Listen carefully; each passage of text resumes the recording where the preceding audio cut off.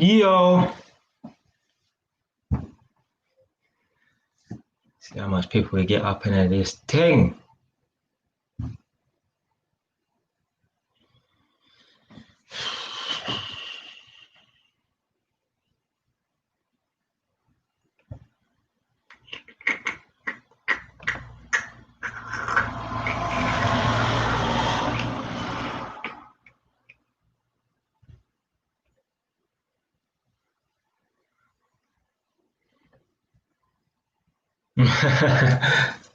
First one in, yeah.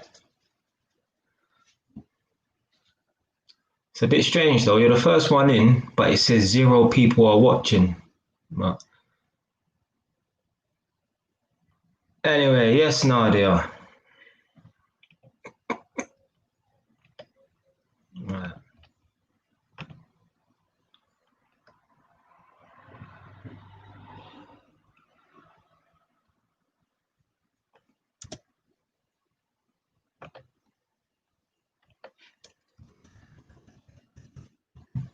If some more people to come in first.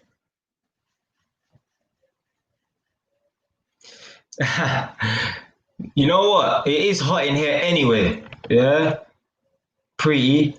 I'm glad for this flipping rain. Yeah. Hey, what is it? Is it raining down in London, you lot, or was it raining down in London? But anyway, I'll put some baby oil on my face just now. Anyway, but yeah, it's fucking hot in here for real.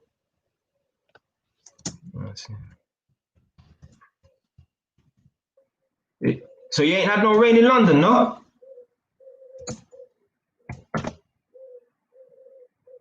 Oh.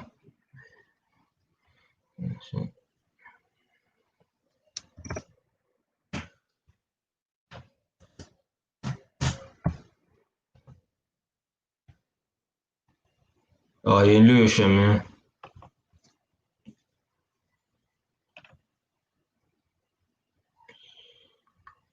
Well, hopefully it don't rain tomorrow because I'm down in London tomorrow, innit? So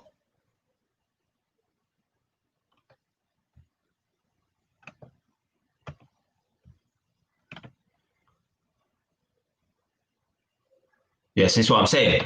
I'm hoping it don't rain tomorrow, innit? But yeah, if it does, it does. Because I want to try to start up my bike and go for a ride tomorrow, innit? But or at least the day after or something like that. Yeah. Yeah. 1 2 minute, and then I get started, yeah.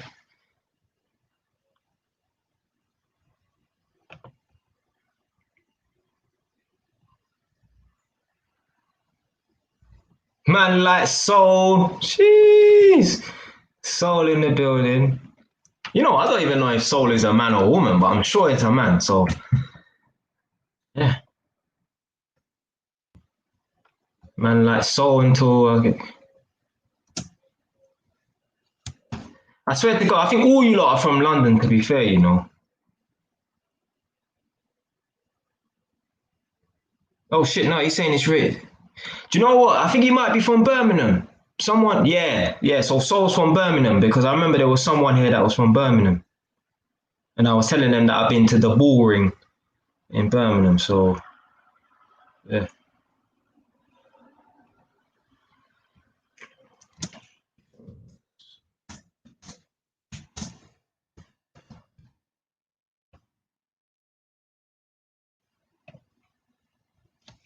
Just one more minute, one more minute, one more minute.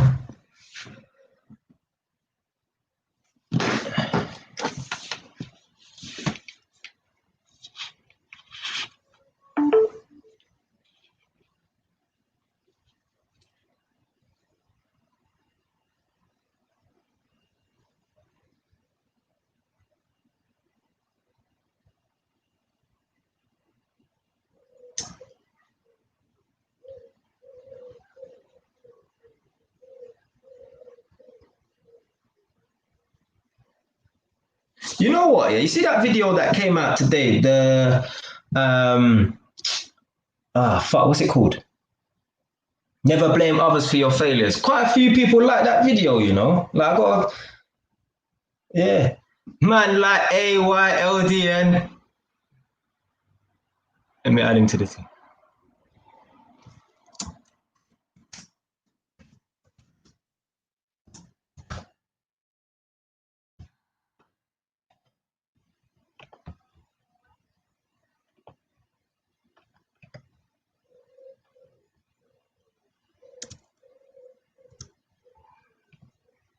you know what? Let me just say, yeah, yesterday's live stream was fucking good. Yeah. I think yesterday's live stream, personally, I think yesterday's live stream was the best live stream in it. Yeah. Like you lot might think, oh, number 5 or number 2 or whatever might be better in it. But personally, I think number 5, yesterday's one was the best one in it. And just like what Nadia said just now, we're like a little family. Nadia texted me straight afterwards. She was like, yeah, she really liked yesterday's live stream.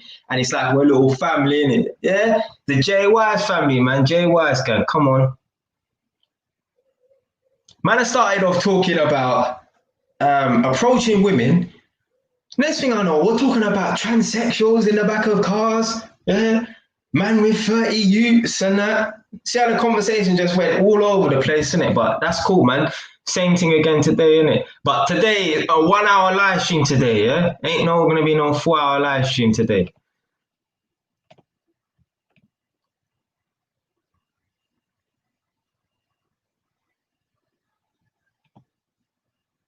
But yeah, so boom, let me start off with there's one thing, yeah.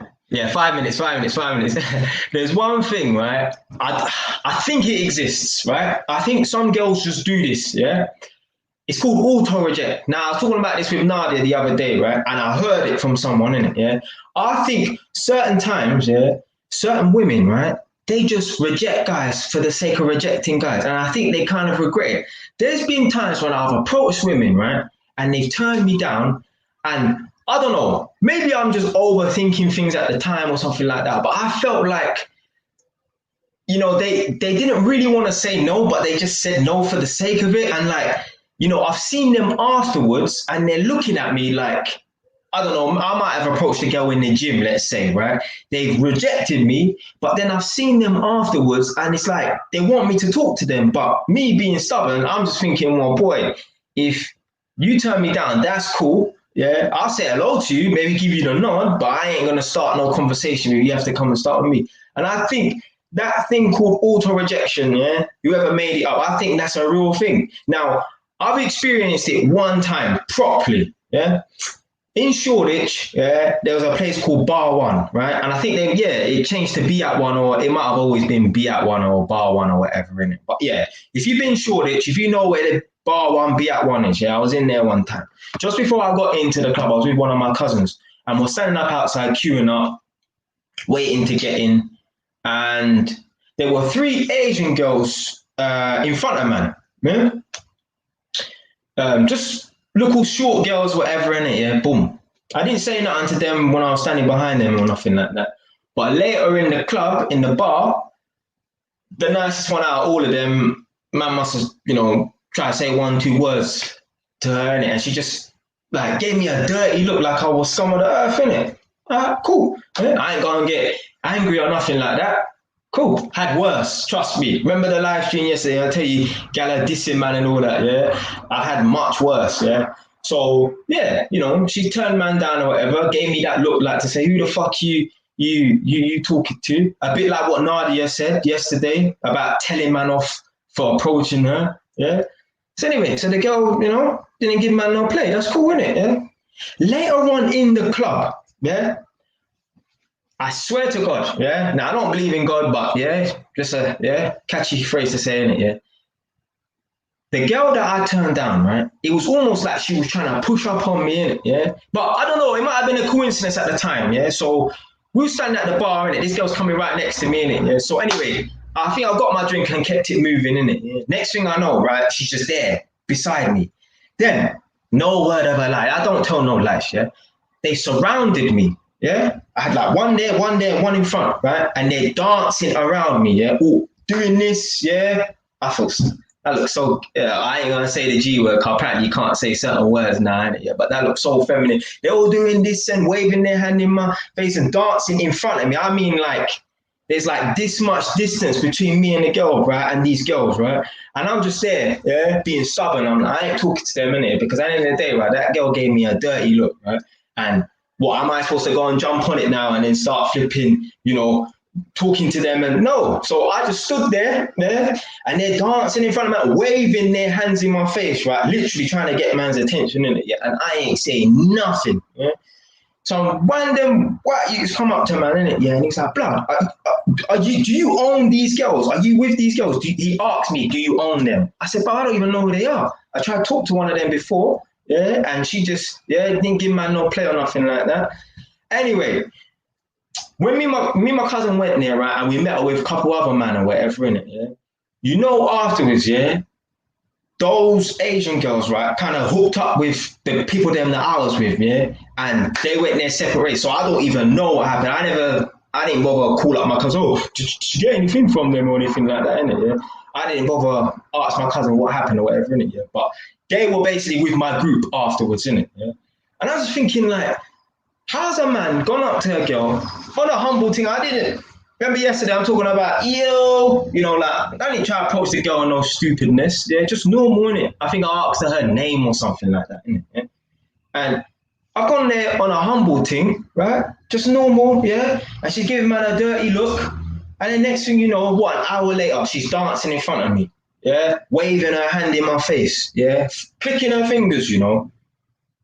This is what I'm saying about auto reject. Maybe this thing's a real thing because there's been times when I've approached girls, right, and they've said no, and I feel like it's not a genuine no. It's just like I've almost been programmed to tell guys no when they try to approach me, and then I've seen them again, and they're looking at me like they want me to converse with them, and I just give them a nod and keep it moving or whatever. Innit? Nah, once a girl tells me no or nothing like that, right, it's up to them. Yeah, to come and start a conversation or whatever, innit? Yeah, I ain't no idiot to be getting turned down by a girl and then asking them out for a second time. No, what do you think this is? Man, like, well, silence is gold. I don't know if that's a girl or not. Yeah, it must be a guy. So silence is gold. And what on? Let me put you in the team. I don't think any girls would be saying silence is golden. I don't think any girls will have a name like Silence is Golden and be saying man like JY. So yeah. So yeah, I think that auto reject thing, I think that might be a real thing. That might be a real thing. Now don't get it twisted though. Man's not trying to make excuses for not getting girls' numbers in the past. Yeah. I think that silence is golden. Silence is golden. I think that auto reject thing is a real thing. Yeah. Yeah. Yeah. Yeah, I honestly think certain times the girls will turn, man. Yo, DJ, you lot are coming in now. Yeah. I think it's a real thing. The auto reject, right? Not saying that every girl who's turned me down in the past, yeah, has been on some auto rejecting like some fucking cyborg or whatever, innit? Yeah. But you know, obviously that example I gave you, lot, yeah. That example I gave you, lot, right? That's one example, isn't it? Yeah? That don't, yeah, explain every single encounter I've had with a girl, obviously, innit? Yeah, but I think this thing's real, isn't it? Yeah, maybe let's say, right? Let's say 10 of the girls that I approach, right? Say, for example, I get 10 rejections, quote unquote, right? I've had 10 rejections, yeah. I would say maybe 3 out of them, right, were just auto rejects. No, I'm not interested, whatever in it, yeah. Like, and then they thought to themselves, you know what? Maybe I made a mistake, you know.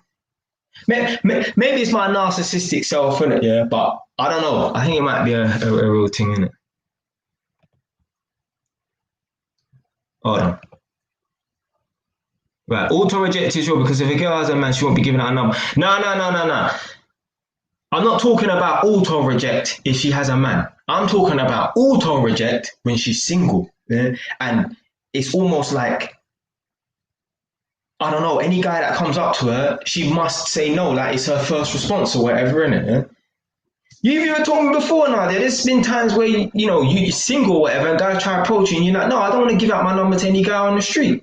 Yeah, so there are certain girls out here, they don't give out their number to guys on the street, which is dumb. How do you expect to meet a man if you don't give out your number to guys on the street? Yeah, it's not a hoish thing or a slaggish thing or nothing like that. Like, meeting people out on the street, I think that's like the best way to meet them, innit? There's a gal out here saying they don't meet a man in the club. Like they don't want to meet a guy in the club. What's wrong with that? So hold on a minute. So you don't want to meet a man on the street, You don't want to meet a man in the club, yeah? Remember, these two things are in person, yeah? But you rather meet a man on a dating app, yeah? You really deep it though, like you really want to meet a man on a dating app, yeah? Sometimes I see like girls talking on TV or on the internet and they be like, yeah, I just want to meet Prince Charming on the train and that. But then when Prince Charming does come along, yeah, auto reject him or whatever, innit? Yeah? You see this?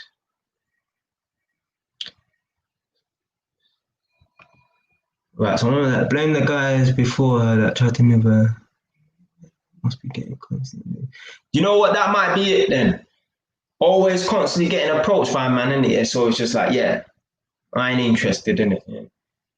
But yeah, I'm saying that, just maybe a tiny portion, yeah, of the gal them out there are doing that auto reject thing, innit? Yeah, but I think it might be a real thing, yeah, not just because of the first example that I had, right? But just this vibe that I've got from some of these girls before, like I've approached them, I didn't get their number, not like that, cool. But I've seen them afterwards, and it's like they want me to come and, now there's something called attention whores as well, where girls they just want you to talk to them or whatever, and they ain't interested in you. I get that in it, but certain times I think maybe there's a little small portion of them that do this auto reject thing, innit?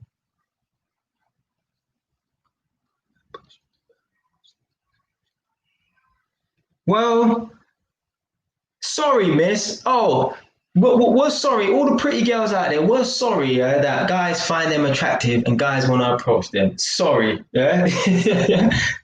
How can women go out there, look good, right, and not expect to get approached? So what you want? You just want guys to worship you, validate you, look at you, yeah, give you all this free attention, but you don't want no one to come up to you and approach you.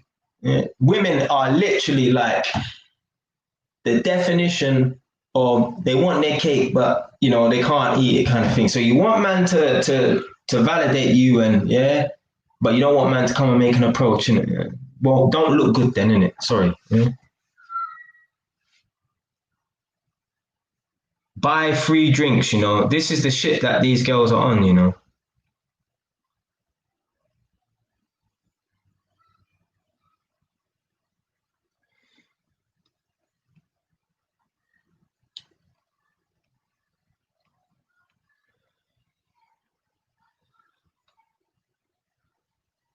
That's disrespectful. Yeah, like we were saying yesterday about disrespectful man, and yeah, there's man that will punch up girls. Yeah, there's man that will, hit girls, throw girls in a dumpster, bam, shut the lid. Yeah, just because they didn't get the girl's number. Yeah, remember I was saying yesterday in that stream, pussy or punches, them boys there from West London and Acton and that. Yeah, so obviously there's some madman out there in it, but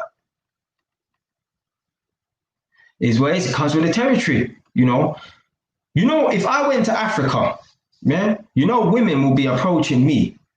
Yeah, women like I've heard man say like, bro, if you go to certain places like Africa and that, yeah, women will be approaching you, yeah, because they think, oh, because you're from the UK, you got money, yeah. Comes with the territory in it, yeah. You go out there, they think that you got money, yeah. They're gonna want to try and move to you, yeah. I couldn't imagine that though. That would be mad. Imagine going out to Africa and women are aggressively approaching you like how men approach women. Right? That is just insane. Like, and the thing is, right? When I say women, I mean like one of my brethren went out to Africa. He's from Ghana, innit? Yeah, he went out there when he was about 19 or 20. He said, bro, big women like 40 years old are trying to approach him, 20 years on him, could have been old enough to be his mum's, moving to him. Yeah, because obviously she knows she could just look at him without him even speaking, and she just knows. All right, boom. Mind you, he might be Ghanaian, yeah, by culture or whatever in it, but he's from the UK in it. And the people out in like people in foreign people and that they're just ignorant. They think, if people are from the UK, they got money. Yeah, they don't understand that there's people in the UK who are still, there's levels to this shit in here. You got people who are still at the bottom in the UK in it, yeah. But to them, that seems like they're flossing, or they might watch 1, 2 programs and think that everyone's got money in Africa, in the UK, and it's not like that. To be fair, that stuff with African happens in Asia.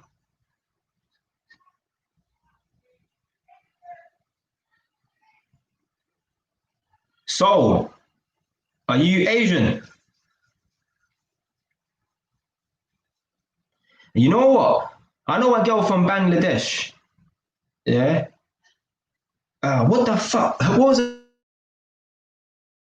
name? Reshma, right? She is a year above me, yeah, or 2 years older than me, yeah. Okay. So you're Asian, yeah. Yeah, cool. So I know a girl called Reshma. She's from Bangladesh, right? She's either a year or old or two older than me, in it, yeah. She went out to Bangladesh, right? She said she pretty much got about 100 proposals while she was out there, innit, yeah. Because them man are still on the them man. So that's what I'm saying. Them man are on the same energy as like maybe the African women when an African guy goes back to Africa, Ghana, Gambia, wherever in it, yeah, they're just thirsty in it, yeah. Now these men are thirsty in it. Now this girl is a decent looking girl anyway by UK standards, yeah. So I know out there, right, they're gonna worship her like she's a fucking goddess in it, yeah, because she's gonna come with that kind of London swag or whatever in it, yeah. Like wherever she's probably gone in Bangladesh, I don't know in it. I ain't trying to imply nothing neither in it, yeah, but it probably ain't gonna be the most upmarket place, whatever in it. So she's gonna go there looking fresh, looking nice or whatever, and then man are just gonna go wild, innit? She said she literally got like 100 proposals out there, innit? Yeah. Obviously she's Muslim or from Muslim background or whatever, innit? Yeah. So yeah, them man they're straight. Marriage, probably to get the green card. Probably to get the green card.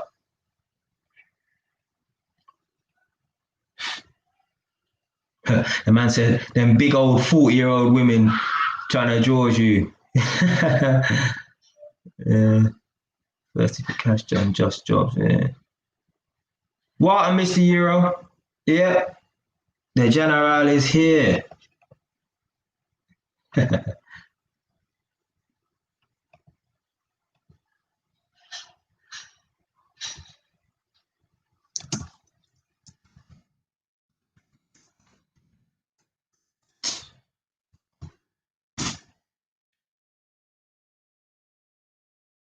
Do you know, I even made a video about this before, innit? I say this all the time. I made a video about everything. Yeah. Someone find me a video that I ain't made, yeah, or a talking point I ain't made a video on, yeah. Within reason, obviously, yeah. I made a video talking about, I think it was called Weak Men. Yeah, this is one of the early stages of JYs, baby wise back then, yeah. And the video was called Weak Men. And I'm sure in that video I was talking about men that fall victim to the green card scam. Yeah. Basically, it's just women who use men, yeah, to get the green card or whatever in it. Yeah. I met a man, right? Turkish guy, right? I know, yeah, by looking at him and the way he is as a person, he will struggle to attract women and struggle to maintain them. Yeah. So he's Turkish, yeah, and his wife is from like Indonesia. I'm like, why you're from the UK, fam? Like, I'm not saying you have to stick within your culture, or whatever. And I know people they got some funky mixes or whatever in it, yeah. But you're from the UK and you're Turkish, yeah. There's especially the area he's from as well. He's from Enfield, yeah, and no, he's from Southgate. Sorry, innit? Pure Turkish people, pure Greek people up there, innit? Yeah? Why are you not sticking within your culture, innit? Well, I came to find out that he did struggle because he didn't flat out tell me he struggles with women, but there's certain conversations that we had, right? Because we was working with each other for a couple of months or whatever, innit? Well, at least like a month or whatever, innit? Yeah? And he told me, the women never used to give him any play. Yeah, they would always mess him around and stuff like that. Innit? So in other words, he basically struggles with women or whatever. Innit? Yeah. So he told me his wife is from Indonesia or whatever. Innit? So I'm like, I'm thinking, so why your wife from Indonesia? Innit? But I ain't gonna ask him or nothing like that. Innit? So boom, he got a phone call during work, right? And he said, shh, talking on the phone or whatever. Innit? Yeah. Basically, some people from the council knocked on his door, right? And they asked the lady, who are you? Do you live here, whatever, in it? Because obviously that flat is registered to a man, right? And he was like getting a bit paranoid or whatever in it, yeah. So I said to him, oh, like, what's the issue with, because he told me, like, obviously what happened in it. I was like, what's the issue with them knocking on the door and your wife answering the door, although she's not registered or whatever? And he's like, oh, because, her paperwork ain't on point or whatever, in it. Yeah. Basically, she's waiting for immigration papers or whatever, in it. Yeah. So I know that him and her just got married simply because obviously he needed a wife and she needed, to come to the UK in it. Yeah. So boy, you need something, I need something in it. Yeah. I can't get no women, right? And I need a visa. So boom, let's just do this thing or whatever. Innit? And this is how men get cheated on as well. This is how Nadia, you already know someone, Nadia. You already know someone, Nadia. Yeah. Yeah. There's certain gal out here, right? And that thing was from Indonesia as well. Fucking hell, what a fucking coincidence, isn't it? Yeah. Anyway, there's certain gal out here who, they'll marry certain man, right? And they'll be creeping out. Yeah. I've been told stories and shit like that, innit? So yeah. Yeah. And to be fair, I don't feel sorry for these men, innit? Like, why? Like me, I would never be thinking about marrying a foreign woman, right? Even if she was Jamaican, it's got nothing to do with the nationality or race or anything like that, right? But I am not falling victim to no green card scam, yeah? And this ain't something that, oh, man's just, come to terms with or been aware of a couple of years. No, I know someone that it happened to. I know a man, right? He got married to a girl, right, that was 12 years younger than him, right? Now, when I was a kid, right, age is a big thing or whatever, in it, yeah?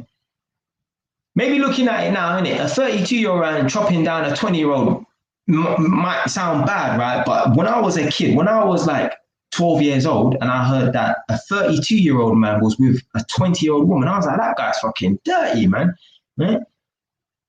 A 32-year-old black man was with a 20-year-old white woman, right? Polish, yeah, woman, yeah. She obviously got married to him, whatever in it, yeah, just so she could get her visa or whatever in it, yeah. Now, apparently, like, this is fucked.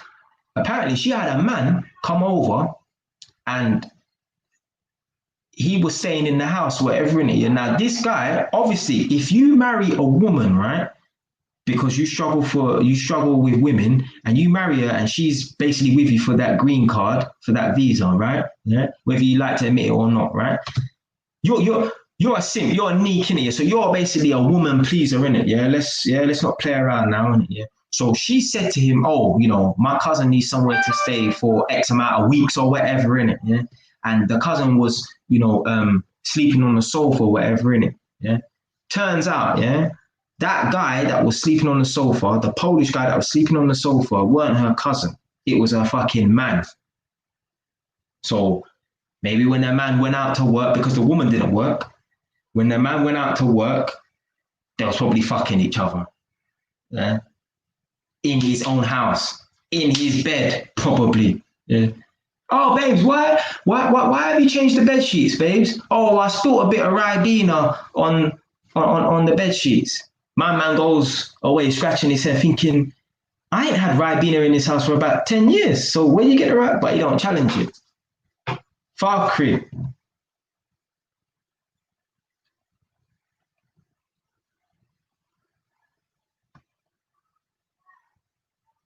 It's deep, but boy,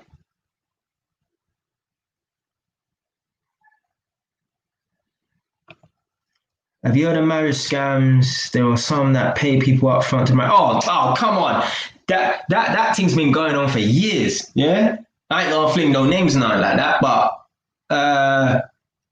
yeah, an older person I know, one of her cousins, yeah, told me that, yeah, she got married to get someone, so to get a Jamaican over, to get a Jamaican man a visa, she married him, she got paid a few £1,000s or whatever, innit? Yeah, normal. To be fair, I hadn't heard about this for a while, but, yeah, that thing's old school. Old school. Yeah, yeah, that's yeah, that is old school. The man said disinfect the whole house, that's something that I would do.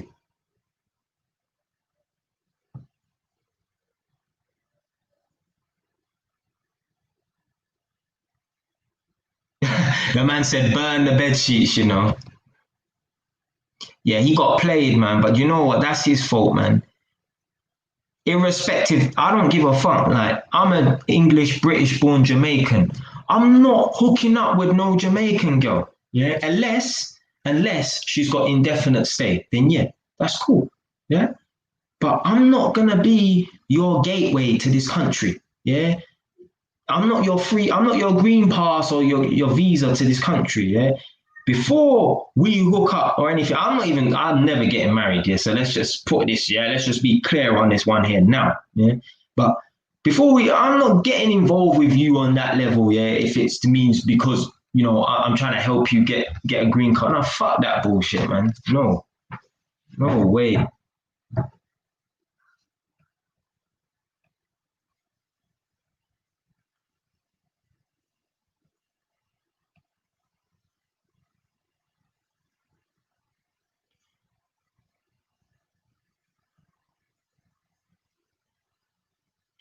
But yeah, like I was saying, I know someone who knows an Indonesian woman who is pretty, like not like like you see average pretty girls that are decent, no, like a proper, like a thing that you don't see every day, right? And yeah, she's creeping around. She told someone like, yeah, don't say nothing in it, but I'm meeting up with some guy. And obviously she's married, and yeah, she hasn't told her husband. And she just married whoever this guy is over in the UK, probably a white man, right? She's married him simply to get the green card, to get the indefinite stay or whatever in it, and then she's creeping out on the side.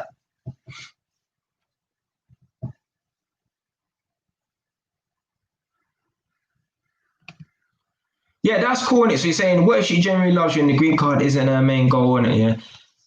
Me, I'm not getting married at all anyway. So that one there, yeah, is off limits, whatever, innit? Yeah. Well, I'm not getting married. So if in order for you to stay in this country, you need to marry someone, it ain't gonna be me. So it's not gonna work out. You better go and find someone to marry. I'll tell you what, I'll be the guy that you creep around with, yeah. So you go and find your little, yeah, marriage buddy or whatever, yeah. You go get married to him, and then you come creep out in the night with me, in it, yeah. Deal, yeah. That's how we'll run the thing. Yeah?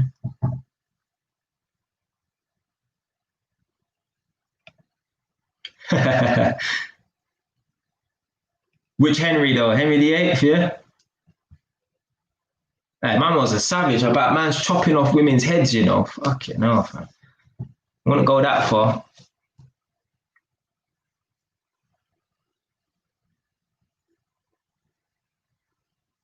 But yeah, Mr. Euro, let's say I was a marriage man. Yeah. How do I know that woman genuinely loves me for me? Yeah. I don't know. Obviously, there's ways to find out or whatever in it. Yeah. But there's so many other women in this world. Like, why do I need to um, be hooking up with some foreign woman or whatever. In it, like, no, I want to find a woman from the UK in it. Yeah, I don't care. I'm not one of the. I don't business about anyone's race in it. Yeah, but I want a woman from the UK. Yeah, like I'll cut a woman from the UK or whatever in it. Yeah, like,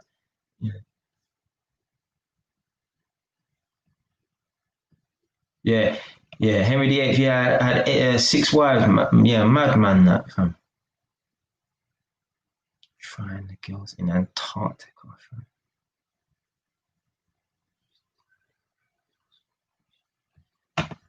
Absolutely not. Since I was young, right? Mm, do you know what? No, let me change that, right?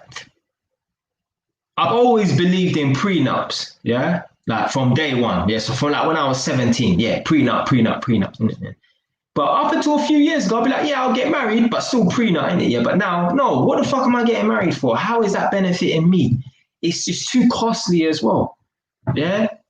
For what? For one day? My mum will watches this stupid program. Say yes to the dress. Yeah. Now I'm going to my mum's house after I do this live stream, whatever. So I know tomorrow she's gonna be in the living room. We're gonna be chilling in the living room talking, and she's gonna put that foolish program on or whatever.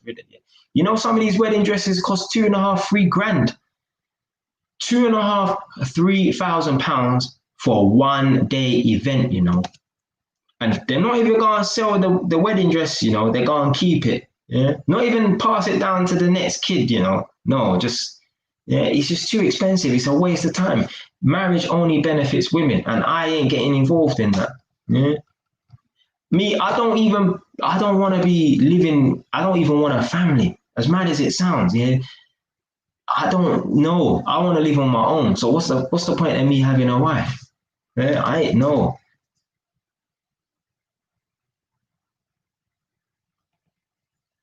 Mr. Crusader, Wagwan, he's a new person still. I never heard of you. Yeah, yeah. Obviously, look, boom, 3K is nothing. Yeah, yeah. Obviously, you could get wedding dresses for 30 grand, but come on, £3,000. £3,000 on a wedding dress, that's a lot of fucking money. Yeah, and there's me moaning about getting the tiles done in my yard. Yeah, that's gonna cost me £3,000. Yeah, and I said no to that. Yeah, and that's adding value to the property. Yeah, these women are buying a dress for £3,000, and it's just dead money afterwards, right? Unless they go and sell it. Yeah, but they probably won't. Yeah, because there's memories inside that fucking dress, whatever the fuck that means. Yeah.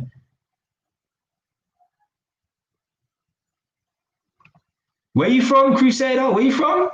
Maruka? Where's that? I've never heard of that place there before. Someone Google where Maruka is. Or my man, you put Crusader, you put Maruka wherever that is, wherever country that is, or what country that's in. Never heard of that place before. But yeah, oh, America, okay. All right. Yeah, but boom, I'm not paying no 3 grand. Yeah. All right. Fucking typo. There's me thinking, yeah. But yeah, I ain't paying no fucking no typo. I'm not paying no £3,000 for no wedding dress. Yeah, that's a waste of money. And anyone that know me know, yeah, I'm conservative with my money. Yeah. So yeah, I ain't getting married, fam. I'm not getting married. No way. You know how many man? Yeah. This is why I like talking to older men. Yeah. And man said boom. Listen, if you're new to my channel, yeah, like listen, boom, that's like one of my things, innit? Yeah, I always say boom, innit? Yeah? And I say yeah, and I say yeah. So even that, I just said yeah. I say boom a lot, I say yeah a lot. Um, can't remember what I was gonna flipping say now.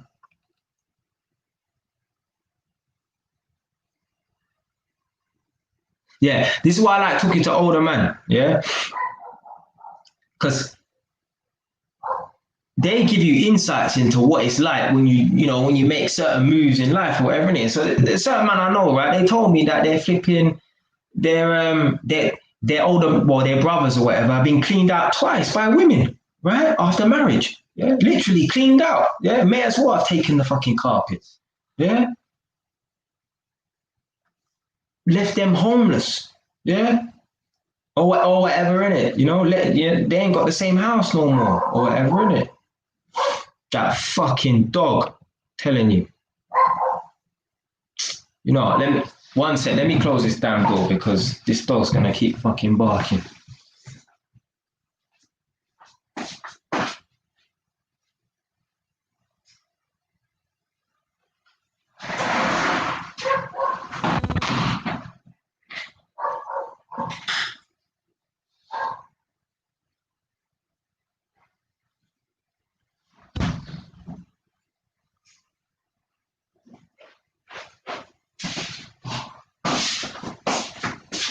My fucking neighbour's dog. That dog just barks for the sake of barking. Yeah. People walk past the house. I've seen people exit their car, slam the car door, boom. Just bark, bark. That's all the fucking dog does is bark. Just barks for the sake of barking.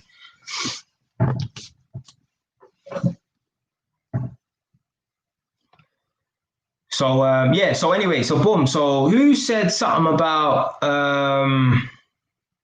Yeah, change my mindset. So yeah, so I've spoken to a lot of older man, Mr. Euro, yeah, and they told me horror stories about man getting cleaned out and stuff in here. So this is the this if that ain't warning shots or a red flag, yeah, I don't know what the hell is, right? These stories, are coming up here for a reason, innit? Yeah, and the reason is don't get married, yeah, don't get married. Yeah? It, it I don't see the benefit. What benefit a guy can get from marriage? Yeah? Marriage is only to benefit the woman, right? Even the day itself. Yeah, let's just talk about the day itself, right? Ain't no man buying no suit, yeah, for 3, 5, 10 grand, yeah. He's all probably wearing a fucking Marks and Spencer suit, yeah, or at best a Hugo Boss suit, however much it costs, yeah. The woman's wedding dress, like Nadia said, right? When I said 3 grand, she's like more like 30 grand. Yeah. Now I've seen that stupid program, and there's women spending 3, 4 grand, whatever, in it. Yeah. The whole day is about the woman, right? Have you ever heard of a man, right, at his wedding, right? Because certain of these women, yeah, they all have two dresses. They have the dress for the wedding ceremony and the dress for the after party. Like, how much money are you looking to really spend on this wedding? Yeah. The wedding, right? Even the day is solely about the woman, right? Ain't got nothing to do with the fucking man, right? He's just a passenger on, yeah, on the ride to the, yeah. He's just a passenger, innit? Yeah, he's just a spare part. The wedding day is solely for the woman. That's it. Yeah. Even shit like the man is fucking waiting for the woman to come and dun, dun, dun, all that bullshit. Yeah. You must kiss your bride and all that. Yeah. It's all about the woman, right? Everyone's standing there, yeah, chilling, yeah, waiting all half an hour because she has to do her Rouse Clark makeup, yeah. And the door busts open and everyone's looking in amazement, like, oh my God, she looks so pretty and that. But really, she should have lost a bit of weight. Yeah, she don't really look too slim in that wedding dress, but everyone's looking at her, innit? Yeah, it's all about her, yeah. The whole day is about the woman. Yeah? I've never heard of a man changing his suit, yeah, during the wedding, but I hear women changing their dresses during the wedding. So the whole thing, even just down to the day itself, is all about the woman, right? Pin money on the bride, yeah. I think they do that in Mediterranean culture, either Turkish and or Greek, yeah. All of that shit there, yeah, is solely for the woman, yeah? Just for her to feel good for that one day, and then afterwards, it's just a lot of waste. It's a waste of money. So yeah, I would never get married. No way, it's a waste of money. Even if I was a millionaire, that's even worse. That's even worse. If I'm a millionaire, so what? Half my fortune gonna go straight to the woman. Straight to the woman. Yeah, I get it. More than likely, the woman's gonna stop her career and she's looking after the children and stuff like that. So she probably ain't gonna have no money in the bank. So she, quote unquote, she needs to be compensated for the time she's invested and the money that she has lost, because obviously she should have been working at that point, yeah, or during that time, but she was at home raising the children. So if you're not working, well, where are you getting money to save? Yeah, unless you're running your own business from home or whatever, innit? Yeah. But yeah, for a man to just, yeah, like, yeah, this is a man's money, yeah, yeah, half, yeah, no way, yeah. Not my money. Yeah, I'm not into that. Yeah, I work too hard for my money for it to just give away half my money just like that. So yeah, let me just scroll through these comments quickly.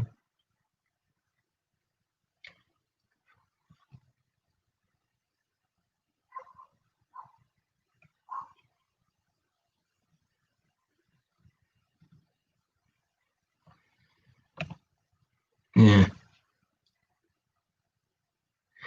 Right. So basically, so my man's talking about the divorce rates flying. Yeah. Now, apparently, I'm not no statistician. I don't care about, like me. I'm a numbers man. I love numbers, but I ain't no statistician. Yeah. And I don't really care in it. But let's say 75% of the divorces are initiated by women. Now, the reason why these women file for divorce is because they lose attraction for their men, right? Their men start acting weak. Yeah, they don't continue to date the woman. It comes more like a friendly vibe. Remember what I said, right? Remember what I said about with Nadia and, join the meme gang. I'm not saying she said that, but like, or if they have a WhatsApp group where they send memes, yeah, but like, don't be tagging me in these silly every day flipping Facebook posts and stuff like that, innit? Yeah, that's too much of a friendly vibe, innit? Yeah?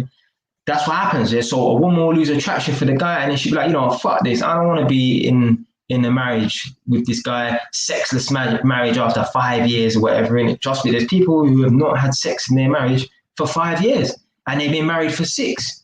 Yeah, it happens. So yeah, you have to think to yourself, right? If I'm a guy, right, and I get married to a woman, I constantly have to make sure this woman does not lose attraction for me. Yeah, listen, yeah. I would say most men, they keep their attraction for their women. Yeah, they will always want to sleep with their woman, but their woman might not always want to sleep with them. Yeah, and if you start acting weak, you lose your swag, you lose your confidence. Yeah, you stop dating your woman. Yeah, you become a couch potato. You run the risk of that woman losing attraction for you. And women, right? They work on emotion. Yeah, they don't think to themselves, oh, you know, this is gonna affect the children or whatever, or they might think like that, innit? Yeah, but when a woman has lost attraction for you, yeah, you can't talk logic. You can't speak any logic to her. You can't convince her to stay with you or whatever, innit? Yeah? And you're risking half your worth. Yeah. Now, if you only were worth 10 grand, yeah, a year or whatever, or your salary is 10 grand a year, then you don't have no problem in it. Yeah. But if you're worth a mil, or if you're even worth, you know, 300 grand or whatever, or you've got a few properties in that, right? And you need to give this woman half, yeah, you're going to lose half your worth. So you're pretty much going to be walking on eggshells. Yeah. Am I doing something to lower this woman's attraction or whatever? And yeah, like people might look at this and laugh. This is a fucking serious thing. Yeah. If you lower a woman's attraction, right, and she has no more attraction for you to the point where she wants to sleep with you and she don't want to sleep with you anymore, then she might want to file for divorce. Yeah.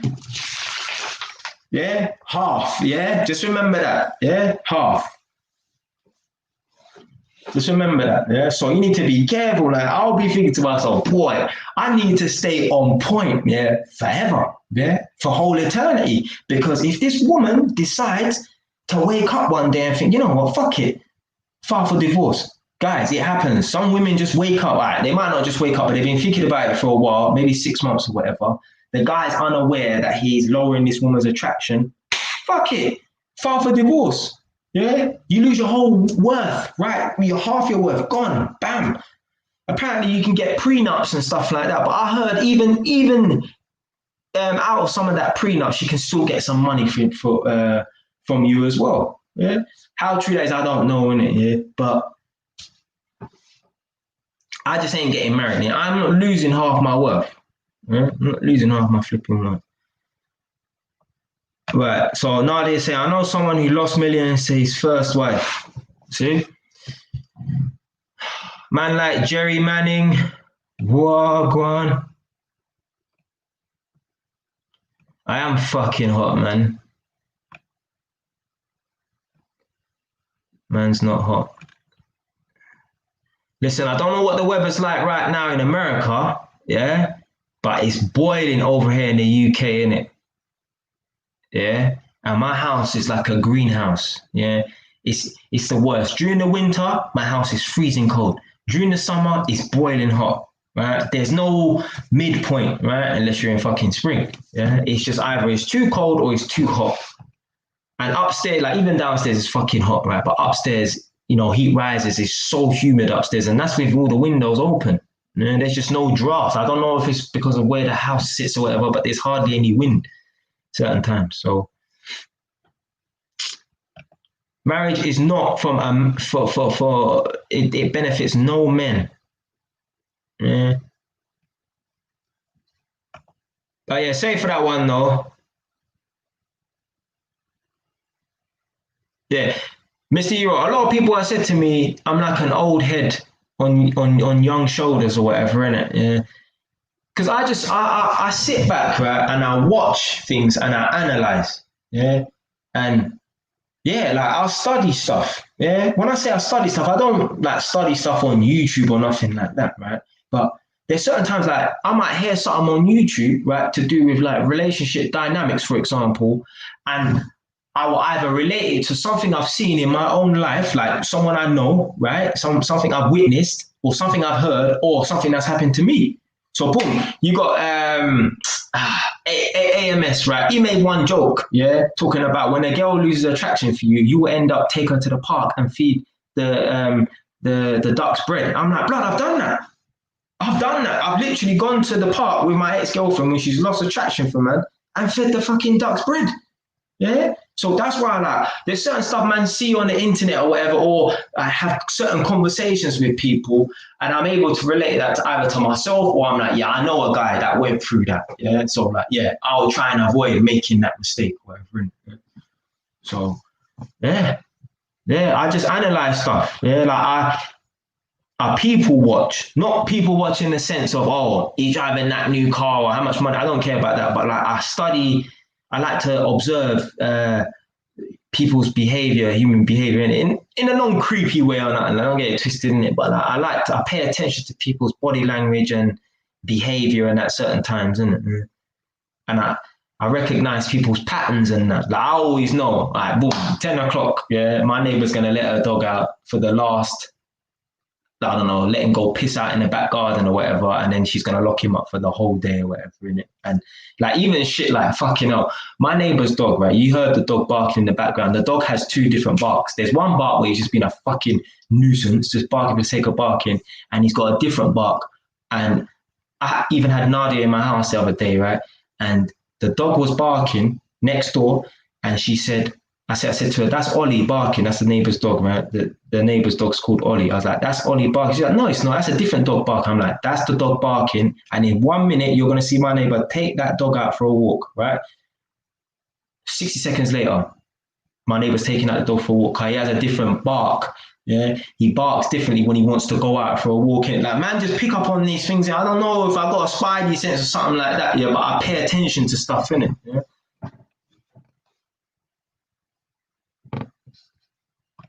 Come on, fam. There's man out here losing millions, man.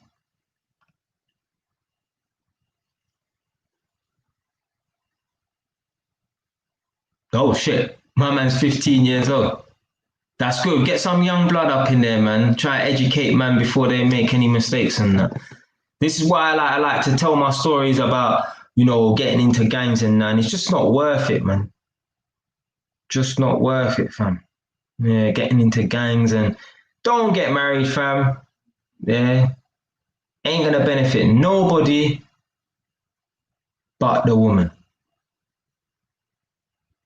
And when a woman loses attraction for a man, it don't matter what you've done for this woman. I'm telling you right now, yeah. I've had an ex-girlfriend, right? And I'm glad this happened. I'm glad I didn't get in no trouble. I had an ex-girlfriend before. Some guy tried to touch her, whatever, in it, yeah. There's me being Superman, gone down to the area, done something that don't need to be spoken about on the internet, yeah. Got away, yeah. Cool. I see one of my brethrens, right? One of my friends. I told him what happened. He said, bro, why did you do that for? And I'm like, bro, I can't have my girlfriend afraid of a man that lives around the corner because he's going to touch her or whatever, innit? Yeah.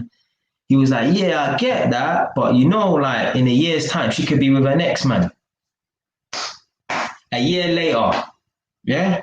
A year and 3 months later, I catch the same girl after we broken up, walking down the street with her next man. Yeah. So, if I got caught for what I did, right, I could have been in prison so long that, she could have found another guy a year later and she could have been with another guy a year later and I would have still been in prison. Yeah. I'm going to risk all of that for a woman. Yeah. This is the thing. Even when a woman loses attraction for you, no matter what you've done, yeah, for her, yeah, she has amnesia. Yeah. I said to my mum this, yeah, and she was like, oh, you're a madman or whatever. And I was like, mum, this is a serious thing. A man could be with a woman, right? A woman could be fucking tied up in a fucking shed, in the forest, yeah, being fed pot noodle for 3 days, right? I could go and save her life. They could be ready to pull the trigger and kill this woman, right? I could save her life. But the day she loses attraction for me, she'll forget about everything I've done for her, innit? Because as I said, women think with emotion. They don't think with logic. A guy would think, you know what, right? This woman's invested so much into me or whatever. She's done all this. She saved my fucking life. I'll stay with her for the sake of staying with her. Probably cheat on her, but I'll still stay with her. No, a woman don't think like that. Yeah? I'm not attracted to you no more. I want to leave. Unless they're going to use you as a beta male. Yeah? It's one or the other. They're either going to leave or they use you as a beta male and they go and fuck someone else. And, yeah? Take your pick. Yeah? They're both just as bad as each other. Yeah? I'd rather the girl leave, yeah, than use, man. Yeah? But women, this is why, like, you know, I'm not defending no women, nothing like that, right? I made that video talking about I'm not defending none of my female cousins or nothing like that, right? Because I'll have a female cousin, right? She'll get beaten up by her boyfriend, right? I will go and save her, kick the guy's ass, whatever. I'll end up in jail. She'll be back with this guy because she still has feelings for him. And, you know, her emotion overrides her logic. Yeah. Ain't fucking happening. Yeah. Especially this is the same person who ain't gonna go and work overtime to put money on my books. Yeah. She ain't gonna work overtime, yeah, to put £100 on my books every month. She ain't gonna work Saturday and Sunday. She ain't gonna work instead of going home at 5 p.m. She ain't gonna work until 8 p.m. to put money on my books. So why am I gonna go and ride out and defend any of my female cousins? Now, if I was with a female cousin and her boyfriend tried to slap her, then yeah, I'll bust his ass because you're disrespecting me. Forget about the girl, right? You're acting the fool in my presence. Yeah, it's about me. It ain't even about the girl. Yeah, it's about me. Yeah, you're disrespecting me. You're basically saying you can do what you want when you want in front of no. Yeah, no, it ain't happening, fam. So you could go and save one of your girl cousins, right? You can end up in jail. She'll get back with this guy, right? If this guy just says the right things to her. Yeah. Oh, baby, I won't do it again. Right? Or, you know, she generally still loves him, so she'll take him back. But you're in jail, fam. You're in jail. So, no, I can't be doing nothing for no, I can't be going out there defending someone who they don't think with logic, they think with their emotion. That's why men say this, and it sounds like it's, you know, misogynistic or, you know, sexist or whatever. Women shouldn't be allowed to run the country because women are impulsive. Fucking Theresa May just wake up. Fuck it, let's just go to war with Iraq, man. Bored. Shit like that. They're just impulsive. Right, I used to think marriage was everything, but really overrated. Just an expensive day. See, right? Just because you're married doesn't mean you'll be together forever. Yeah. In Sweden, people have commitment ceremonies. They were exchange rings and their right.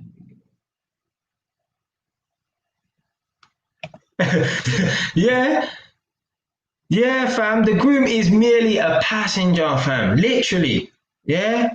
He's just a passenger. He's just there for the ride. Yeah. It's almost like, you know, like when you might go to a function and you just need a tag along. Yeah, that's what he is. He's a fucking tag along. Yeah. She don't give a fuck who she gets married to, innit? She's just making sure she's looking on point that day. Yeah. She don't give a fuck how that guy looks. Yeah. First and foremost, she needs to look on point that day, right? If she doesn't look her best, she's not going to be happy. Yeah. She would rather look her best and the guy looks a bit average on the day for whatever reason. I don't know. He might have got a spot on his forehead or something like that. He might have got a sty in his eye, right? She would rather look her best and that guy look mediocre than it be the other way around, yeah? Because it's all about the woman. Yeah? The wedding day itself, fuck the next 20, 30 years, the wedding day itself is all about the woman. End of.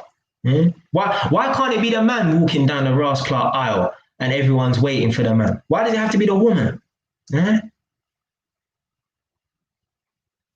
A lot of people I know people like that. I know a couple that's been together 26 years and they're not married. The man said changing the dress for what? She ain't a chameleon. Yeah.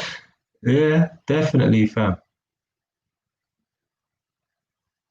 Exactly. Why do you need to why does it need to be official? Yeah, what's signing what's a contract gonna do? What is that gonna make you more in love with someone? Is that gonna make the bond between you better? So So Mr. Euro said, Nadia, my brother's partner is from Sweden. That one to look out for. Yeah. Right. So now they're saying, oh yeah. I'm not saying people don't get married, but more many of them do. A lot of couples deep down. Yeah, that's fucked still.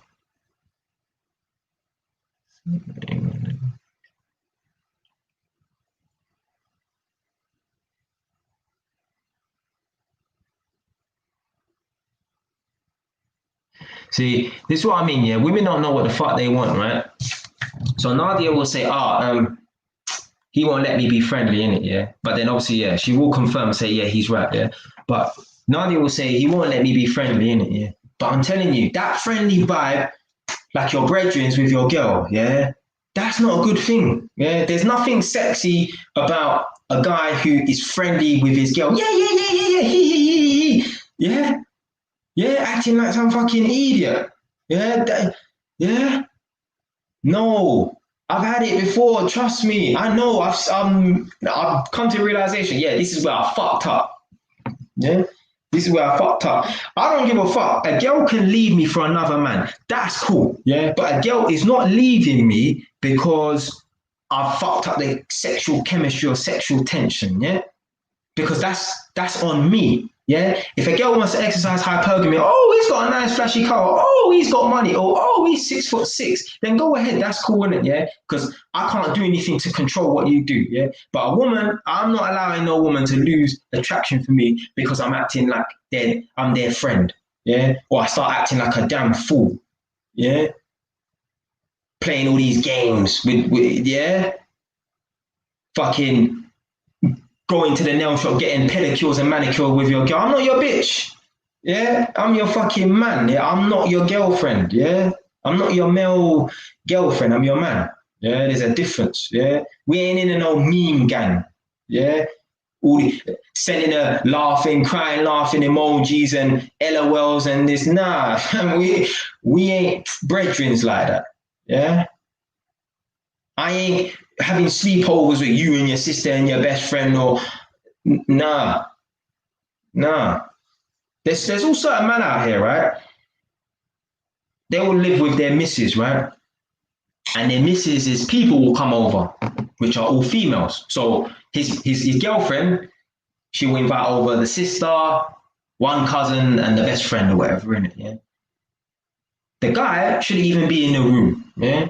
And if he is, he's in the room, but he's doing his own thing. Yeah? Now, I'm not saying you shouldn't socialize or whatever, in it, yeah. But there's certain man, like, yeah, they're proper engaged in the conversation and they're gossiping with the women and that. But you're becoming one of the bitches. Yeah, I ain't doing that shit. Yeah? I've realized that that stuff like that, right? That is detrimental to relationships and that. Yeah. So I'll make sure that if the relationship fucks up, it ain't because I've turned the woman off. Yeah, all that friendly shit like that, that's a relationship killer. I've been on the phone with certain girls before, yeah, and like even during the conversation, like we're laughing and I'm like, we're shouting over each other, but in a funny way, innit? Like in a cool way. Yeah, we're not shouting at each other, but I'm like, wait, like, and we're arguing, but not arguing like that, just on a cool thing, innit? Like we're having a debate or whatever, innit? Yeah, and I'm thinking, this ain't no James Bond. This is not how James Bond would seduce a woman. Yeah, you might was talking about 007, you're saying it. This is not how James Bond. I can never imagine fucking Pierce Brosnan, yeah, or Sean Connery seducing one of his women over the phone like that. Wait, and laughing and all that. No, yeah, and man will listen to this right now and think it's a joke, but bruv, it's a serious thing. Yeah, you ain't your girlfriend's or your wife's friend. Yeah, you are her man. Yeah. If she wants friends, then go link your sister, go link your cousin, go link your male girlfriend. Yeah. But we ain't friends. Yeah. It's a serious thing, man. I'm not saying, listen, if a man has a missus and she lives in the house with him, if the females come over, I'm not saying fucking, make yourself scarce like they fucking got the coronavirus, yeah? But, you ain't parring out with them. Yeah, you ain't going out for the day with a bunch of women. No, no, fam. No. Right, let me see the thing now. Right, I knew a colleague who hadn't slept with her husband for 20 years. Real life. I know girls told me they ain't had sex with their husband for 6 years. I'm sure Mr. Euro, you was in one of the other live streams where I was saying there's a man on my road, 6-year-old man, and his house looks like it's smaller. So the majority of the houses on my mum's road are 3-bedroom houses, so they all look the same. But his house is a bit smaller. So I said to him, "Oh, is your house a 3-bed or a 2-bed?" I can't remember what he said, right? And I said something about the room upstairs. I'm like, "What is that, like your spare room?" And he's like, "No, that's my room, and my wife's room's at the back." So first of all, they're not even sleeping in separate beds. They're sleeping in separate rooms. So yeah, nothing's going on. Yeah, motherfucker ain't sniffed no fucking. Yeah, he ain't smelt nothing in probably 10 years. Yeah, he ain't smelt nothing in 10 years. Yeah, Nadia said Eddie Murphy half. Yeah,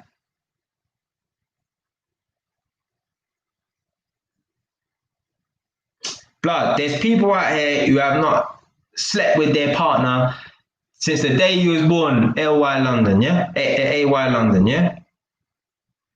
Trust me.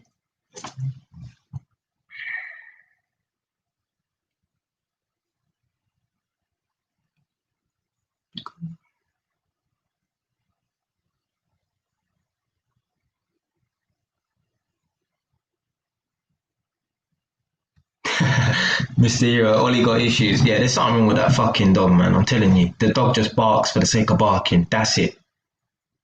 Bottom line.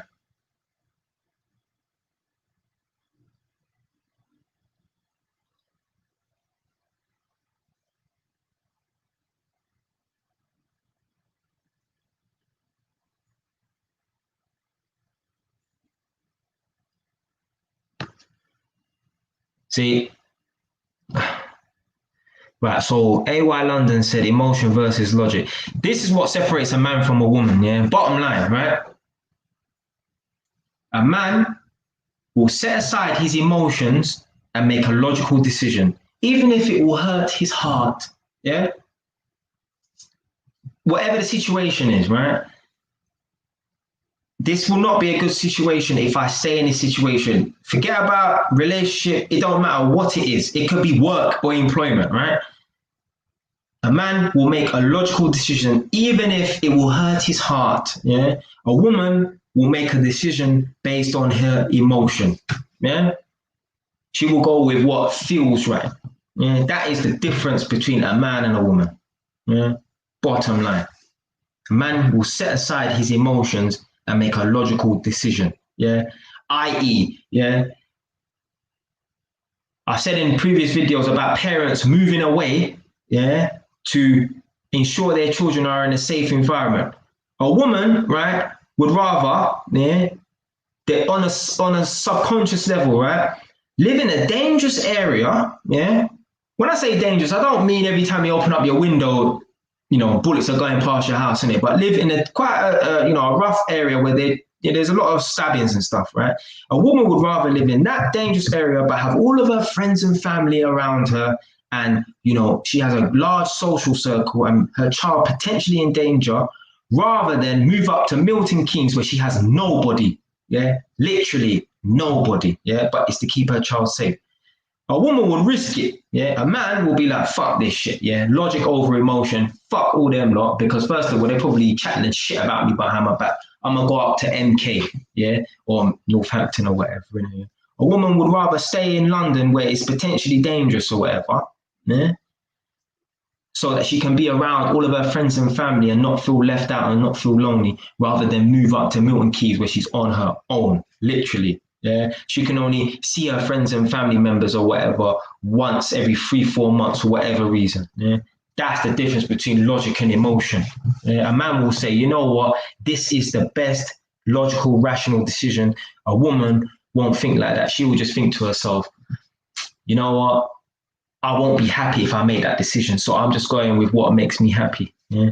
And this is why men need to make decisions for women a lot of the time, because they just, act on emotion. Yeah. And emotion, you know how many people are in jail, yeah, because they've acted out of emotion. Yeah, they've killed someone in a rage. Yeah. If you killed someone in a rage, you've acted out on emotion. If you had left that incident for a week and then thought about it, should I pitch this person? Yeah, they probably wouldn't have done it. Yeah, acting out of emotion will land yourself in trouble.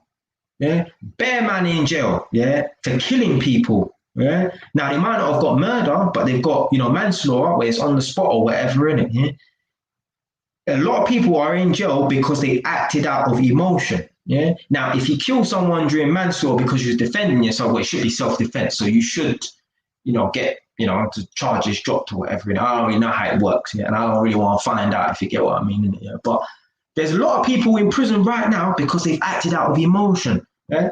They let their emotion get the better of them. They didn't sit down and think to themselves, right, what's the best course of action, whatever, in it? Yeah, they just flipped out, killed someone in jail, maybe 10 years. Yeah, they might not have got a 20-year sentence because it's not murder, it's just on the spot manslaughter, whatever, in it. Yeah? That's emotion.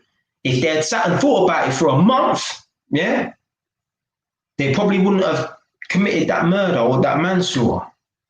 So, emotion versus logic, that's in all aspects of life. It's not just to do with relationships or male or female or whatever. Yeah?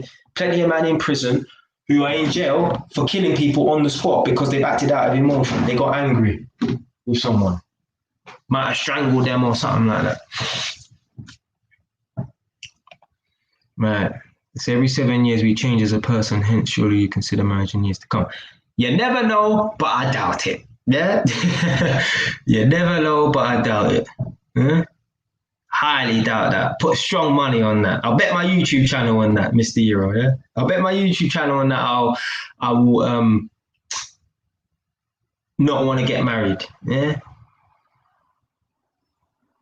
Fam, I don't even believe in God. Like, I'm not even getting married in a church. Now, when I did think about marriage before, it'll probably be in a country house, a manor house. Yeah. So certain times people hire out these big country houses and they have their wedding there, innit? Yeah. I don't know if it's because they're an atheist or whatever, innit? Yeah. But I'm not a Christian, so I'm not gonna get married in the church. Yeah. I'm not a Muslim. I'm not gonna get married in a mosque. Yeah. So it'd probably have to be a manor house. Yeah. But or country house, whatever, innit? But I'm not getting married, innit? Yeah. Not getting married, fam.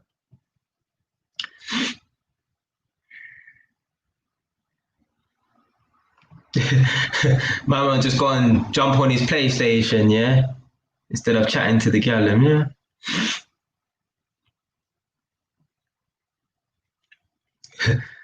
Nadia says C-box, Xbox, Xbox, Xbox.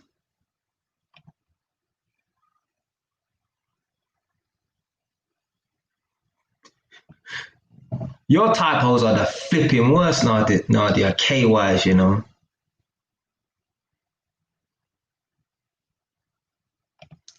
That's what separates the men from the women. Now, obviously, men do act out of emotion all the time, innit? Yeah, but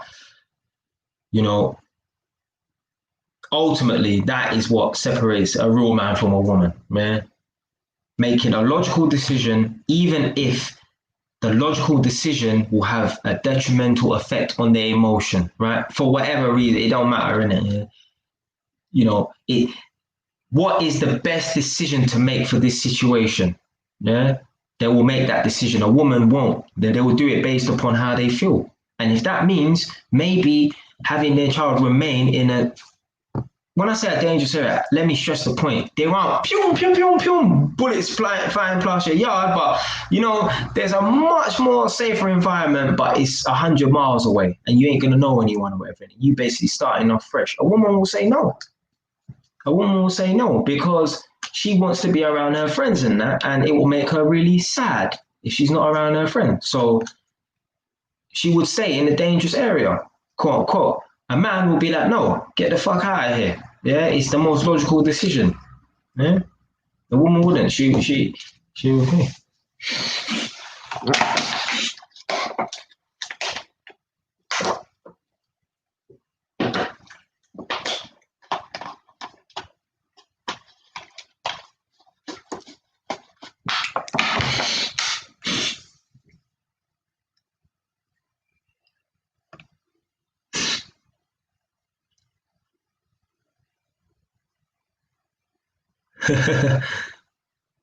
I'm not changing my flipping mind, man.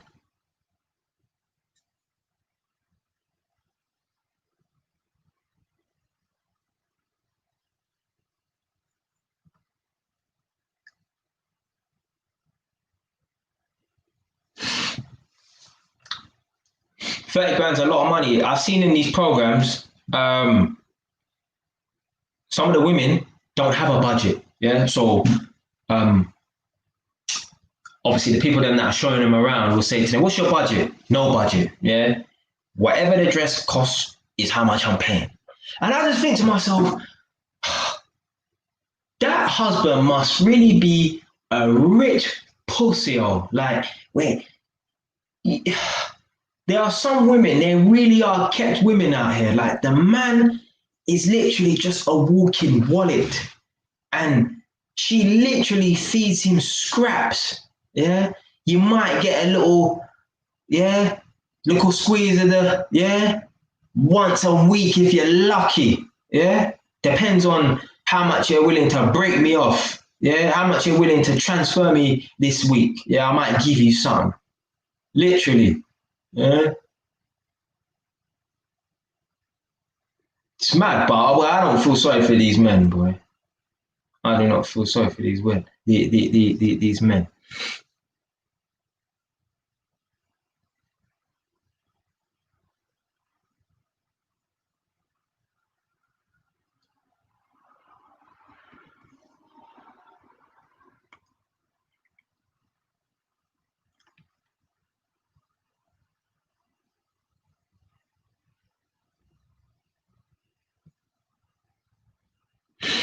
And those women that are just with the men just for their money, right? They will step out on them and they'll be banging some broke guy as well. Yeah. Maybe not broke, but compared to that guy, he's definitely broke. Yeah. That woman there, right? When he's out at work, she'll be fucking banging the electrician or banging the plumber. Yeah. Because they're a bit more rugged. Yeah. He stinks. Yeah. Whatever in it. Yeah. He's a bit more rough or whatever. Yeah. So he's going out there earning all the millions from his IT company or whatever that he owns, and she's getting piped out literally by the fucking plumber. It happens, man. Yeah, man. I ain't here. I ain't supporting no woman. Yeah. That's why I ain't moving no woman into my house, because I think to myself, like, if something goes wrong, right? I'm gonna be here. I have to look after her, innit? No woman is my child. I'm not looking after nobody. Yeah, I'm not looking after nobody. Yeah, that's why I don't want to have no children yet, right? 'Cause I feel like I don't want no responsibilities, and I want to be able to do what I want to do. Yeah?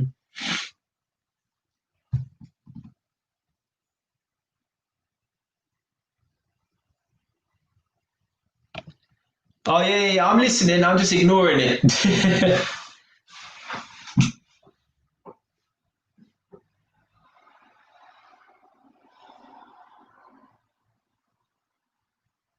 Right, so it's got a good one here. If you're not gonna get married, how's your relationship going to work financially? If you have kids. Especially if you have kids, you're gonna be a headache if you don't get married. Hold on a minute. You can still be in a relationship and live with someone. I'm not saying me, but I'm just saying, like, if you don't get married, right, you can still have a normal relationship, right? You can even have, I don't know if people have joint accounts when they're not in a relationship or whatever in it, but there's plenty of couples out here, right? They're together, they're not married, right? And they work things out fine or whatever in it. Well, to my knowledge, I don't know what goes on behind the scenes or everything, but getting married is not going to make any difference to finances when it comes to looking after children and stuff like that. I've seen, like my mum and stepfather never been married or nothing like that. And yeah, you don't have to be married. But you see that, what Libin said, right? People have been programmed to think that, well, if you don't get married, then you can't function properly. Yes, you can. People have been doing it for centuries and people will continue to do it.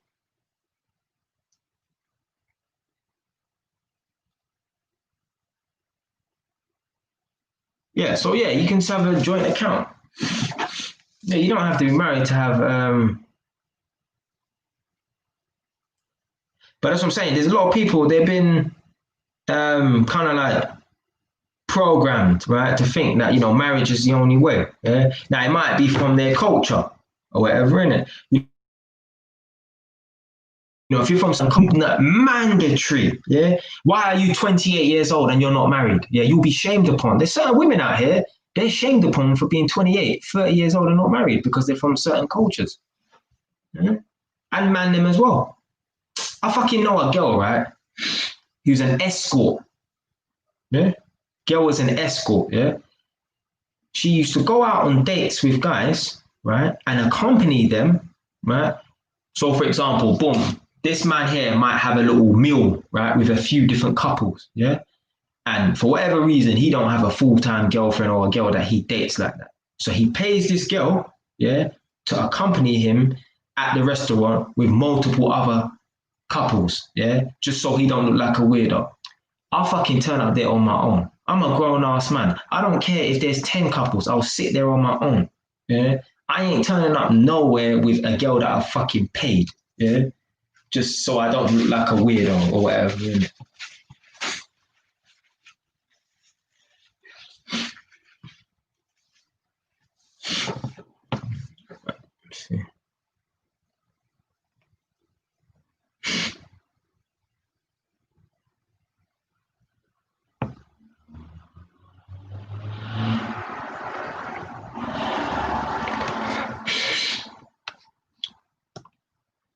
So guys, I got a bit of hay fever. Always happens when I go running as well.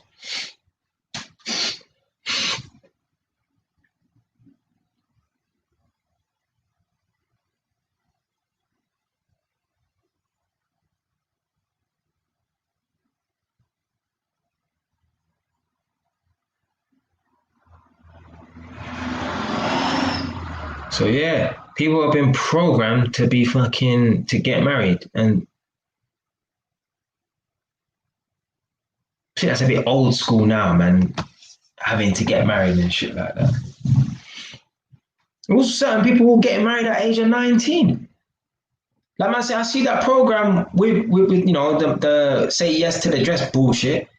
You got girls who are 21 years old getting married. And my mom's turned to me and said, yeah, she thinks that's too young. I'm like, yeah. 21-year-old girl getting married. Let her ass foot around for a bit, man. She needs to be a little bit of a foot first, man, and then get the foot out of her and then get married, man. Go foot your ass around, yeah, and then find yourself like a beta male to get married to. That's the way, man.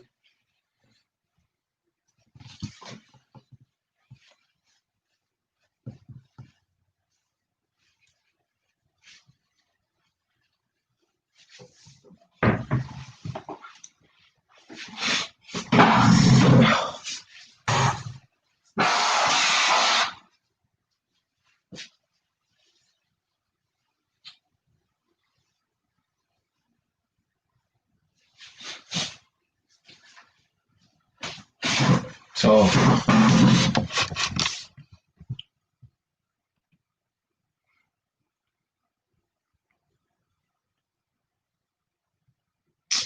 yeah, it's just some local idiot program, innit? Yeah, like they have different episodes in different countries and that, innit? So they have like a UK one, an American one, an Aussie one, Australia one, and that's just some foolishness, isn't it?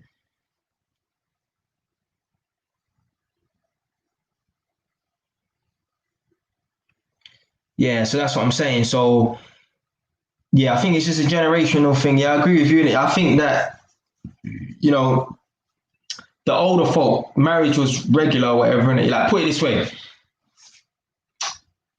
I know an older person. The person's an older person now. Yeah, they're all a pensioner now, technically, innit? Yeah?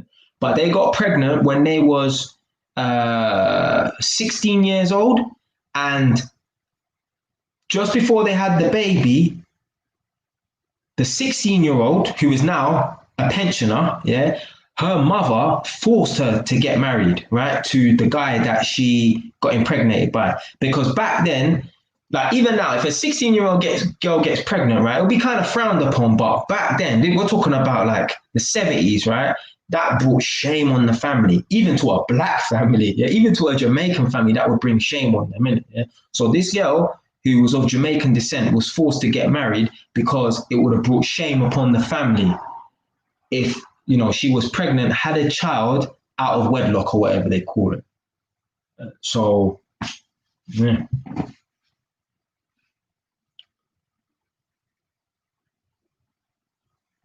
Whereas now, no parents are pressurizing nobody to get married just because they got pregnant at 16. Mm? There's certain parents if their daughter, 16-year-old daughter gets pregnant, just straight, just nothing.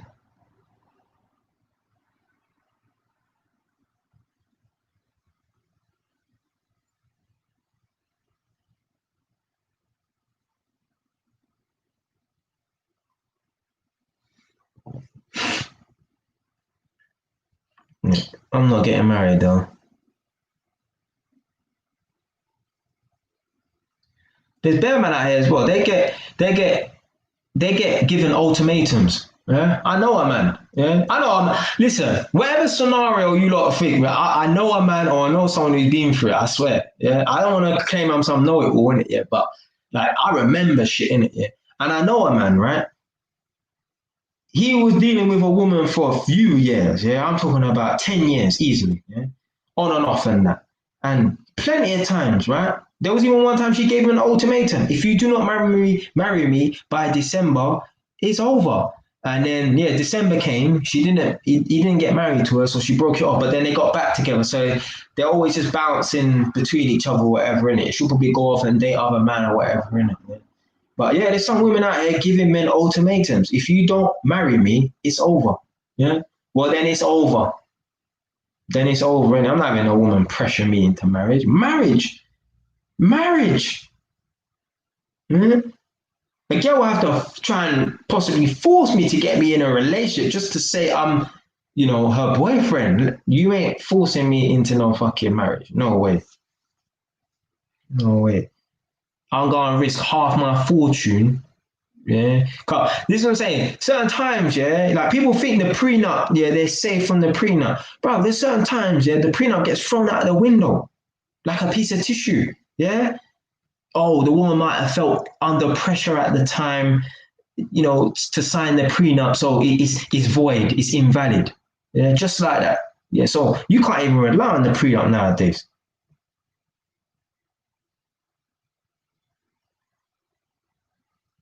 Yeah. You're not getting married like you're not doing a 3 hour stream. Yeah, it might be a 3 hour stream, 2 or 3 hour stream in it, not four. I need to go to London tonight, man. I ain't got time to be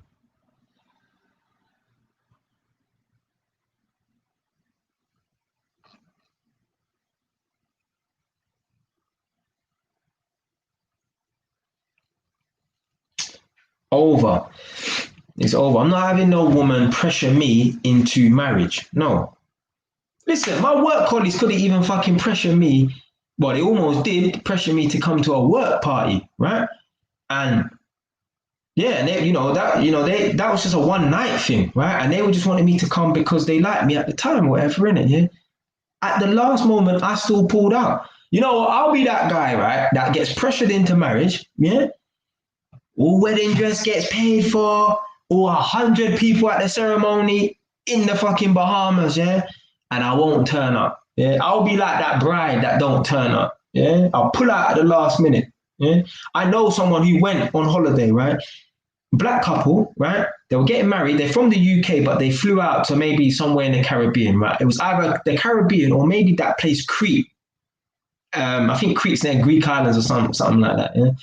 Anyway, people them paid their money to go to this place, right? I think it was Crete or the Caribbean, right?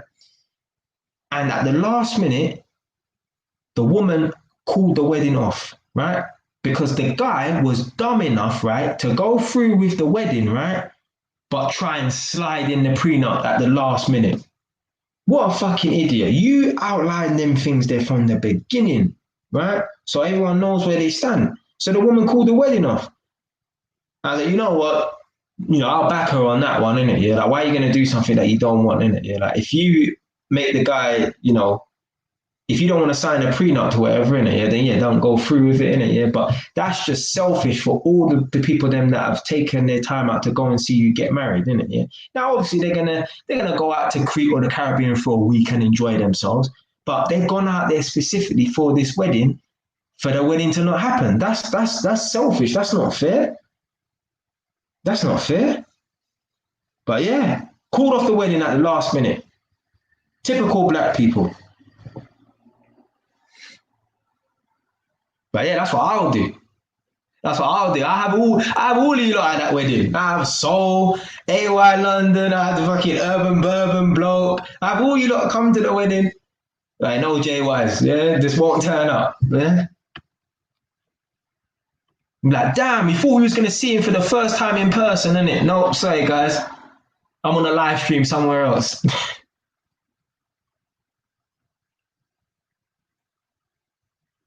But yeah, that's sad for the people them who flew out to that country to go and get watch them get married, and then the thing didn't even happen.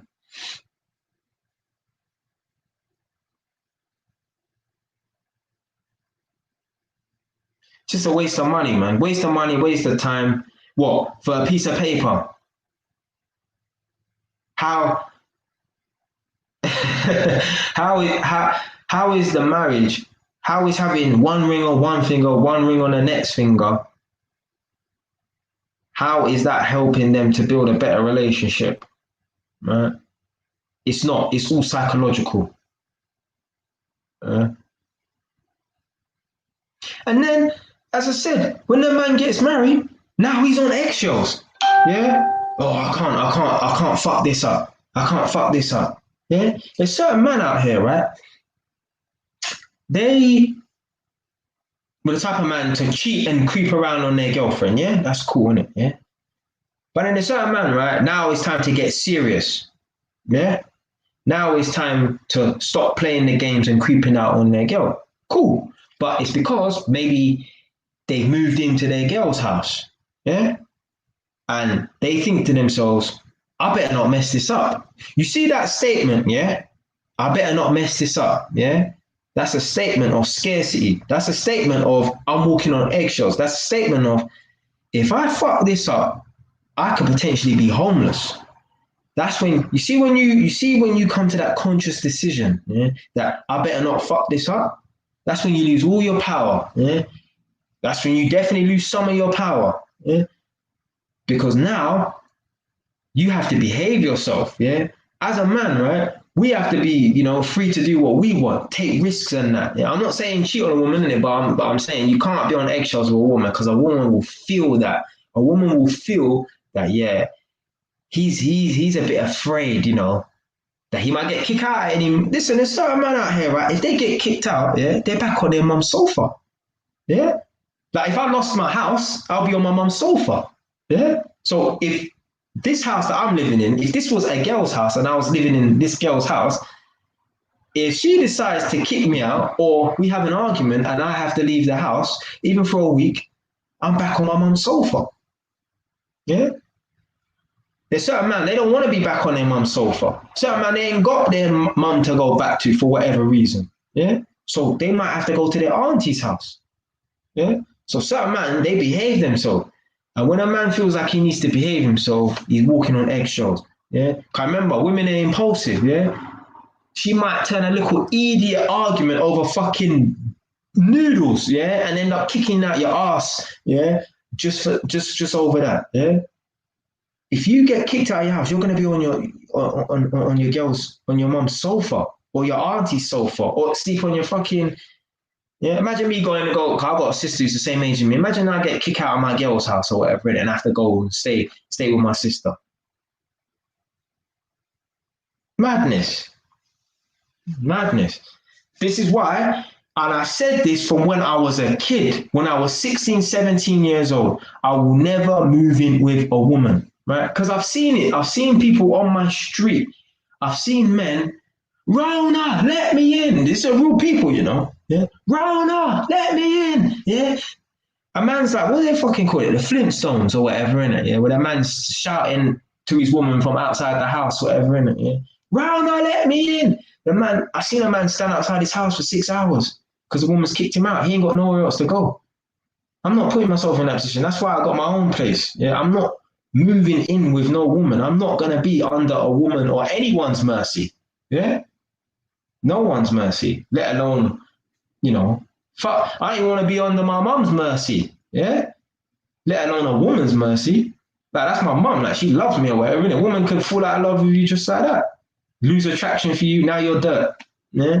She don't even see you as a man. She's mentally castrated you, yeah? You're not even a sexual object to her no more, yeah?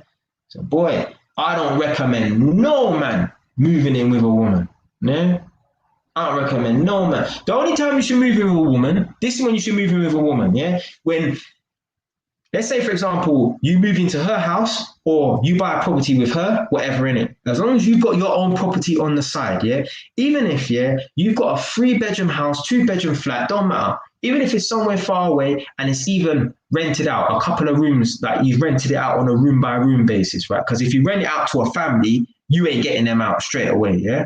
But if you rent it out on a room by room basis, you're more than likely you can get them out after a month. With if you rent it out to a family, you probably have to give them 3 months notice, maybe one, and it depends on the contract, innit? Yeah. But the only time you should move into a girl's house, whether you buy a property with them or you know it's just her house and you move in, when you've got somewhere else to go that's legit, yeah, that's most official, yeah, not your mum's sofa, not your auntie's sofa, not your brethren's, yeah, spare room, like a proper place, yeah. So your own place, yeah. Then yeah. So me, like I got my own house, yeah. I can rent out all the rooms here, whatever, yeah, and I can go and cart off and go and move in with a girl, right? That's cool because if anything goes wrong and she kicks me out, I've got somewhere to go, yeah. So I can misbehave and do whatever foolishness I want because I know I've got a backup plan. When you ain't got no backup plan, then you're walking on eggshells, and that's when the woman gets power over a man. Yeah. So if you're a woman watching this right now, yeah, just know, yeah, if a man moves into your house and he ain't got nowhere to go, and you know he doesn't really want to, you know, you could tell, right? He'd rather be here than back on his mum's sofa. Yeah. Just know you got the power over him, innit? Yeah. You got the power over him. If you're with a man right now, you're a woman watching this right now, whether it's live or replay, if you know your man ain't really willing to go and live on his mum's sofa or stay with his sister, or he ain't got nowhere to go that's most official, right? And he's living in your house, just know you got power over him, innit? Yeah, just knowing it. Just know he probably thinks to himself, I don't want to mess this up. Yeah, I better be careful. Yeah, you can't live like that as a man. Yeah, man, we're supposed to be reckless and yeah, risk taking. Yeah, yeah, you know, within reason. Yeah, so we can't be under a woman's flipping mercy, man. So yeah, from day one, I always said, and I remember my auntie laughed. One of my aunties laughed, because I said when I was a kid, right?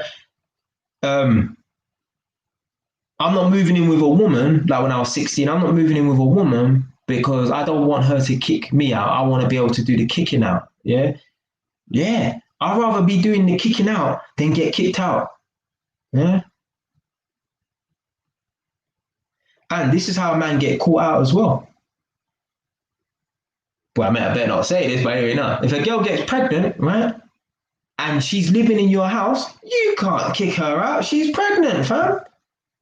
Yeah? If it's your property and the girl moves in and she's pregnant, right, you can't kick her out. Or she has a baby. What, are you going to kick out your own child? Yeah? Boy, separate beds or whatever, and if you're not getting along, and then you're tolerating each other. Yeah? So You're not going to kick her out because she's pregnant or she has your kid, and you're not going to leave your own house. So now you're tolerating each other. Yeah. Then it goes into this kind of co-parenting. Yeah. Let me tell you about co-parenting. Co-parenting, right, is a fancy term, yeah, for a woman who has lost attraction for her man.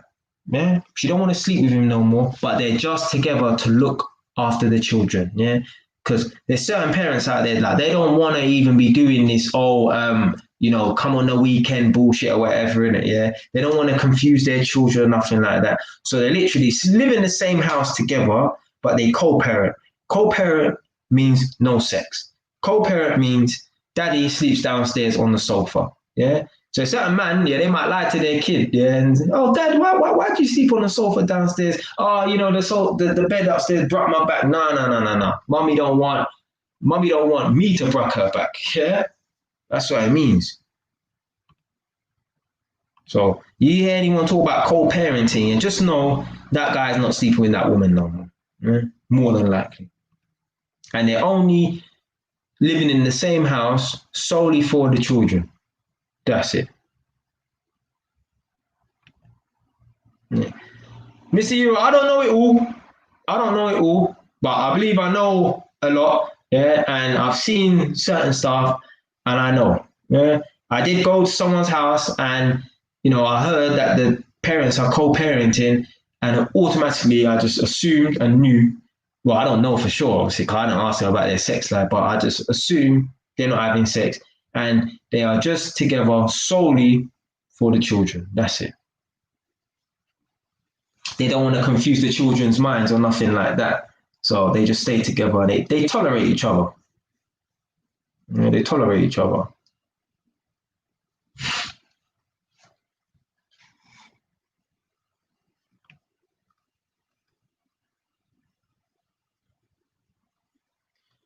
How the fuck am I talking about relationships and marriage for an hour and 41 minutes?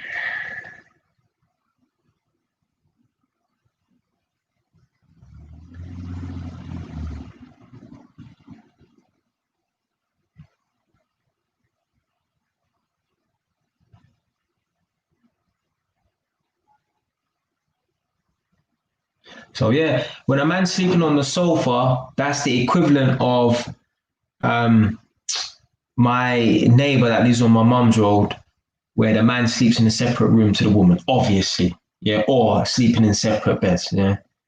When a man and a woman don't sleep in the same bed together, that means they're not sleeping with each other, innit? Yeah.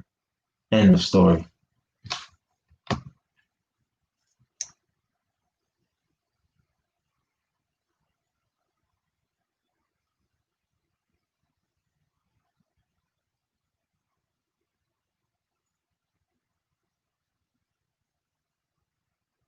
And if a woman stops sleeping with her man, I'm telling you right now, it is the man's fault.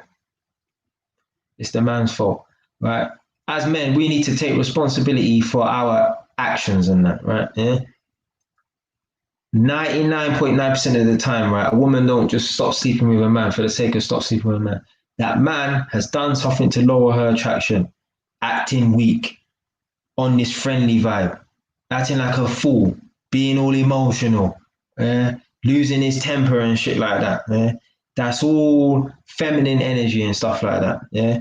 As I said earlier, yeah, acting out of emotion, losing your temper, that is feminine energy, isn't it? Yeah. Depends on the situation. Obviously, if a man squares up to you, or whatever, like, yeah, I'm gonna lose my fucking temper. Yeah, yeah, there gonna be some tempers flaring up in this motherfucker. Yeah, yeah, that's when I lose my temper, or whatever, isn't it? But if a woman like women are like little fucking kids, they will try and tease you, to try and get a reaction out of you. Yeah, I see some little kids doing it the other day, trying to tease the old lady next door. Yeah, trying to piss her off. They're doing dumb stuff, right? And that's what women do. They try and tease. I've had girls try to tease me before. Yeah. And yeah, back then they did get a reaction. Yeah, they'll just, do stuff to piss you off. Man. That's why I said before in them live streams, women are like little children. If you don't believe me, if you don't believe me that women are like little children, some of them, a lot of them, and they act immature, go on to women's Instagrams, yeah, and just scroll through their videos and stuff like that and see how they conduct themselves when they're with their friends. Go on to certain women's YouTube channels, right? They could be between the age of 20 and 40 years old, or maybe 50 years old to blood clot, yeah? Watch their videos when they're with their friends and how they're acting and stuff. And think to yourself, would a man act like that? And if you think that a man wouldn't act like that, it's probably because they're acting immature and childish. Hmm? Maybe some women watching this right now live or watching this on replay or whatever, innit? Yeah? Ask yourself, if you're a woman, do we act immature and a bit childish when I'm with my friends? Yeah, when it's just us lot in a room or whatever, innit? Yeah? They do. Not all, obviously, not all of them, but a lot of them do. And that's why when a guy starts acting childish and yeah, all that foolishness, yeah, that's like feminine energy. And then, a woman don't want to sleep with a woman unless she's that way inclined, isn't it? Yeah? So that's when she becomes the more masculine one, and she don't want to sleep with a quote unquote woman. So that's why she emasculates you by sending you to sleep downstairs on the sofa. Yeah? One of my brethrens, right? He I don't know if he's hooked up with this girl, but he went to a girl's house one time, right? And he said that the ex-boyfriend was on the run, right? And he said he went into the house and the ex-boyfriend was sleeping on the sofa and he was just in the house talking to the girl, right? I can guarantee you 110 million% she is not sleeping with that ex-boyfriend, right? Obviously, he's on the run, so he's just shacking up in the house, hiding from the police, right? But he is so low down the ranks, right, that she doesn't even see him as a man. She's lost so much attraction for him that she even feels comfortable to bring another man into that house, right? Now, my friend who went there, he's a masculine looking guy, so however the guy looks that, who the ex-boyfriend is sleeping on the sofa, I doubt he looks more masculine or whatever than my friend anyway, innit? But it don't really matter, innit? Yeah? She has lost so much attraction for her ex, right, that she feels comfortable to bring another male in his presence. Yeah. He's only there because he's on the run from the police and she probably feels sorry for him. He probably begged her in it because I doubt, they put his face up on ITV's Most Wanted and she phoned him, big killer from South London. Do you want to come stay at my house? Because I've seen you're wanted by the police. No, he probably begged her and she was like, all right, then pussy, come sleep on the sofa. Yeah. She's lost so much attraction for him that she doesn't even see him as a man like that, to the point where she feels comfortable to bring another man into the house in his presence. My friend said to me, he walked in, he saw the guy on the sofa. He's like, what the fuck? But obviously, she told him, oh, my ex is in the house.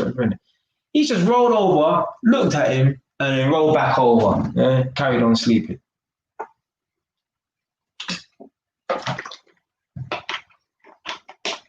Mr. Euro is a proper Jamaican, Called me General. Only Jamaicans talk like that.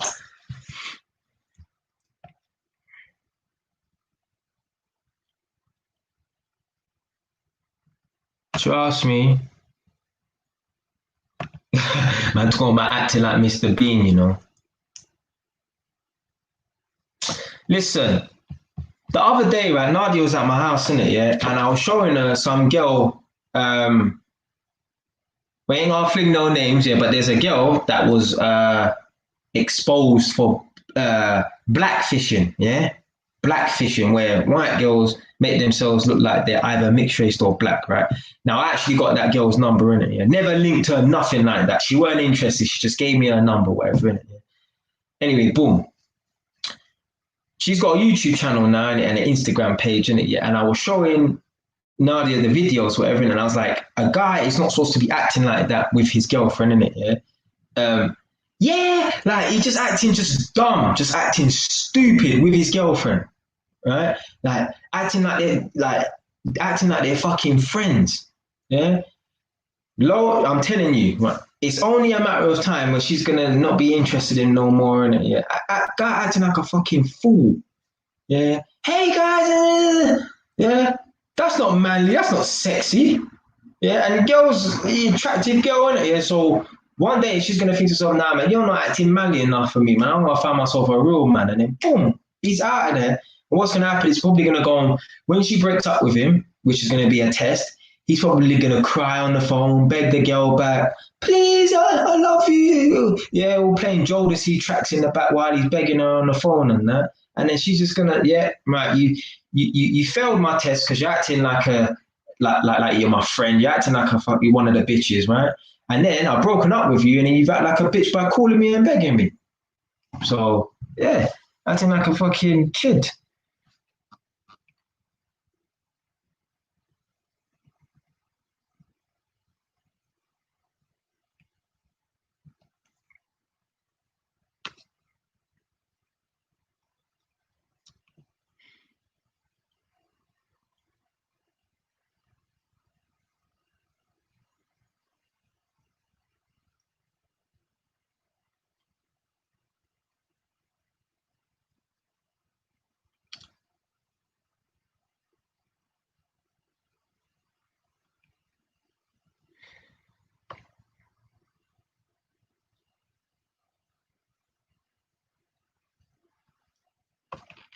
So look, so Nadia's saying I'm crazy when I'm with my friends, and with Jay, she's calm and whatever in it. Yeah, yeah. We ain't playing all these games and playing Twister and stuff. No, in the kitchen, go make some food, go cook, girl. Yeah. Yeah, that's how it has to. I'm joking. It don't have to be like that, innit? Yeah, your woman's not your slave or nothing like that. But yeah, we ain't on a no, we ain't no game playing in it. Don't get it twisted. Eh? You can have a laugh, have fun, yeah, but there has to be it's easy, trust me. Like looking back on it now, I'm like, oh my god, man. If only I knew back then, right, what I know now. But you have to make these mistakes in order to, learn from them, right? You have to make these mistakes in order to maybe get some knowledge somewhere and even be able to identify the mistakes you've made and then see it happening with other people and then even watching it, right? And because the thing is, right, I could observe couples, right? Yeah. And tell a man, you're acting too friendly with your girl or whatever, innit? Yeah. Let's just say, for an example, innit? A man will get vexed with me and be like, no, you don't know what you're talking about. And then in a year's time, they've broken up, right? And it just boggles his mind as to why I told her I love her. I've done everything for her, and like I'll pick her up from work. If she asks me to go to the shop, if she asks to make a fucking cup of tea, I'll do it. I don't know why she broke up with me. I treated her like a queen and that. It's because of certain things, yeah, maybe like that friendly vibe, other stuff as well, isn't it? Yeah.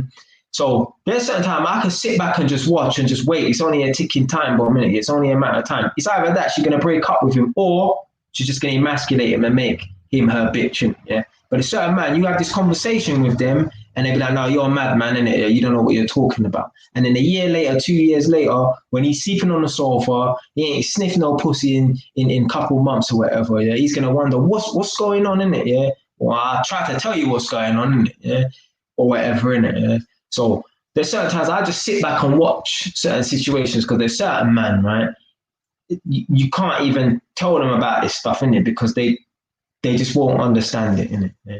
That's probably just their nature in it, acting all friendly with their girl and acting all like Mr. Bean or whatever in it. Yeah? And for them to not do that is like you're changing their character. They don't want change, but change must happen or you're gonna lose your woman. Yeah. So yeah, there's certain time I could just sit back and watch and just it's only a matter of time. It may be 6 months, it may be a year, it may be 3 years, but this thing's gonna go sour, isn't it? Yeah. If she hasn't already made him the bitch. Yeah. Shit. Like man said in those videos, if your woman is fiery, right, and your woman is like disrespectful and stuff like that, right, You are acting in your feminine energy or whatever, innit? Yeah. Like you see with Nadia, yeah. Nadia tells me, right, that with other guys, she's like this and that or whatever, innit? Yeah, she's fiery, innit? I don't see that. I don't see that. Yeah. I don't see that side, innit? Yeah, because she told me stories where, guys worship the ground she walks on and shit like that. I don't do that bullshit. Yeah, I don't do that bullshit.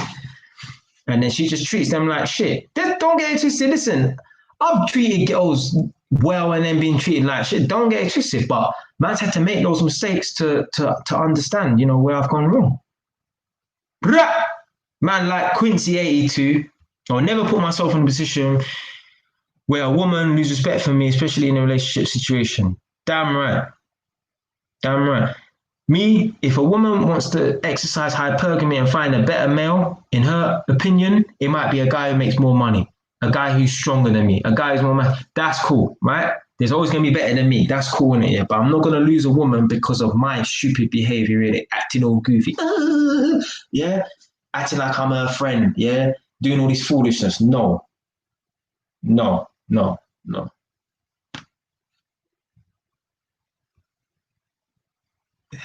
Well, I'm not going to tell them I'll call you my slave, man. Come on, man. Shit.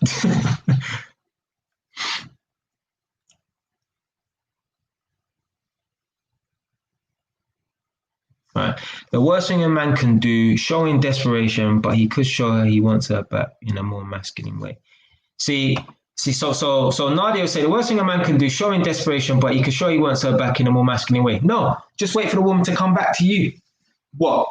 Oh, so you can't wait for the woman to come back to you. What? You're not man enough to stand on your own 2 feet? Yeah. You're not man enough to be on your own. Yeah. A part of being a man is being able to survive on your fucking own. Yeah. Where do you think this lone wolf term comes from? Yeah, they need to pluck it out of thin air. Oh yeah, lone wolf, because it sounds cool. You're supposed to be in a position where you can live on your own, on your jacks, survive on your own. You don't need a woman around you. Yeah. There's certain men, right? If they was in my position, they would have their woman living with them. Yeah. Because they just need companionship. I don't need none of that bullshit. Yeah. I like my own space. So for me to be alone in a house, in a 3-bedroom house on my own, 24/7 pretty much, right? That's fine by me. Yeah. But you can't fake that shit. It's either you are like that or not. Yeah. And if you always need companionship, that's a feminine trait. Yeah. What did I say earlier? Yeah. A woman would rather keep her children in a quote unquote dangerous area just so that she has companionship with her friends and family members, all who live local with her, rather than move out to Timbuktu and have nobody apart from maybe just her boyfriend or husband or whatever in it. Yeah. Because women need companionship. Companionship is a feminine trait. Yeah? When I watched that program 60 Days In, now they do have prison cells where there's all 10 men in a prison cell. Don't get it twisted, innit? But one thing they said, right, which you can relate to the animal kingdom as well, right, is basically in animal kingdom, because I used to have a problem with rats, right? So I was watching some videos about rats, and basically the man said the male rats, they're solitary, yeah? Again, independent, lone wolves, quote unquote, yeah? Lone rats, quote unquote, yeah? The male rats will eat food on their own, yeah?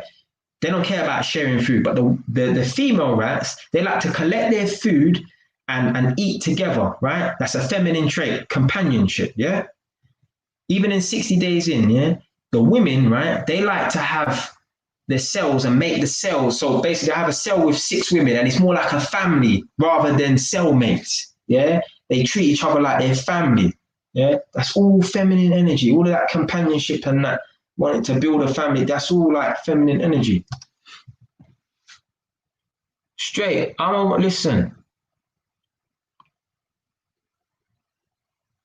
A part of being a man, yeah, is being able to survive on your own. Not with your cousin, not with your dad, not with your mum, not with your gal. On your own. Yeah, you're a man. Yeah, you need to be able to stand on your own 2 feet. Yeah.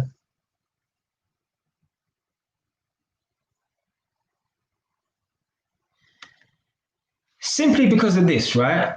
The reason why a woman needs to know this is why women break up with men, right? To see if they can survive on their own, yeah, emotionally, yeah? See if they're stable, yeah? If you want to test the strength of a man emotionally, yeah, get his woman to break up with him, yeah? I don't give a fuck how big and strong you are. I don't give a fuck how big your fist is, yeah, or how much you can bench press, yeah? That's not true strength, yeah? Because certain man, they just blessed with, yeah, a big bicep or, yeah, I got one mad haymaker on them, innit, yeah? Not a lot of men have a strong heart or a strong mind, yeah? You find you if you want to test out a man's strength, yeah, in terms of his mind or his heart, whatever, and get his girlfriend to break up with him, yeah, you'll find out how strong a man is. Yeah? A woman needs to know, say, right, if everything fucks up, yeah, their life is in turmoil. Is this guy gonna stay strong or is he gonna panic? Yeah. If he panics, yeah, that is weakness. Yeah. If he panics, right, that is not good for survival. Yeah. That woman's going to think to herself, well, if we're in a relationship and we have children, right, and things go bad, right, he's not going to be there. He's not going to be a stable person. Remember, women are unstable. Yeah. So they need a stable man. Yeah. You can't have two unstable people in a relationship. That's fucking crazy. Yeah. A woman will think to herself subconsciously as well. If I die, if the woman dies, right, she needs a stable person to look after the offspring. Yeah? God forbid a woman dies and the man's an unstable man. Yeah? How's he going to look after the offspring? Yeah? So a woman needs to be with a man who's strong. Yeah? And strong ain't got nothing to do with how much you can bench press or how hard you can punch a man in the face. That ain't got nothing to do with strength. Strength is an internal thing, yeah? It's a mental thing, it's what's in your heart. Yeah? That's true strength. Yeah? True strength.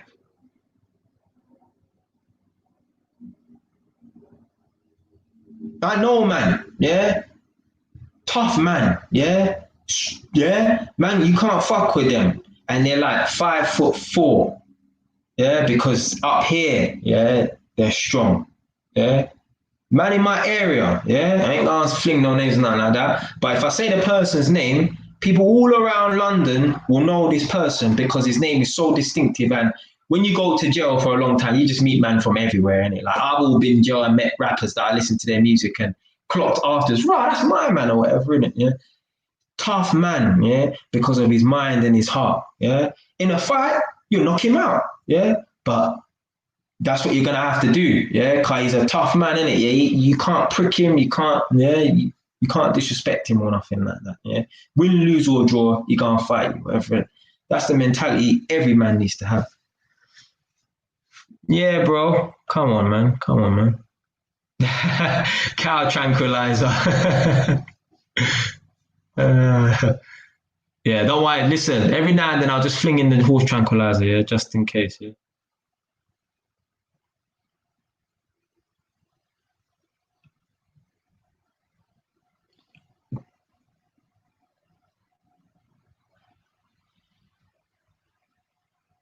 My man look like he's about to fucking reverse into my car.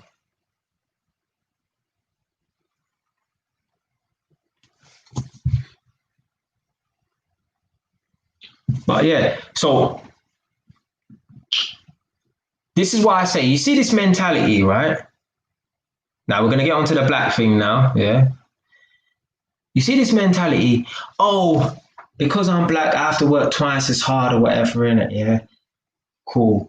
If I'm black, then I don't get these opportunities because of the color of my skin or whatever in it, yeah. Let's say it's true, yeah. That should not deter you from success. That should not deter you from pushing yourself. That should not deter you from striving to be the best version of yourself. Yeah. A part of being a man is overcoming adversity. Yeah. Overcoming hard times. Yeah. Defying the odds. Yeah. This is what I'm saying. This is the mindset. Yeah. Of a real man, of a man who's going to be a successful man, right? It's not about being a billionaire or a millionaire, yeah, but making sure he becomes the best version of himself, right? You need to have a strong mindset. A woman doesn't want to reproduce a weak-minded man because that weak-mindedness is going to infect the children, right? How is a weak-minded man going to raise strong-minded children? I don't see how that's possible, right? Because women are not strong-minded, yeah. So forget about them, yeah. Men were supposed to be strong-minded. So if a man is weak-minded, right, how is he going to raise strong-minded children? I don't see how it's possible, right? You have 100 weak-minded children, weak-minded men, right? More than likely, all the children that come from those men are going to be weak-minded, yeah. Shit like, oh, YouTube shadow bans me and shit like that, yeah. So I can't become the best YouTuber that I want, right? That's a weak mind, right? Like, you should think to yourself, I'm going to try harder or try something else. No, these men will just give up and not try nothing at all. Or, oh, because I'm black, I can't get anywhere in this workplace or whatever, yeah. So I'm not going to try nothing else. I'm not going to try and be the best version of myself, yeah. I'm just going to just accept that I'm a failure because of the color of my skin and not strive for more. Yeah? That is a weak mind, right? That don't produce strong-minded children. Yeah?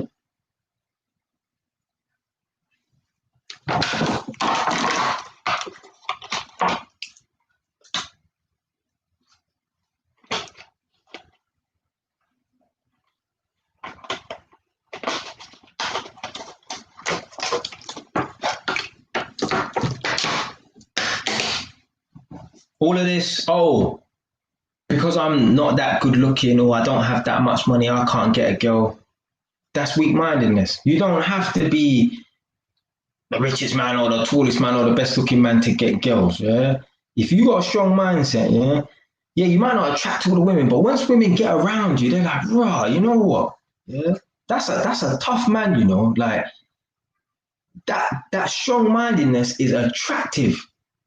Yeah. Trust me, there's nothing more attractive than a man who's got a strong mind, yeah. That's why when guys start acting weak, their woman breaks up with them. Yeah? It's all relative. Yeah? When a man loses his confidence, loses that mental strength, yeah, she breaks up with him. When she puts him under the test, yeah, is he gonna crack? Is he gonna break if I break up with him, right? And he thinks that I've left him for good, right? Is he gonna come begging me back? Is he strong enough to stand on his own 2 feet or not?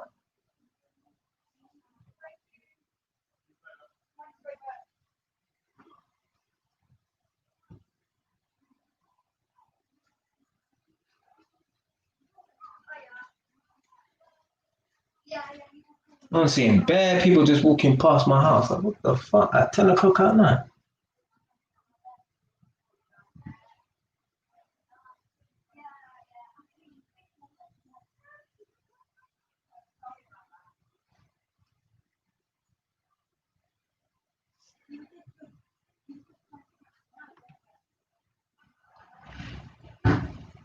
Right, hold on.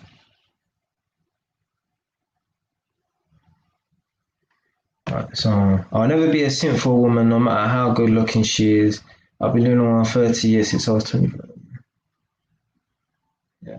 I don't give a fuck. I don't mind living on my own. The only thing I think about living on my own, like, if I get into an accident, if I slip down the stairs and broke my neck or whatever in it, yeah, who's going to call the ambulance? That's the only thing with living on my own. Other than that, I don't give a fuck. Nothing else. Do not care. Okay, I said that in one of my videos. What's it like to live in a house on your own or something like that? And I was saying the only thing is safety. That's it. Yeah. I might get into an accident. I know someone, unfortunately, their family member had a stroke and, they're not responsive. And the person knows their pattern. Oh, why isn't this person not contacting me after a day or whatever? In it when they usually contact me 3, 4 times and they ain't heard from him for the whole day. Called him up a couple of times, no response. Went down to the yard, looked through the letterbox, no response. Bam, kicked the door off. Someone was on the floor. They had a stroke. Uh, Person lives on their own. They have no one to, look out for them, or whatever, in it. Whereas, obviously, if you live on your own, like let's say, for example, you don't live with anyone, like a partner, but you live in a house share, that's all right because eventually, I'm sure someone will come knocking for you if there's some strange smell coming from your your bedroom or whatever. But when you live in a house on your own, anything can happen to you, and people might not be coming for you for a few days or whatever. Mm.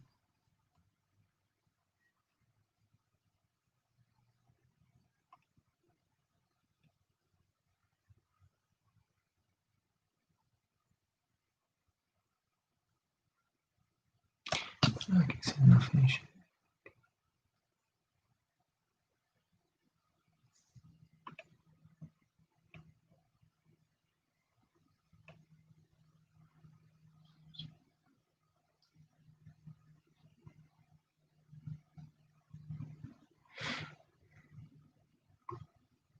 lot are jokers. How's Nadia putting the flipping cow emojis in the fucking chat, you know? Silly.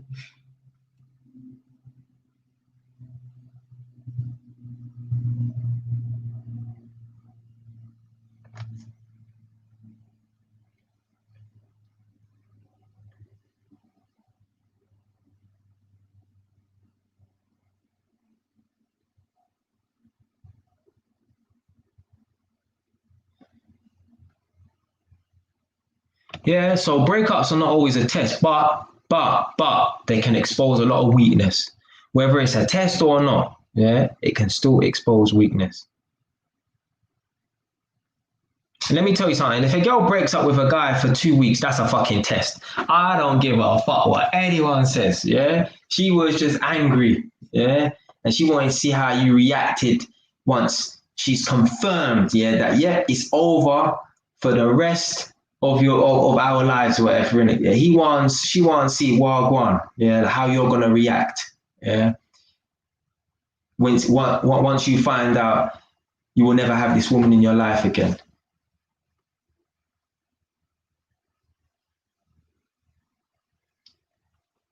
You know, you said that's funny. Remember that time we watched that program where the woman had the horse in her flat? Imagine a woman had a horse in her fucking flat. How the fuck do you get a horse in your flat in the first place? Trust me, if the woman wants to break up with her. Tell you, if a woman wants to break up with you, if you break up with her and you don't call her, she will get back in contact with you. I'm certain. I'm certain. I'm certain.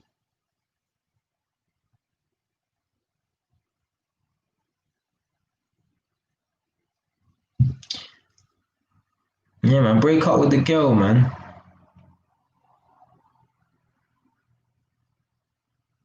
And certain women, they will um, threaten a man with not seeing his kids. So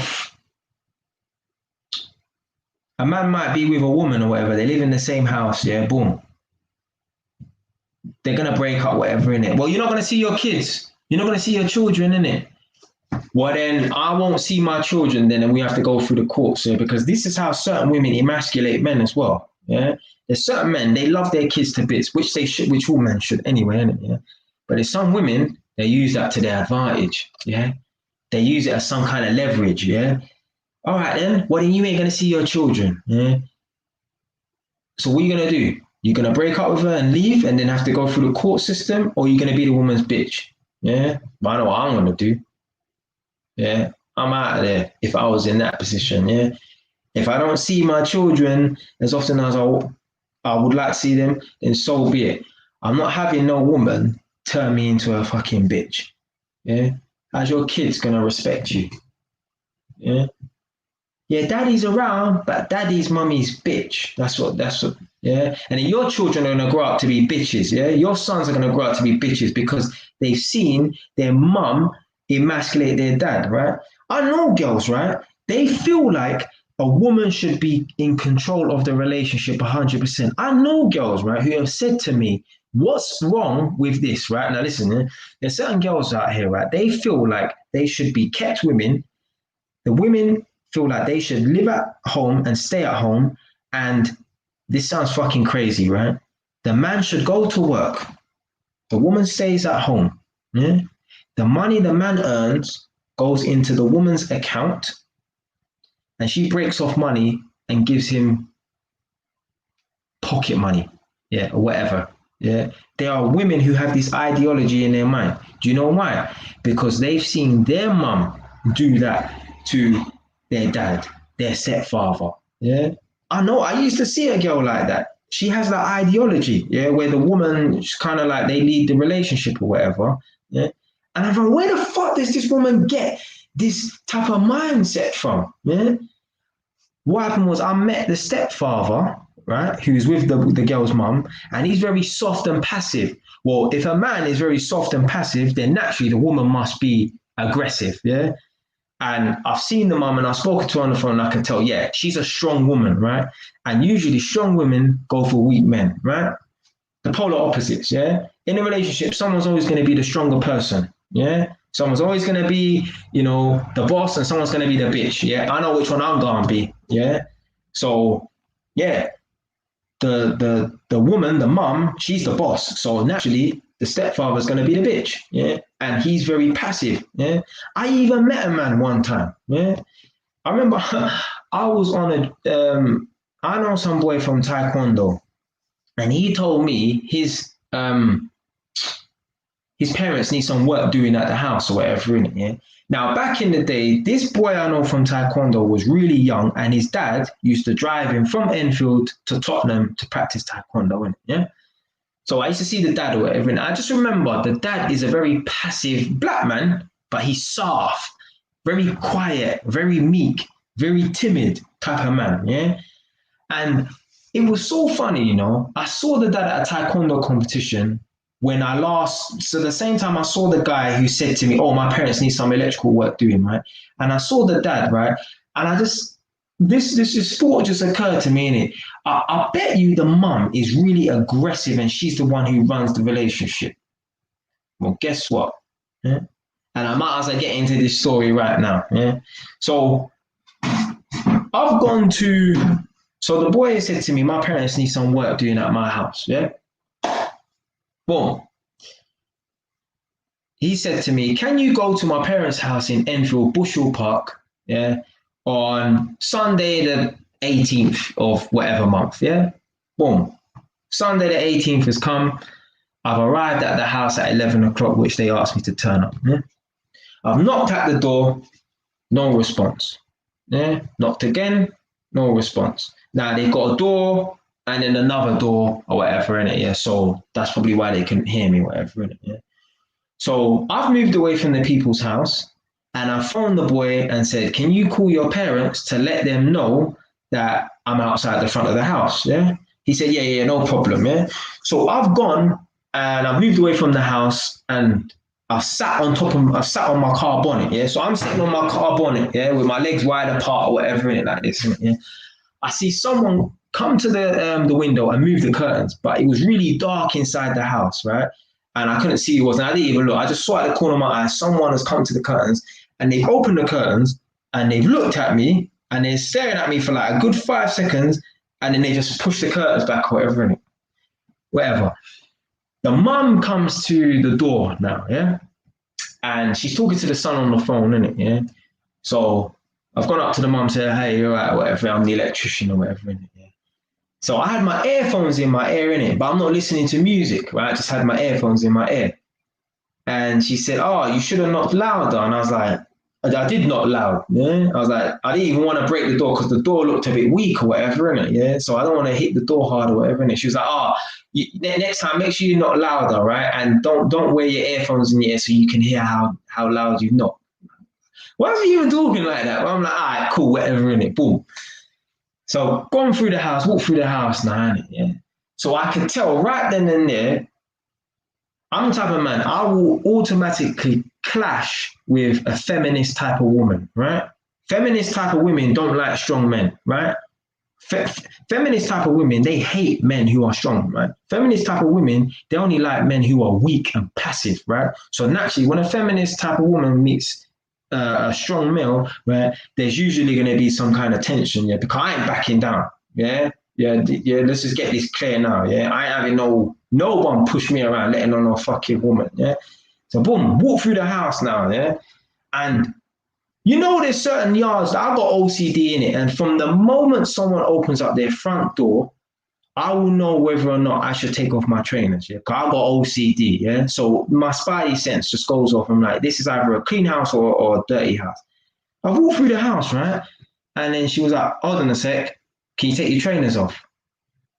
All right, cool, innit? There wasn't exactly cat piss all over the floor and dog shit all over the floor, but all right, cool. But it weren't clean. But I thought, all right, cool. Let me just take off my trainers. And took off my trainers now, and yeah, she got like I don't know if you want to call them cat boxes or whatever. Not a cat litter tray, but you know what a cat will live in or whatever, like a cat house or whatever in it. I don't know, some little box thing or whatever. And the cat sleeps in that in the night. She has two side by side or whatever in it. Yeah?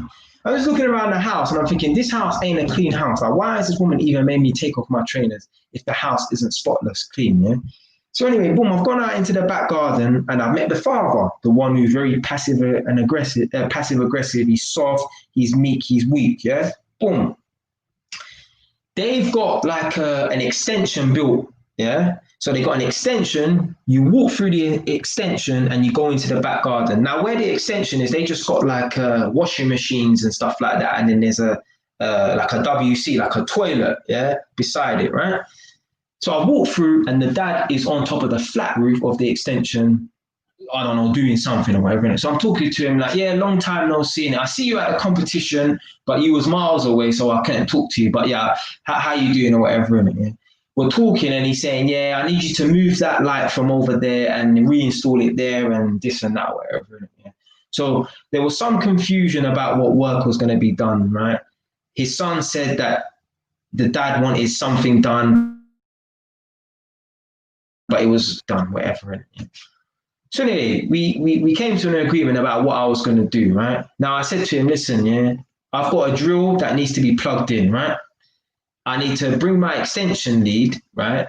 And run it through the house, right? But your wife said to me, keep the door closed at all times so the cats don't run out because they're house cats. If they run out into the back garden, right, they will disappear, whatever. So you need to keep this door closed, right? So I need to put it through one of the windows, yeah? Put the extension in through one of the windows, plug it in, and then I can work, right?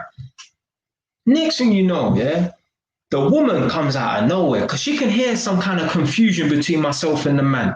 It wasn't an argument or nothing like that. I was just explaining that I need to run the extension cable through the window, and that was that. I don't know if she was listening.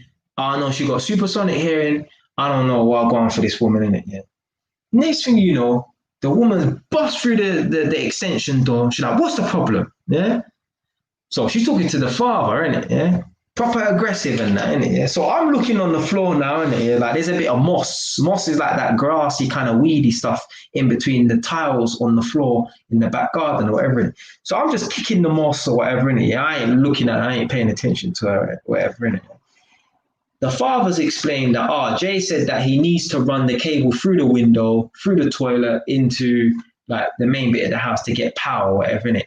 But he can't close it. He can't close the cable in the door because it will damage his extension lead, whatever in it. He's just explaining something so simple to the woman, innit? Yeah. She was like, do you know what she said? Let me tell you something. Do you know who I am? I said, I don't care who you are, whatever. And she's like, get the fuck out of my house. Just like that, you know. She said to me, do you know who I am? I said, I don't care who you are, innit? Yeah. She's like, get out of my house. You're so disrespectful, whatever, innit? Yeah. That's cool, innit? Yeah. You want to be rude or whatever, innit? Yeah. That's cool. I ain't doing no work for you, whatever, innit? Yeah. I don't give a fuck whose house it is, yeah? It could be the Queen's. It could be my house. No one's bossing me around and talking to me like I'm some idiot, yeah? But she has this ideology that she can talk to men a certain way because her husband's a bitch. Not me, yeah? This woman's old enough to be my mum. I don't give a fuck. Yeah? I ain't taking no shit from nobody. So yeah, when I come across women who are like them feminist type of women think that they can boss men around, we will definitely clash. Yeah? Cause I ain't having none of it.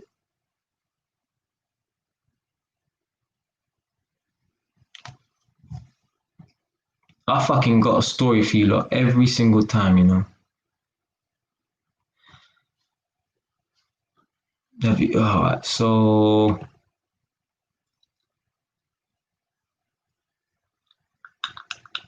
have you noticed that the men that don't want to see their children, the woman wants them around, and vice versa? Yeah.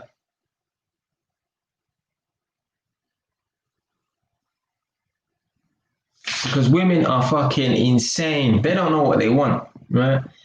A man can be desperate to see his children. I don't want you seeing the children. A man don't want to see his children. When are you going to see your children? Right? But maybe it's that kind of desperate energy that they're giving off as to why the men, the women don't want the men to see their children. I don't know.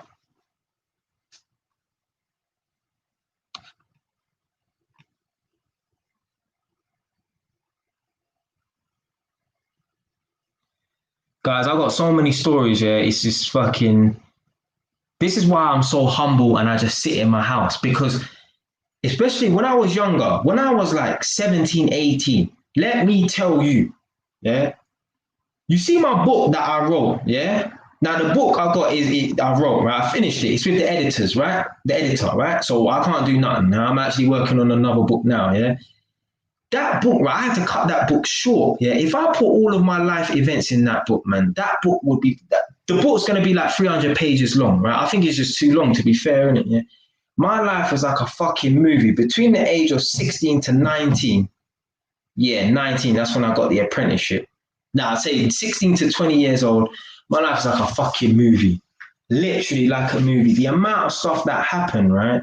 Is unreal. I could make a movie out of my life. Just even the year 2011, yeah, just that one year itself, yeah. So much stuff happened. It was like a fucking movie. My mum said to me at the end of 2011, going into 2012, yeah, let's hope this year is going to be a better year for you because you've had a rough year this year, innit? Yeah, that was all the year I went to prison. Madness happened.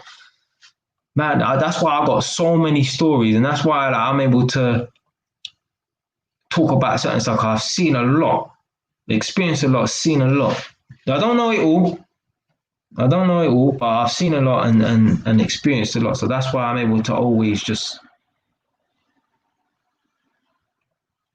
I'll get into altercations with people like even that woman, right? I knew just by judging the father. I've never met the woman before. I never met the boy's mum before, but I knew just by his passive aggressive nature, the way he was soft, timid, and that I knew his mum was going to be a fucking tyrant. And yeah, I was right because a soft, weak, timid man is usually going to find an aggressive tyrant. Fuck it, I don't want to say the B word in it, but yeah, a nightmare of a woman. Yeah, a nightmare of a woman. Because that's the way it goes. Someone, listen, in a relationship, someone gonna be the alpha, someone gonna be the beta, and it ain't got nothing to do with who's got testicles. Yeah, someone's gonna be the man and someone's gonna be the woman. It ain't got nothing to do with the gender. Yeah, yeah. Just listen to what I'm saying. Yeah, someone's gonna be the man and someone's gonna be the woman. Yeah, and it's got nothing to do with the gender. Someone's gonna be the leader, someone's gonna be the follower. It's got nothing to do with the gender. Yeah? I've seen it. I've seen it. I've seen it walking down the road. I remember I was in Edmonton driving my fucking car, right? I used to have a girl before. She used to always like locking arms with me or whatever, innit? So I'll be walking down the road, I might have my hand in my pocket or whatever, and she's holding on to me, locking my arm, right? I've seen a grown ass man, right? I think he was Turkish or something like that, right? His woman is walking with her handbag, right? And he's holding on to her arm. I wanted to fucking mount the car on the pavement and yeah, what the fuck you doing, fam? You're a grown man. You're a man. Yeah, yeah. You got testicles. Yeah, you got balls. Why are you holding on to a woman? A woman should be holding on to you. I've been on the tube, and as I said, I like to observe people's body language and shit like that, innit? Yeah. I've been on the tube. I saw a couple, right? I don't know where the fuck they were from. They weren't black or nothing like that, right? I don't know where they were from. Like maybe I ain't got no clue. Maybe Middle East or somewhere in it, yeah? They're sitting on the tube, yeah? The woman ain't just got her arm around her guy like in a nice feminine way, which I don't even know is even possible. When it, like she's got her arm around her man, like she's the man. And all I've thought in my mind is, yeah, she runs things in that relationship. Just that one act, that one piece of body language told me everything I needed to know about that relationship and who is running things. Yeah, the woman had her arm around her man like this. Yeah, you can't see fucking bicep and all that. Yeah, and she's talking to him like that. You know, I'm thinking, bro, this is what a man's supposed to do with their gal. Yeah, Imagine me sitting on the train with Nadia and she's all, yeah, or holding man up like, come on, man. Come on. Come on. Just from that one little interaction, that one snapshot, yeah? When I'm on the tube, or when I was on the tube back in, before coronavirus, I ain't even used no public transport since coronavirus, yeah? Obviously, I've got my music in my ear, so I ain't listening to their conversation. I don't need to hear nothing, right? That's enough, yeah? I know exactly what's going on, who's running what, yeah? Who's pressing who, yeah? Just from that one interaction. Yeah?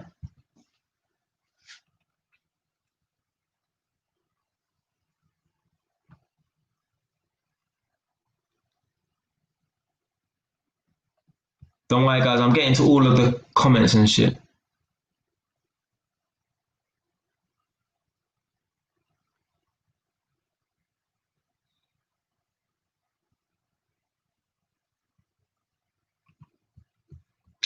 I used to date a woman from Edmonton like that. LOL. It didn't end well for her. Her dad was a weak man, so she must have thought that's how men are. Yeah, put that woman in her place, man. Get out of there, innit? So how much do I earn, innit? So let's say, right, he's asking me a question about my finances or whatever, innit? Yeah? Let's say if I was going to get a full-time job as an electrician in London, PAYE, yeah, then I'll probably earn 38 grand a year, innit? Yeah. But I specifically don't. I don't want a PAYE job, right? So if I go and work on construction sites, I might get paid £250 a day for a 10-hour shift. Yeah, so £25 an hour. So £250 a day times five, what, 1,250 or whatever in it. Yeah, that's how much I'll probably earn a week, right? So yeah, just over four grand or whatever in it. A bit 5 grand or whatever in it a month. That's how much I could earn in it. Now at the moment I ain't working because I don't need to. Yeah. But the last construction site I was working at, I worked there every day. Yeah. Not, I worked there and then I had weekends off. I worked there every day for 4.5 months straight. I had one day off to do an exam, which was fucking important. And I had to take time off during the Christmas break. And even then I came in on caller. And during that month, remember working every day, Monday to Sunday, Monday to Sunday, Monday to Sunday, a 30 working day month, whatever you want to call it. Yeah, working every day of the month. I was earning 10 grand a month, taking on £8,000, right? But that's working every single day. That's getting up, yeah, getting on the train, yeah, arriving at work at 8 a.m. to 8 p.m., doing that every single day. Right, Saturday and Sunday, I still worked, but 8 a.m. till 5 p.m. because we weren't allowed to work till 8 p.m. I would have worked until 8 p.m. on a Saturday and Sunday. That's how focused I was on work, right? I was like a fucking machine. Yeah? It was like Groundhog Day. Yeah? I never worked so hard before, innit?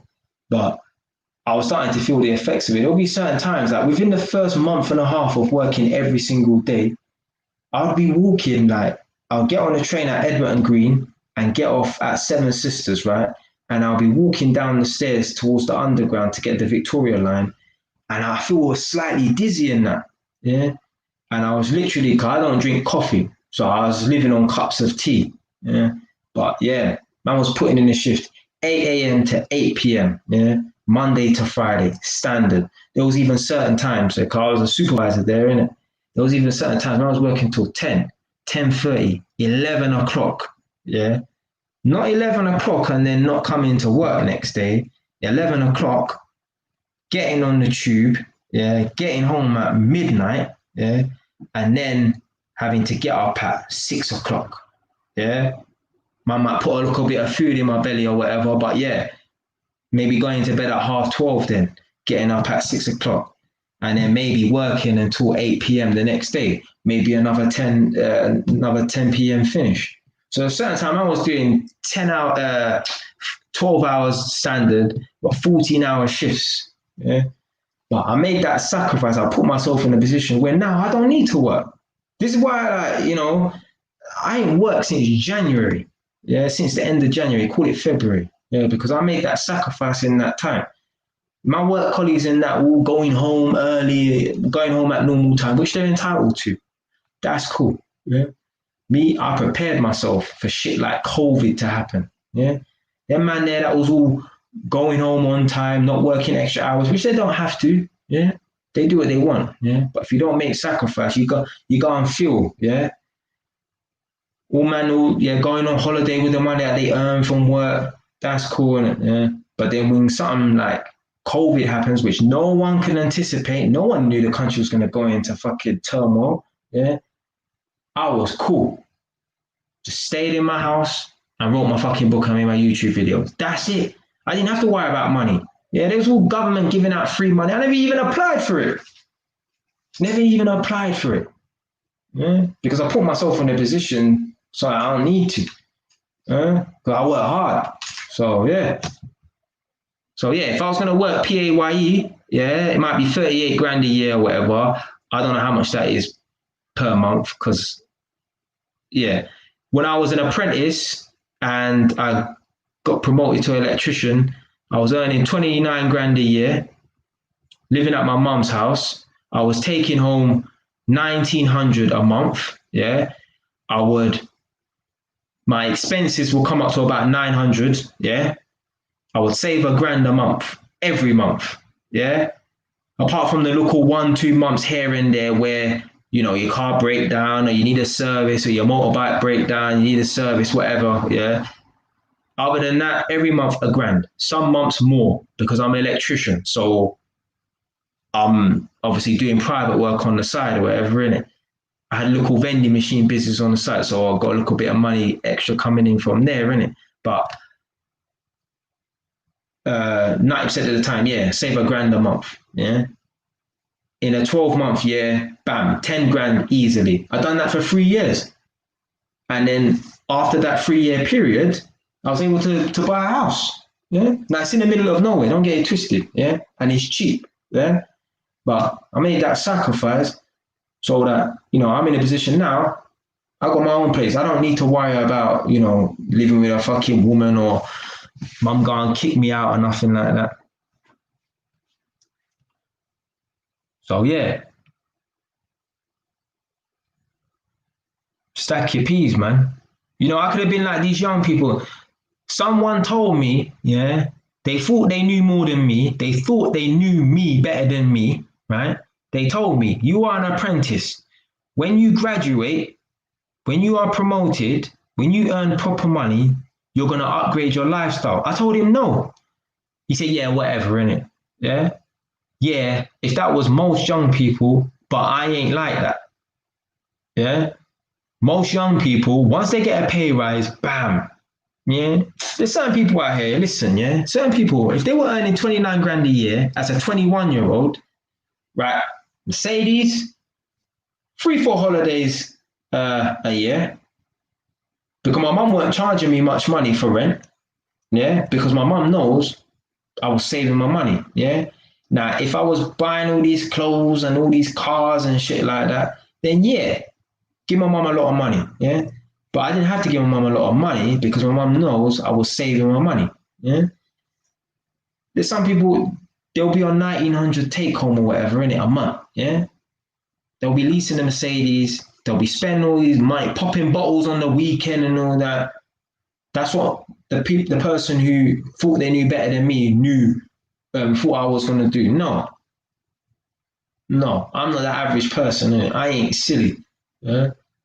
So yeah, there's all man used to know from school, right? They're all them man that always go out on the weekend, every weekend. Yeah. This rave, that rave, checking this guy, checking that gang. Yeah. Living life. But them man they're still at their mum's house right now. Yeah, them man ain't got nothing to show for all that fun they had. Yeah, you enjoyed yourself, yeah, but you're struggling. Yeah, you ain't got nothing to show for those fun times that you had. Yeah, I'd rather not have fun times for a long period of time so that there will come a time where I can party every single day. Yeah. Remember these people that are partying on the weekend, they need to get up and go to work on the Monday because they've blown all their money. They need to recuperate that money, yeah? Man are just going out spending money and that instead of saving their money, yeah? All for what? Gal. Yeah, that don't really rate them. Yeah. So yeah, man. There's certain people out there, they'll be like, oh, well, we use earning that amount of money, so that's why he was able to save. No, it's a mindset because there's people earning more than me who don't save jack shit. I met a man at work. Man all earning, yeah, 10 grand a month, more, 12 grand a month. Talking about before the month is over, they're broke. Where are you living, fam? You living in Chelsea or somewhere? Yeah, what are you spending money on? What car are you really driving? What type of lifestyle are you living? Yeah, that you are running through 8 grand a month and you're broke. These people don't know how to manage their finances, man. So, but I've always been financially clued up because when I was in school, when I was in year seven, at the end of year seven, I started buying and selling crisps and drinks. Well, my friend Ethan from school, he showed me that, yeah, boom, if you buy a pack of jawbreakers and, you sell them for 10p each, you can make a 50p, that's a 30p profit because the pack's 20p, whatever in it, boom, bam, boom. Yeah. He showed me that, yeah, you can make money in school. Yeah, cool. And yeah, was making a little bit of money at the end of year seven. And then in year eight, I was just buying and selling crisp and drinks to the day I got kicked out of school. Yeah, which was only a week before study leave. Yeah. And the reason why I got kicked out is because I was trying to escape to go to the shop to buy more stock to maximize my profit for the day. So I always had a good understanding of money because from a child, I've always dealt with money. Yeah, so I could become a millionaire. Someone could dump £1 million on me and I won't go crazy or nothing like that because I've always had money. When I was 15 years old, I had 1,500. Now, £200-300 of that was birthday money, but I know I probably spent that anyway on little trainers here and there, but I was still able to accumulate money or whatever in it. So yeah, I've never been silly with money. So that's why when people try and tell me, oh yeah, when you upgrade your lifestyle, like when you get paid more money, you're gonna upgrade your lifestyle. I know this brother don't know me. Yeah. Because anyone that knows me knows, yeah, I'm smart with my money. I will take risks. I don't mind risking £1,000 on a local idea and it going bad. Yeah. That's cool. That's business risks. Yeah. But I ain't going to be blowing £1,000. Yeah. You won't see a pair of Balmain jeans up in my wardrobe. Yeah. In my wardrobe, just pure JY's jackets. Yeah. All 6 or 7 of them. Yeah. You don't believe me? Go and watch that video, YouTube Crips. Yeah. I still got all them jackets upstairs in my wardrobe. Yeah. I don't spend money stupidly. Yeah. Except for when I'm buying JY's jacket. That's why I spend a bit silly still.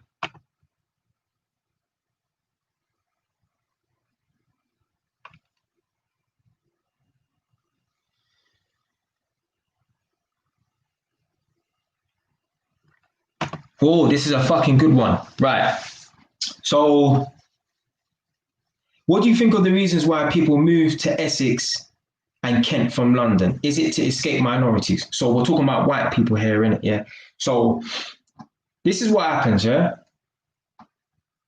North, east, south, west London, yeah? I've noticed this, right? And as I said, I pay attention to stuff. I ask people questions. I see patterns. I see trends and shit, right? When I was working for Haringey Council, yeah, I came across a lot of older folk, yeah. When you work for councils, a lot of the people that work there have worked there for a long time, yeah. The saying is true. Working for the council is a job for life. There's all men who have done their apprenticeship there at 16 years old and they're almost approaching retirement and they're still there. They've only had one job, yeah. I've spoken to a lot of older white men, yeah, who worked at Homes of Haringey when I was working there, right?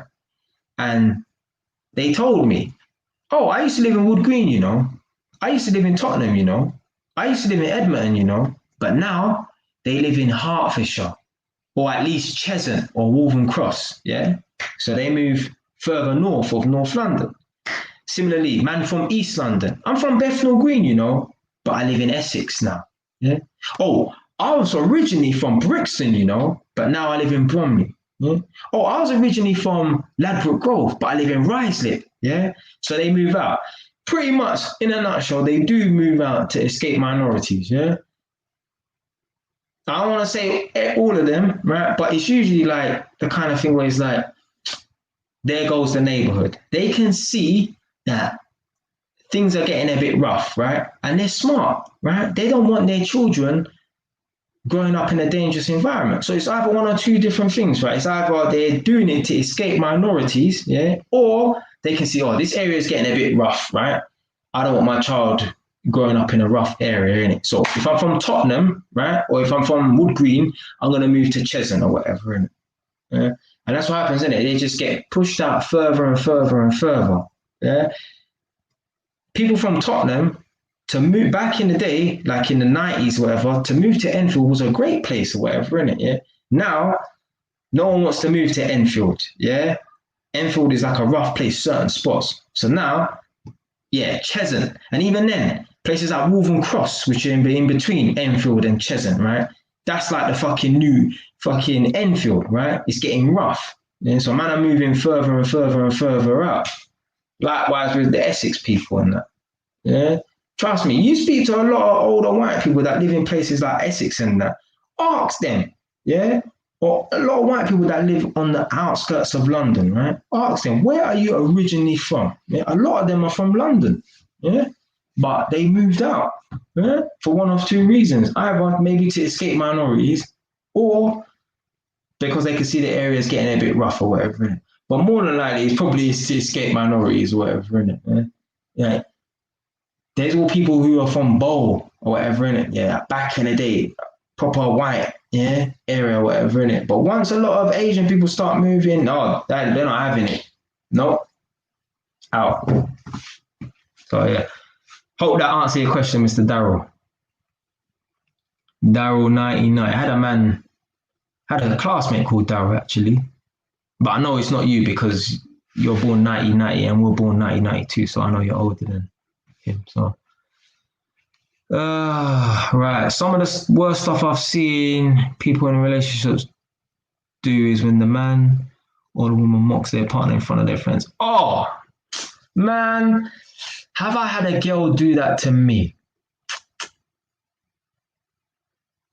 No, because I never brought one of my exes around any of my family. I brought one of my exes to my house a couple of times. Wow, one of my exes I had living with me, but I had one ex that I brought to my house a couple of times, whatever. Innit? So yeah, none of my exes mocked me in front of friends and family. But I had one of my exes loud talk me in Tesco's. Yeah, we're in Tesco's, right? We're doing food shopping. Like, obviously, I'm helping her out or whatever, innit? Yeah? Doing food shopping or whatever. She don't have a car or whatever. Helping her out, doing food shopping or whatever, innit? Yeah? She asked me to grab her a trolley or whatever, innit? Yeah? So I don't know why she wanted me specifically to get her a little small trolley. You know, you can get them little small trolleys, you can get a big trolley. I just grabbed a big trolley. You know, she pretty much blasted me in front of everyone in it. Like, why do you feel like you need to have to get a big, massive trolley like that? I'm like, are you serious? Like, you've asked me to get you a trolley, yeah? Who cares about the size, right? Bigger is better, right? She moaned at me and she loud talked me in Tesco's. Yeah, it's like midnight or whatever, but it don't matter. She loud talked me in Tesco's for getting her a big trolley. Like, no, even if the trolley was too small, yeah, you don't talk like that, innit? Yeah. So yeah, I've had girls, maybe not in front of friends and family or whatever. Yeah, but yeah, I had a girl loud talk me in front of people, whatever. It's disrespectful. It's disrespectful. And guess what? That was the point when she lost attraction for me. See, all that friendly vibe and that weak behavior, that's when women start being disrespectful. Guys, you got a woman being disrespectful. I'm telling you right now, it's probably because you've displayed weakness in some shape or form. Yeah.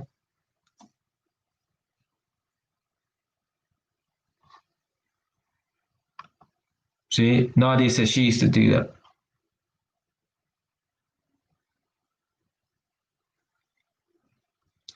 Fucking hell. I've seen some make their kids mock them.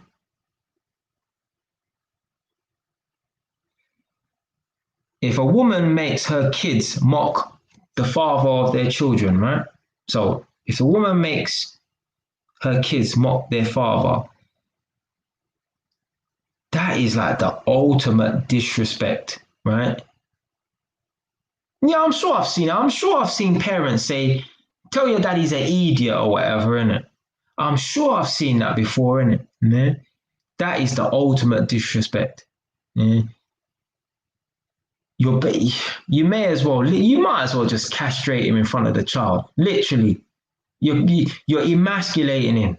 Yeah? And that's what women do when they lose attraction for their men. They emasculate them. Yeah. Whether it's making him sleep on the sofa. Yeah. Like all of that sleeping on the sofa. Yeah.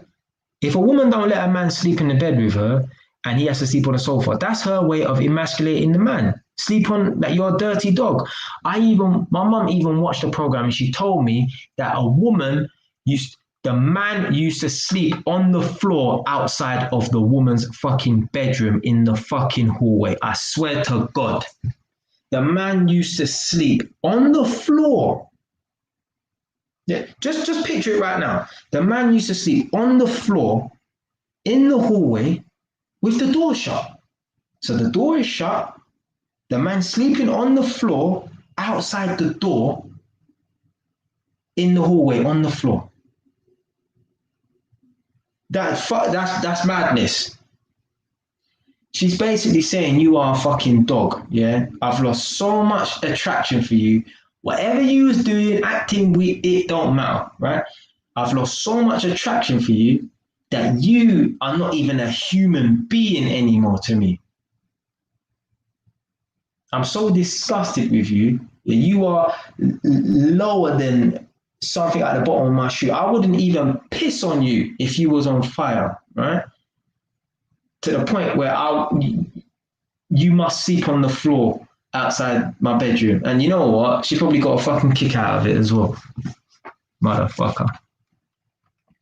Right, so saying a few years ago there was some woman videoed where she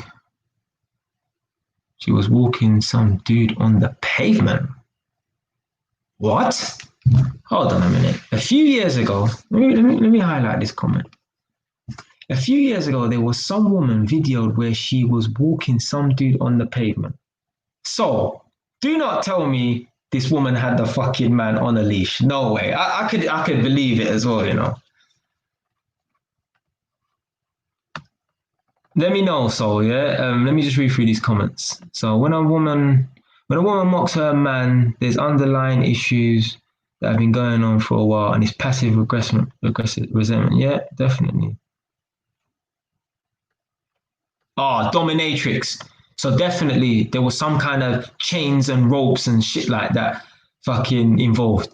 Yeah. But you know what? Yeah, he probably liked that anyway. Blood, there's some man out here, right?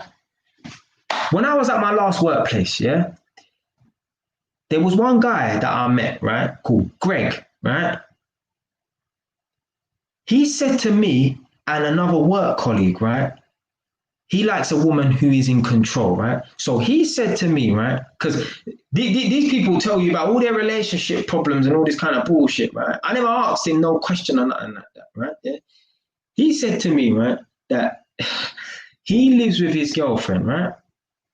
His girlfriend is a banker, right? So she earns more money than him, right? So right then and there, I thought, oh, that might be a problem there, innit? Yeah, like she might see herself as being superior, and if he doesn't show strength, yeah, like this is how deep it is, you know. If a woman earns more money than a man, she off the bat might see herself as a superior, and if he isn't a dominant man within himself, he will allow that maybe, oh, she earns more money than me to be an insecurity, and she will end up exploiting that or whatever, innit? Yeah. So right then and there, when he told me his wife was a banker and he's just a manager, right, I just knew, all right, boom, there's a red flag there, innit? Yeah. So she makes him. She moved him into the house or whatever, innit? Yeah. That's another control element there, yeah. You're under my roof, you do what I say, yeah, yeah. This is how women get the power and shit like that, moving a man into their house. Ultimately, if things go bad, you need to get the fuck out. Yeah. Red flag number 2.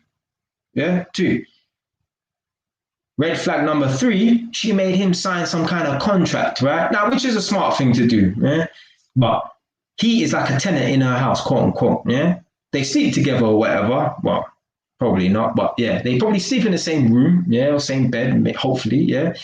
But he signs a contract. So like how I'll get a tenant in one of my rooms, yeah? You must pay me £350 a month, yeah, as a rolling contract, right? She's done the smart thing, but still, it's still a red flag in the relationship aspect, whatever. You know, he said to me, right, and this girl colleague, right, I like when my woman, tells me off, yeah. I like when she says, like, you're an idiot, yeah. Like, I like when she puts me in my place. I said, Bamba Clark, what happened to this brother, yeah. He said he likes when she says you're a dickhead, yeah. You need to fix yourself up. I'm like, oh my God, man. I'm like, yeah, she runs it all. Like, I don't need to hear anymore. I know what go on there, innit? Yeah? I know she's probably walking him down the street with a fucking leash on his fucking neck. He takes pleasure. This is what I mean about, so there's certain men, right, who like to be dominated by a woman, right? He's a bitch. He's a bitch, yeah? There's no ifs, no buts, yeah? There's certain men out here who take pleasure in being dominated by women. That's why they pay dominatrix. It's a sexual fetish for them, right? To have a woman be in control and take advantage of them, whatever, innit? There's certain girls telling me, oh yeah, would you let me tie you up? You're not tying me up. Yeah, you ain't in control. You mad? I'm not letting no woman fucking tie me up. No way. I ain't tying up no woman and no woman ain't fucking tying me up. Yeah. Oh man, like Dose of David, man, you missed 2 hours, man. But you can always catch the replay. Yeah. So, but yeah, man's just been talking about obviously shit. This message is like half an hour old, but yeah, as you can see, man's been talking about relationship dynamics and that, innit? Yeah, my man, still flinging these little emojis. Let's see. Man's branded this shit now, innit? Yeah, cow tranquilizer, horse tranquilizer. Nah, I need one with the horse tranquilizer, not cow tranquilizer, man.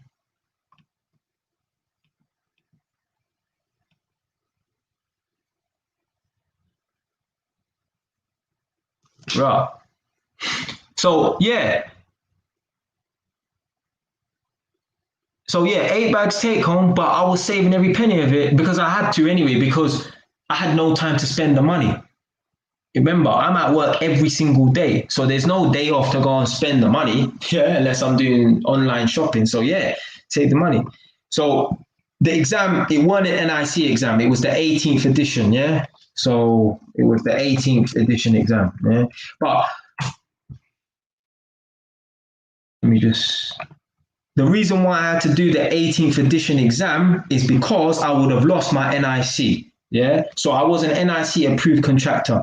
I never even filled out one electrical NIC certificate. Yeah? And I busted my ass to get that NIC accreditation as well. But I guess that energy that I put out there, that work, that hard graft, yeah, it made me have that energy of a leader and someone who's got drive and ambition. And that's why the next job after, so I got my NIC accreditation in July, and I went to that job where I was working every single day in August, right? And maybe it was just because of that energy, that hard work that I put in. I exuded this kind of energy in a non-supernatural way. Cause I don't believe in God, right? I exuded this energy where my project manager looked at me and said, yes, you will be the person to lead the team. Yeah. You are the second youngest on the team of men who are old enough to be your dad, potentially a young granddad compared to you. Yeah. But we want you to be the leader because I just exude that energy of someone who's focused and he's a hard grinder. And I done a fucking good job of being a supervisor. It was just unfortunate I fell out with another project manager and he got me fired, right? Because of a vendetta that he had with me. But I was a tyrant at my workplace. I didn't get along with my other colleagues who were also supervisors and stuff. But even when I got moved construction site, but I was still a part of the company, I got moved construction site, they were saying, no, bring him back because he was just so on point. Yeah. I was a fucking madman at the workplace. Yeah. Don't get it twisted, innit? Yeah. We're having fights with man, dashing man on table and all that kind of bullshit. Yeah. But yeah, I was on point. I was on point. My project managers, work ethic wise and stuff like that, I got my job done. They could rely on me. Yeah, if Jay's in on the weekend and there are no managers or nothing like that, Jay will take care of the whole electrical thing. So, right, let me read this.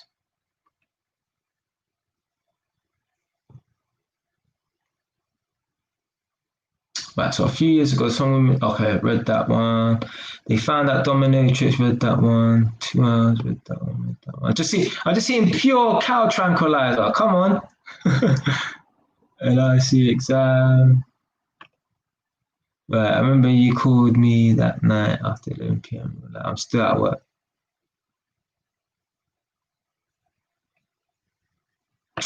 Blood. I made a video about Londoner living in Northampton, yeah? I fucking miss Edmonton. I'm going back to Edmonton tonight anyway. So after I finish this live stream, I'll put my suitcase in my car. I'm literally gonna put on my trainers. No, actually, I might eat local noodles or I've got some rice here and I'm gonna eat some mackerel and that's it. I'm going to Edmonton because I have to go tonight because I know I'm gonna wake up in the morning. I'm gonna piss pot around the yard, and then next thing I know, it's like 2, 3 o'clock in the afternoon, and that's when I'm leaving to get to Edmonton for 4 p.m. Plus, it's my little sister's birthday, so that's why I'm going down there to see her. So, but yeah, I miss Edmonton, man. Like me, I'm not an area snob. Yeah, I don't know if you saw that first live stream I made, and I was talking about there's people that move out of their area and they feel like they're better than the slums that they came from, and really and truly, like there's some people, you have to really deep it, there's some people, right? They will move out of their slums, yeah? They will move out of Tottenham or Edmonton and they will move to some place like near Basildon, right? But it's not Basildon, it's near Basildon, like Stamford v Hope or somewhere like that, right? Let's just use that area as an example, yeah? Now, that might be a nice area, but let's say it's not a nice area. It's a mediocre area. It's a bit like Edmonton. It's kind of a broke area, but no one around knows about that place. No one from London knows about this place. They will act like because they bought their property in this mediocre, proper working class, slum-ish place, right? They will act like because they bought their property, they've upped a level, whatever, innit? And they will come back to the slums, Edmonton, Tottenham, whatever, and act like they're better than everyone around them. Yeah? And they think they can fool people by acting like that, but people, they can't fool me, right?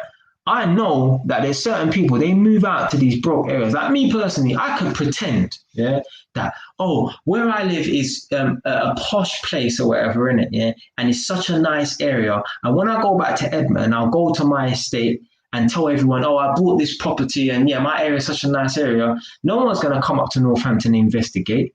Yeah, I can act like that and lie. Yeah, and there's some people that do that. Yeah, I see through all that bullshit.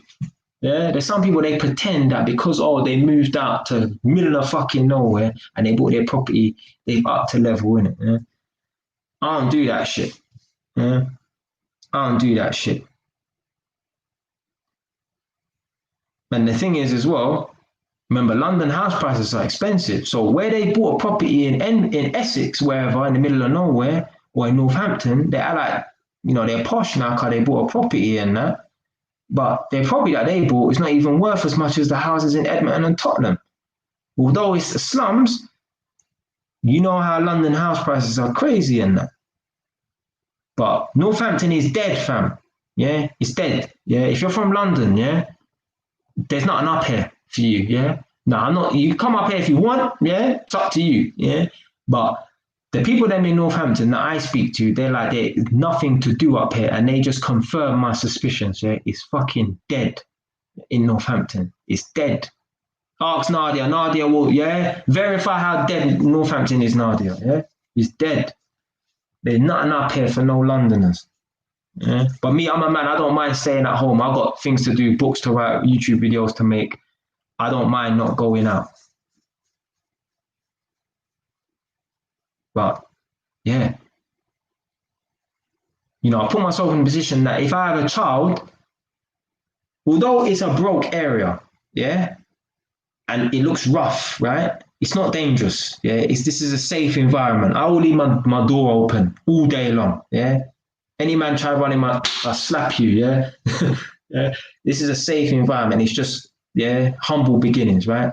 So although it's a broke area, yeah, it's still humble beginnings, but it's still safe. So I put myself in a position that if I had a kid right now, I could raise them in a safe environment. Broke, humble environment, but it's safe. That's the main thing. Yeah. If I had a kid, I would not be worried about my kid getting stabbed or shot around this area. Yeah. I guarantee there's probably been one stabbing in the last 10 years in this area. Yeah. So yeah, if you got children, Mr. Euro, I don't know how old you are. I can't remember if you said how old you was or whatever, but you got kids, yeah, and you want to escape to somewhere far away or whatever and spend not too much money, then yeah, come up to Northampton. Mm-hmm. It's safe, but it's in the middle of nowhere and it's boring. But so yeah, long term, short term thinking, man, definitely. Short term thinker, the short term thinker thinks overnight success. And when it doesn't happen, which more than likely it won't, then they give up. Long term thinker thinks, right, I'm going to have to put in work for free. I might not see any results for a very long time. But one day when I do, I'll be able to look back on these moments and think, yeah, man, put in the work. Yeah, I'm reaping the fruits of my labor, as they call it. Obviously, done now. School hustle. Oh, see, I haven't really watched Tony Robinson too much. Yeah, I've seen him go head to head with Akala before, innit? Yeah, I can't really comment. He don't come across as a racist to me. Yeah, when I've seen him in a few different videos, whatever in it, yeah, but I don't know, like what the videos are really about. I know it's probably something to do with race and Islam, whatever in it, yeah. But just his energy, I don't think Tommy Robinson is a racist, right? I don't think he has that disgust, right? Like those racist people, they have that just disgust. They just want to rip people's fucking head off. Yeah? I don't think he has that disgust, that energy. I don't think he's racist. I think he might have that little tiny racist little element, which a lot of British people do, which is cool, whatever, innit? Yeah. It's just ignorance, yeah. That's fine. But himself, I don't think he would hate me as a black man if he met me, yeah, just because I'm black, right? From what I've seen of him, I don't think he's a raging racist, right? That's just my opinion. I don't know him too much, yeah, so I can't really give it a full. But the energy I got from him, I just think maybe he might be ignorant, but I don't think he's a raging atheist, and I don't think he has hate in his heart for certain people of certain faiths. Now, some of you lot could comment and say, "Well, boy, you need to watch this video." Yeah, maybe, but I don't really know. Don't really know. From what I've seen of him, I won't say he's a racist. I don't think he has hate in his heart. Isn't he a hypocrite for going to Spain as some refugee in somewhere? I don't know. I don't know if he went to Spain. I used to live in Waltham Cross for 14 months between September 1998 and November 1999.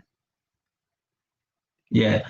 So yeah, Waltham Cross is becoming like the new Enfield, Edmonton, where black people are moving out there. Waltham Cross will be like Edmonton one day. Yeah, give it 10 years. Yeah, it's the natural progression of things, isn't it? Yeah, it's almost like how do I call it?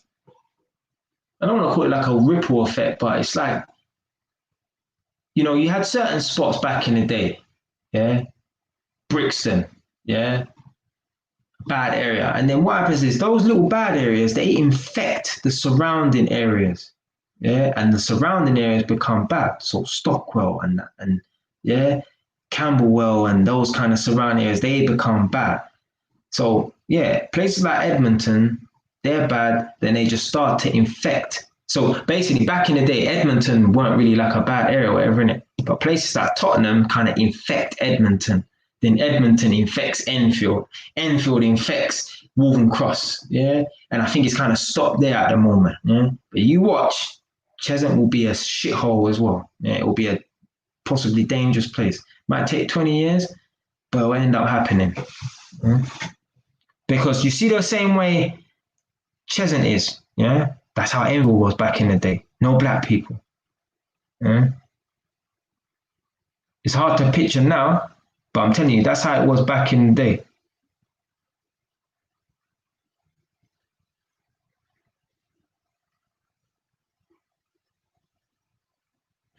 Right. Jay, when the White Peaks moved from London to Essex, Surrey and Kent, the Great White Flight, Bamba Red. I'm not surprised. Yeah, that is disrespect still. Oh, you are straight up Jamaican, you know. Man said, see it there.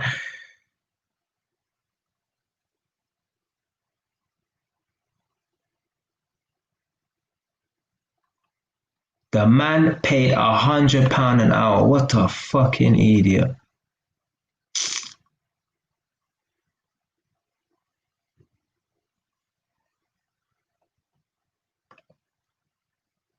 See what I mean? Nadia earned more money than her ex and she was the superior. It wasn't because she earned more money, but her ex probably felt inferior because of that. Yeah. That is all a test, all that kind of bullshit like that. Like, you know, there's certain men, they will feel inferior because their missus earns more money than them. Yeah? You gotta not give a fuck about how much money she's earning. More than likely, she ain't even saving that money. Yeah, so yeah, she gonna drive Range Rover, this, that, whatever in it. Yeah, but what property has she got? Yeah, is she really saving her money? You know what I mean? Yeah, you living the life, but where you living? Yeah, you living in your own house or you renting?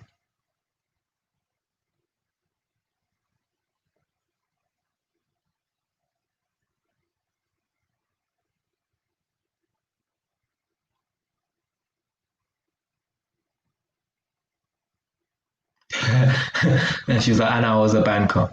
I'm listening. Oh Lord, these guys. Sissy, bruh. So yeah, so I'm basically self-employed electrician. I don't I don't actually do electrical work. Yeah, I'm an electrical tester. So if someone rewires this house, yeah, I will go in and test it. Now I used to be an electrician. I started off as an electrical apprentice. I used to drill holes through walls, run cables, change light switches, rewire houses from scratch, change fuse boards, done all of that in it. Then I done my inspection and testing course, got qualified as an inspector and tester, and now I just do that. Yeah, when I do it. Yeah, when I decide to work.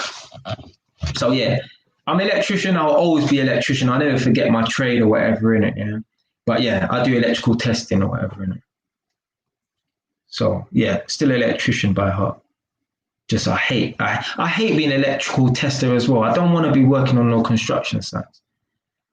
Right. What's London like as a whole? London is a great place to live. Yeah. Yeah. There's a lot of dangerous stuff that happens. Yeah. But other than that, right, that's just a small percentage, right? You know, London is a good is a nice place to live, man. Me personally, like I love my area, Edmonton, in it. So yeah, but there's a place called Notting Hill. You know, I heard of Notting Hill Carnival. That's my favorite area in it. Yeah? That's a nice fucking place. Yeah, Notting Hill. Um, Hackney. Back in the day, Hackney was a rough, dangerous area. Hackney's the type of area. if you tell your mum, yeah, I'm going to Hackney, she'll be like, just be careful. Just be careful. Yeah. I'm a grown ass man. If I told my mum I'm going to Hackney to go to a house party, she will say, just be careful. Yeah. And I'm a fucking grown ass man. Yeah. Hackney still has that reputation, but Hackney's nice now because Hackney is multicultural. Yeah. There aren't just hood people no more. Yeah. You got like hippie looking people, you got middle class people, you got foreign people, you got people of all different races and different classes as well. So Hackney is not the same as if like maybe like Quincy will know in it, or maybe Mr. Euro, yeah, or Justin if Justin's here in it, yeah, he will know. Like back in the day, um, fucking Dalston High Street, Kingsland Road, sorry, Stoke Newington was just Black City. Yeah, it's not like that no more. Yeah, it's trendy people in it, so a lot of white people and stuff. But it's nice, nice. So Hackney's nice. Hackney's a nice place now. Obviously, in Hackney, you still got the rough council estates that are dangerous. Don't get twisted. But the high streets and that is cool. Nice place now. London's a nice place, man. If I could move my house in Northampton to London, just like that. Not because I want it to increase in value. I'm a Londoner. I don't belong in this place. Yeah, there's nothing here. Yeah, it's a barren wasteland out here. Yeah? There's nothing going on. Yeah, it's literally just dead out here, isn't it? Yeah?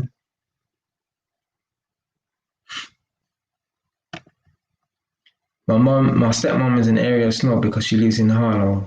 But no, she's in London. And see, the thing is, see with this as well, yeah? She is an area snob. She lives in Harlow, yeah? This is exactly what I'm talking about. This is exactly what I'm talking about. Harlow, yeah? Anyone who is from Essex, from around those perimeters, yeah, like Chipping Ongar and those kind of places like that, right? They will say Harlow is a shithole, yeah? But you've got people from London who will buy their property in a shit area like Harlow and act like they're posh and they're a snob. This is what I'm talking about. This is exactly what I'm talking about.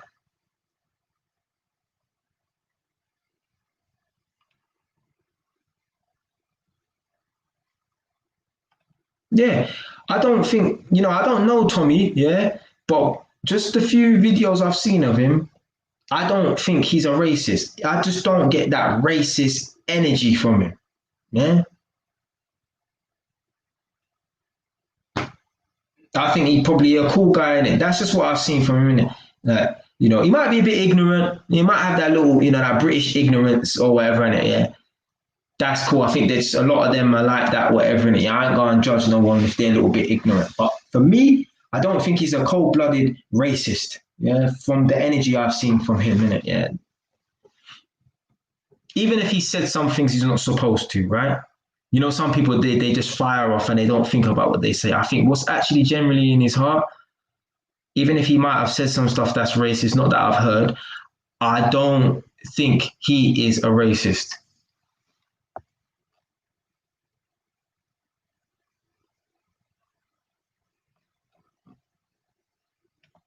Yo! Alright, listen, Urban Bourbon bloke here. I'm like 7 minutes late, yeah, but I've just been going through all the old messages, yeah, so I don't want to miss out no one's messages, yeah. So yeah, shout out to Urban Bourbon bloke. Right. So what's my take on the gentrification of the Black Hoods neighborhoods like Brixton, innit? Yeah. So I made videos about this before, innit? About gentrification, yeah, in the ghetto areas, innit? Yeah. Now, a lot of the poor people who grow up or live in these rough areas that get gentrified, they hate it, right? And they complain that the government is gentrifying the area to push them out, right? But what they don't realize is a lot of these ghetto people make the areas bad, right? They make the areas dangerous, yeah?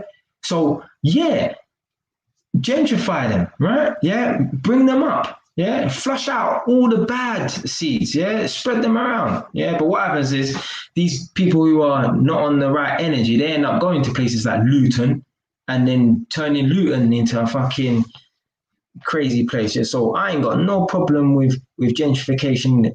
Me, I believe in survival of the fittest, right? If you can't adapt to your surroundings, then you should perish, unfortunately. Yeah, life is tough out here, isn't it? Yeah, if you can't afford to live in an area no more, right? That's your problem. Yeah, survival of the fittest. Yeah, adaptation. Yeah, man, I don't want to turn this into no fucking evolution video. Yeah, but there's certain people, all right? Like there's certain species in this world, species of different animals. Yeah, species of tiger, whatever, bees, birds, whatever, in it. Yeah, there's some people they try to protect the endangered species. Yeah, scientists, zoologists, right, will say no, let them die, right? If they cannot adapt to their surroundings, right, they deserve to die, right? In the non, in the least cruelest way ever, right? They haven't adapted to survive, right, in that environment. That's why their numbers are dropping, right? And it's the same thing. I think humans are, I believe in evolution, so I say humans were animals, yeah. If you can't adapt to your surroundings, then yeah, you deserve to perish, man. It's as simple as that. Unfortunately, yeah, as harsh as it seems, as callous as it seems, yeah, I look at human beings where we're just like animals, yeah. And there's certain animals like maybe the Bengal tiger, for example, right? Maybe, for example, that tiger's going extinct. Let it go extinct, right? It's going extinct because it cannot adapt to its surroundings, yeah. And every animal on this earth, right, that's ever lived, 99.9% of them have been extinct, right, at some point, right?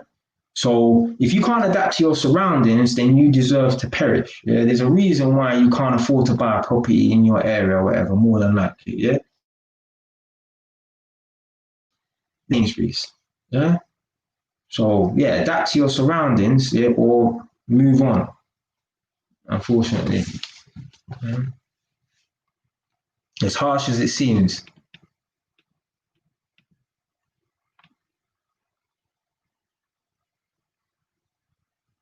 Yeah. So as I said, guys, yeah, always obviously post in your questions, and obviously I'll get through them. Because when a man asks me a one question, I'll be on it for like 10 minutes, telling you about this story when I was in prison. When a man asked me about property in Northampton, so yeah, just be patient, yeah. But yeah, keep them coming, keep them coming, keep them coming. All right. I know I said I was going to be on this live stream for an hour. Yeah, it's almost the 4 hour mark. But yeah, I'm coming off in so just after midnight, when I hit the 4 hour mark, I'm coming off. I need to go to London. So, and I don't like driving late at night, but I have to drive late at night because I know I'm gonna wake up late in the morning, and then yeah, my little sister's birthday. I need to go and see my little sister. So, all right, boom. Obviously, this is to David, but I'll jump in on this. When gentrification in general, people who have lived in areas should be given opportunities rather than put aside. So what I say is exactly opposing to what Urban Bourbon bloke said, but obviously difference in opinion, which is cool.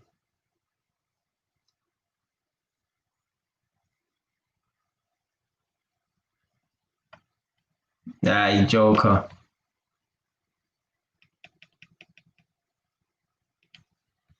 So veganism for me, that's just a new fashion, right? It's just a new fashion. Oh, everyone's a vegan. Everyone's a vegan. Oh, let me jump on veganism. Yeah. Maybe they've looked into it and found out, yeah, there's health benefits or whatever in it. But what has attracted them to it is simply because it's just a new fashion, it's just a new wave. Human beings are followers. Yeah. They feel compelled to jump on the new fashion, right? They feel compelled that when fucking Kim Kardashian gets braids in her hair, oh, that's the new hairstyle that every fucking girl on this planet needs to get in their hair, right? For me, veganism is just a fucking um, a new fashion trend. And you will know whether or not people are doing it for fashion. Check back in 3, 4 years' time, see if they're still vegans. Or are they just trying it out? And don't get it twisted, try out new things in it, yeah, but just don't be a fucking follower in it. Yeah, that's all I'm saying. Yeah.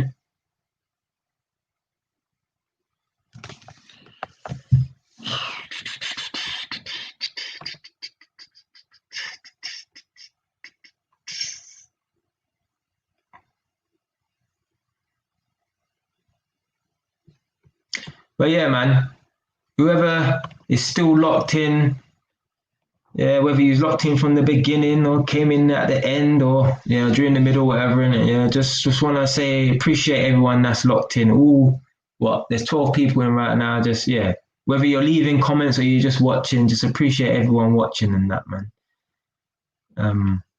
There's some people, they're rude to their subscribers and stuff like that. Like, and I'm just thinking, like, bro, you can't be rude to your subscribers.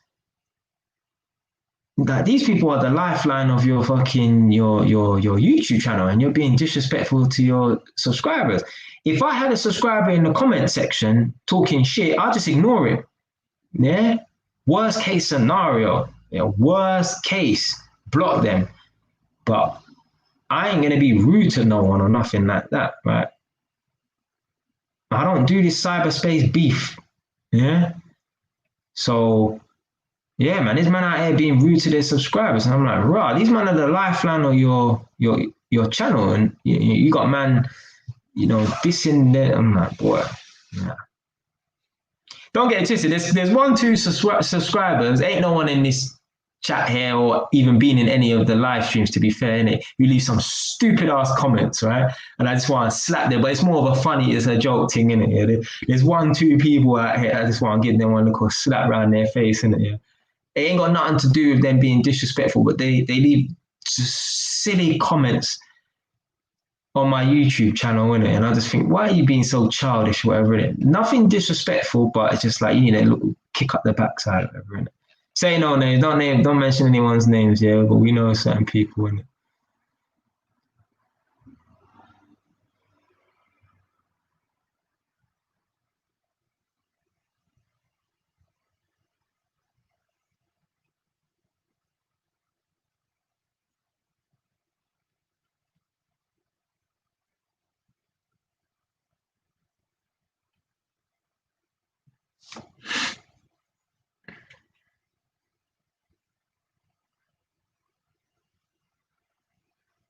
So yeah. Obviously, there's major health benefits. Yeah. But I think a lot of people have jumped on it simply because of the fashion. Yeah.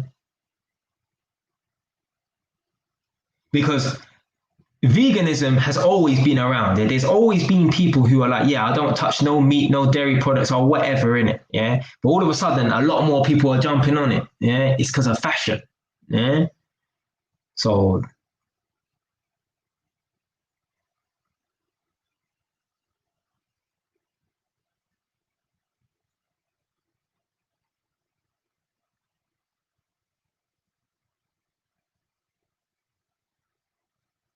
yeah, see, this is a thing as well. There's some people, I swear, they try and turn everything into a fucking religion, right? There's some people trying to, as my man said, as Soul said, trying to force their views down your throat. Yeah, well, you should convert.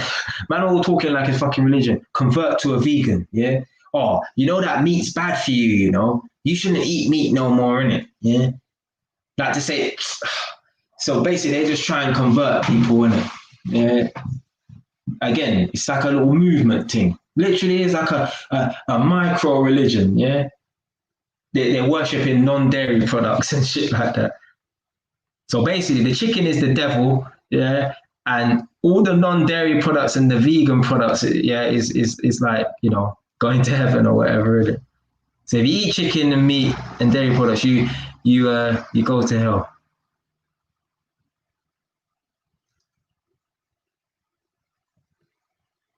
Yeah, man, you can't be disrespectful to the fucking subscribers, man. Mm-mm. Like, it just shows a lot about your character as well, isn't it? Yeah, like, you got people coming to your channel, supporting your channel, whatever, innit? Yeah, phoning up, and you're gonna be rude to them. Nah, man. If I had like eventually one day I can't wait to have to call in and shit like that. Cause look, man's holding down the fort. Yeah, and obviously you lot are helping me and man appreciate by obviously talking and asking questions and shit. So this is why I'm able to do the live streams for 4 hours and that. But having a man phone up and you're being disrespectful to a man on the phone, nah. If I had a call up and I thought they was being disrespectful, I'll say, bro, or might be a lady, But I doubt this would even happen anyway, yeah. But if they were disrespectful to me in whatever way, yeah, bro, just talk to me properly, yeah, or I'm gonna have to end the call in it. It's as simple as that, right? I'm not shouting at no one and nothing like that, right? If he's talking over me or whatever, and if I'm trying to make a point, like trying to, yeah, and he's talking over me, right? Like not where we're having a debate. I mean, like I'm trying to get a point across to him, like, yo, listen, like I need you to talk to me with respect, right? And he's talking over me. I'll wait for him to finish what he's saying. Then I'll, say to him, listen, yeah, you need to speak respectfully, or I'm just gonna end this call in it. Yeah, simple as that. I'm not shouting at no one or whatever. Yeah. If you're a disrespectful YouTuber and you got people listening and watching, they're not gonna want to call into your show because no one wants to be spoken to rudely. Yeah, over the phone, face to face, whatever, in it. Yeah.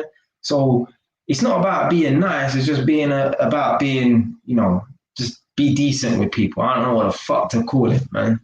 Yeah, but there's no way I would have people phoning up, or you will never catch me dissing anyone in the comment section or whatever. And I'd probably, no one's even really said nothing. I don't think that I was rude or nothing. I'll just ignore it or whatever, innit? Yeah. I don't know if you can block. I'm sure I could block comments. I don't know, innit? But yeah, I ain't gonna be disrespecting no one or nothing like that. If someone's disrespectful, then I'll just pull them up. If it's a phone thing, I'll just put down the phone on them, innit? But I ain't gonna be shouting at no one or nothing like that. That's nah. Don't handle people like that, man. You'll lose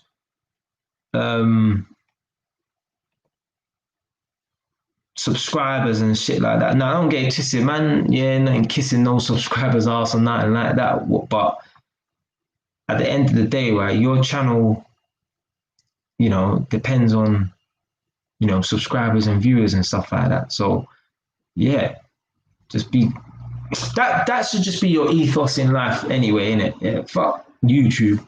Yeah, just be a decent person. If people try to disrespect you, then you pull them up.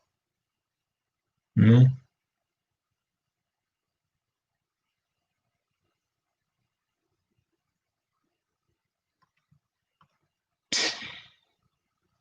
Threatens to stop the life. Oh my days.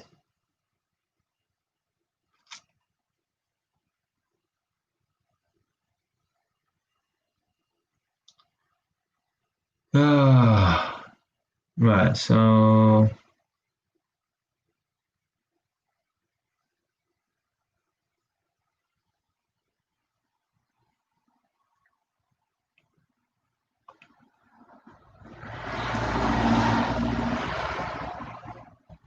I mean, look, so Nadia's like, let's all like Jay's live, yeah?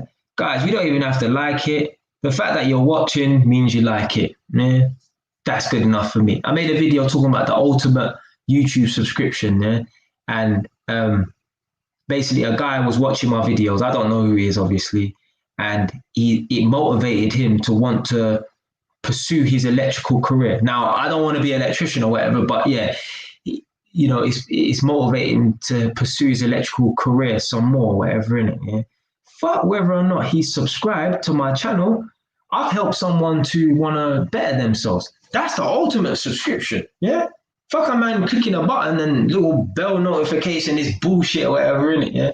A man has wanted to better his life. That's the ultimate YouTube subscription. The reason why I jumped on YouTube is because I was sick and tired of black people moaning about oppression and how the police treat them badly and stuff like that, when I know it's bullshit, yeah? So the reason why I make all these videos about the black this and black that, right, because I know it's bullshit, because I've had first-hand experience, and I know the reason why the police deal with them a certain way, right, is because of their energy, their attitude, their actions towards the police. End of story, bottom line, right?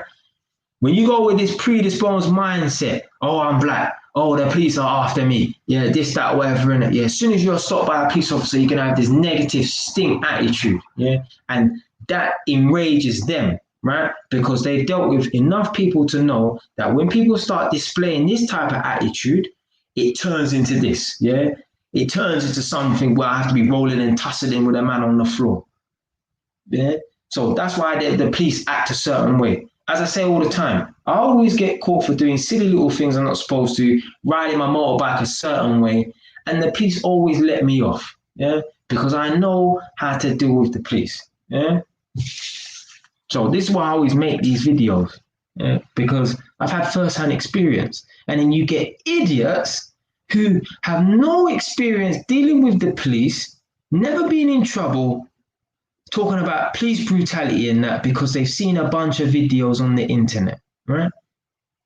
They've seen when the police are acting brutal towards people, right? And they share those videos, but they don't share the videos where the police take bullets for innocent people, yeah? Where the police go to grandma's house after someone's beaten up grandma, yeah? They don't share those videos where the police run into a burning building, yeah, and save children, yeah, even though really and truly they should wait for the fire brigade. They don't share those videos. They just share videos where the police are acting brutal, which, you know, sometimes they do, innit? Yeah.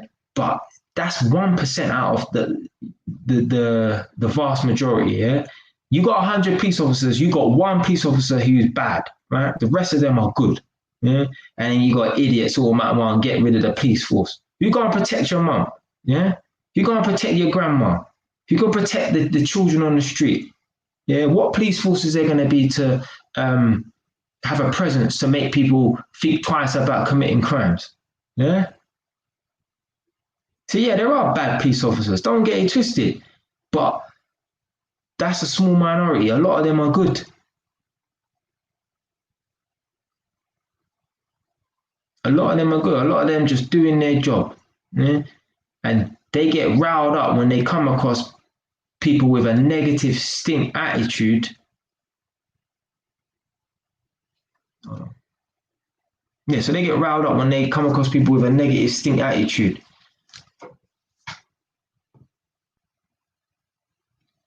All of these little altercations I see with the police, right? I would love to put myself in that position because I know the outcome would not be the same. I would not be getting tasered by no police officer. I'm not squaring up to a police officer. Yeah. I made a video and I spoke about this. The video ain't come out yet, but obviously I let you lot into exclusive content because you lot are here watching the live stream. You don't know. Talking about the one time I actually did get rough handled because I always talk about never being rough handled and I actually forgot. And basically, I was in a police chase. The police were chasing me on my motorbike. I crashed the motorbike in an alleyway. These times I had my ex-girlfriend on the back, and the police officers grabbed me, pinned me against the fence, and raised his fist like he's gonna punch me in my face. Yeah. So I got rough handled by the police. But you're missing the point. I was fortunate to be alive to even be rough handled by the police. Yeah. I could have killed myself and my ex-girlfriend. So sometimes you have to weigh up stuff. Yeah, you got rough handled by the police, but you're fortunate to even be alive to be rough handled by the police. Yeah, he grabbed me, he looked like he was gonna punch me, but he didn't. Yeah. So there's a lot of people out there. If there was a video of that as well, yeah, because you know videos only show you certain bits. Yeah. If there was a video of a police officer grabbing me up, everyone would say, "Oh, look, police brutality against a black man." Now, obviously, you can only judge by what you see. Yeah, but they didn't see the part when I nearly had a collision with a car that could have killed myself and my ex-girlfriend. Yeah, they just saw the part where the police officer was acting erratic. But they need to remember I was even fortunate to even be in a position to get grabbed up by the police because I could have killed myself. All because I didn't want to pull over because I had someone on the back that I wasn't supposed to. And the police officers were just going to tell me to go home and they don't want to see me riding around with a girl on the back of the bike illegally. And I generally believe that they was just going to tell me off, yeah, and give me a little warning, not even a caution, just a warning. Yeah. But people will just, oh, police brutality and that, yeah. Police always picking up young black men on the road. Why young black men on the road, full stop? They have to look at themselves, yeah, before they start pointing the finger at other people. Yeah. You will never, hold on.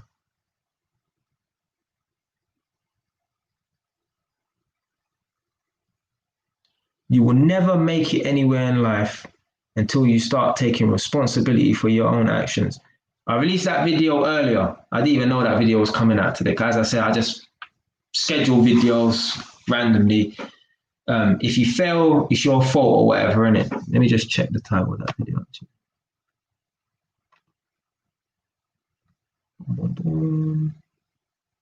Right. So yeah. So never blame others for your failures.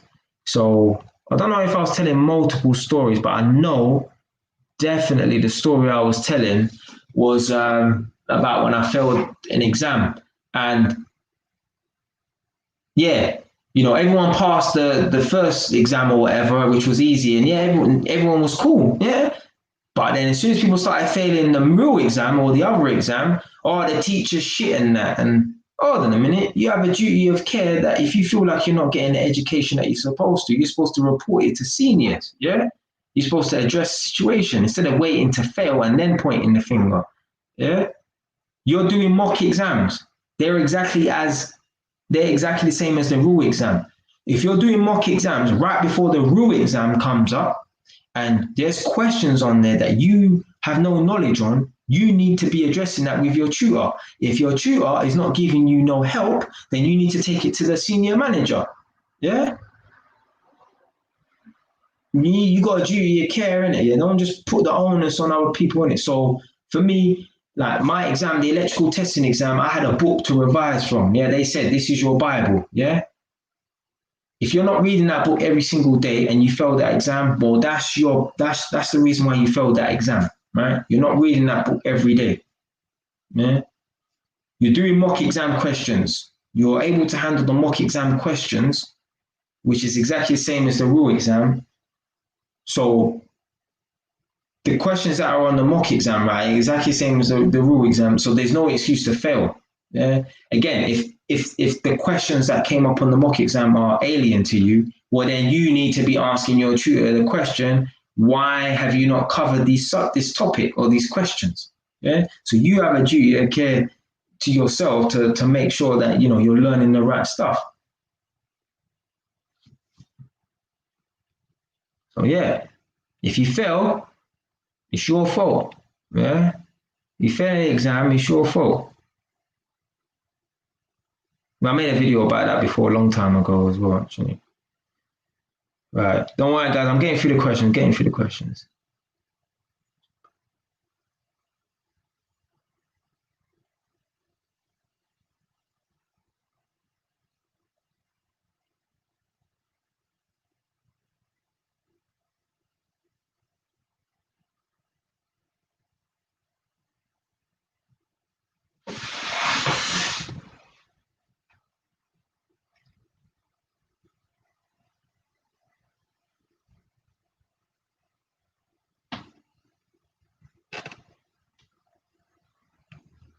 So yeah, the subs are what help you, man. You can't. What subs or viewers, whatever in it, yeah. Just anyone who's viewing or whatever in it, yeah. You can't be dissing them. Yeah, they say something dumb or disrespectful, just ignore them. Yeah. What can I say?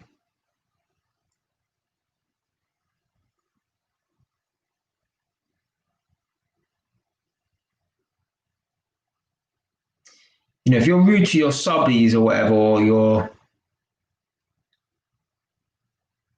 if you're rude to your if you're rude to your subbies or whatever in it, yeah, or your viewers or whatever in it, yeah, maybe other YouTubers will watch that and think, I don't even want to collab with you because you're disrespectful to the. Do you understand what I'm trying to say? Like, I don't even want to be in a.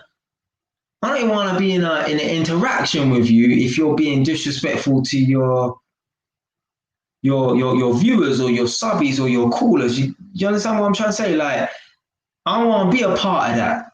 Right? Even if you're not being disrespectful to me, I just don't want to be a part of that. Like, that's not me because I know I wouldn't handle them like that. So I don't even want to be around someone and I'm not in the same room as you. I want a split screen. Yeah. Want a split screen in it. Yeah. But I don't even want to be around a man who's dealing with other men or gal or whatever like that. Yeah. Like, would you want to be around one of your friends if he was disrespectful to his missus, like talking to her like she's a piece of shit? No, he's not being disrespectful to you. He respects you highly, whatever in it. But you don't even want to be in an environment where one of your mans them is is talking disrespectful to your missus. Like, you don't want to be around that, innit? So when man them are moving mad and chatting to their subscribers and viewers like they're a piece of shit, they need to realize, right, like other people might see that and think they don't really want to flex with you. They might not want to flex with you or whatever, innit? So yeah.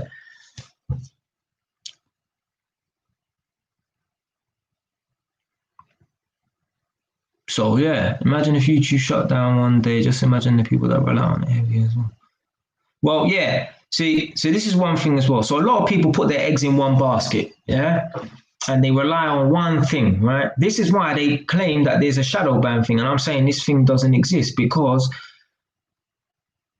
they just expect to be successful at their first endeavor, right? So they expect that, oh, there's no way that I could fail at YouTube, right? Or there's no way that I can't be successful at YouTube because someone else who looks just like me has posted 200 videos and now they got 300,000 subscribers. So long as I post 300 videos, I should have 300,000 subscribers. No, it don't work that way. They put too many people put their eggs in one basket. That's why you got celebrities hanging themselves because they haven't got multiple streams of income. Because if they did, if they had multiple streams of income and they were generating 15,000, maybe £20,000 in their bank account every single month from these multiple streams of income, if they get fired from this show, they won't care. They want business because they will know, all right, fire me from this show. Right. Okay, I'm not making £40,000 per month, but I still got 20,000 coming in and I can do my own thing. I don't need your show, right? You just give me more publicity because you've highlighted me, right? So that's a YouTube channel I can make. That's a book I can write, right? But what these people do is, I'll make a video about this, obviously. Celebrities, right, and these rich people, right? Most of them are just millionaire employees. They got an employee mindset. Get paid a lot, spend a lot. Don't invest in nothing really, right? If you're a celebrity and you get paid a million here, million there, right? You shouldn't just have one property, yeah, that you're renting out besides your own. You should have multiple streams of income.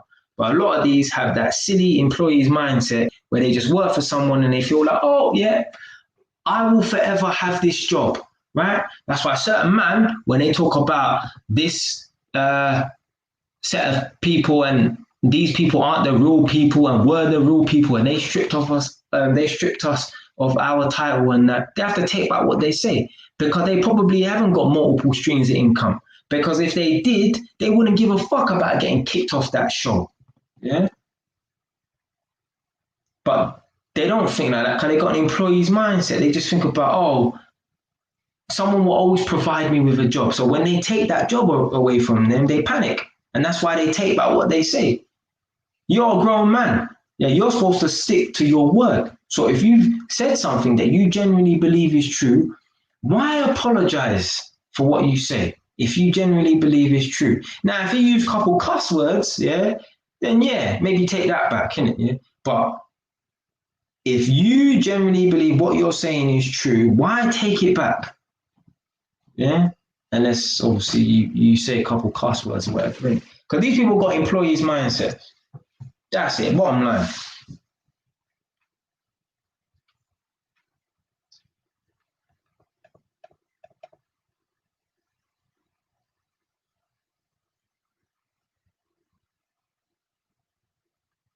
Oh, that's a nice one, Urban. But obviously, I don't really know what you mean by this interactive because I've seen other people's live streams and that, and yeah, they kind of go through the comments. But to be fair, right, maybe the reason why they can't be this interactive because trust me, like I just maybe there's a lady called Shira7, yeah. I speak about her a lot, whatever, black lady, whatever, in it, yeah. This woman, Shira7, she's like the fucking AMS of the women's dating world. She teaches women like these manipulation tactics. Basically teaches women how to get beta males and basically emasculate men, pretty much. Yeah. Anyway, she has, and I can't believe I'm actually doing it. And I used to look at her, watch her videos, right? Just scroll through her videos, and I'm like, how can you do a live stream for 2 hours, 3 hours, 4 hours? And now that I'm in it, I'm like, yeah, it's possible. I could do a live stream for 8 hours. It's possible. Yeah. Especially if I had a man calling out, I could do it for 8 hours. It's possible. But her live stream, she's getting so many women messaging and leaving comments, right? It's really difficult to keep up with all the comments. That's why certain times, now guys, keep bringing the comments in your car. I'll get to I'll get to them, yeah. But there's certain times that I'm reading comments, right, from 11:33. So Urban Bourbon Blog, right, posted this comment here, right? I wish many YouTubers were this interactive, like on the live streams, right?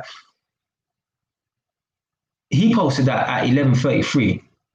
It's 20 minutes later, and I'm only seeing that message now. But obviously, every time I see a message, I will talk and stuff. And you know me, I just talk for fucking England. So yeah, that's why I get caught up in that. But yeah, maybe they get so many messages in they can't keep up with all of them. So they probably just skim and scam, and then any ones that really stand out, they kind of just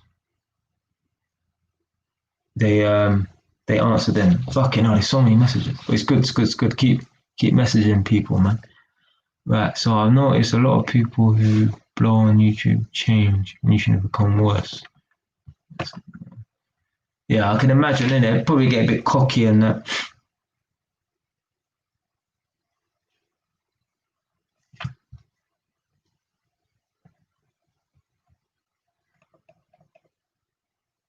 Shit.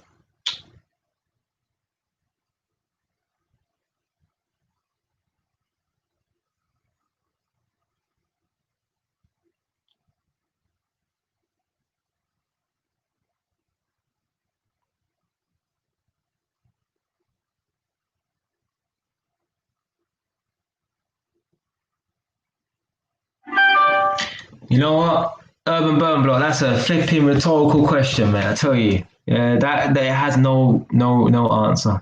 Yeah. I can't answer that. If we learn from our mistakes, why are we afraid to make a mistake?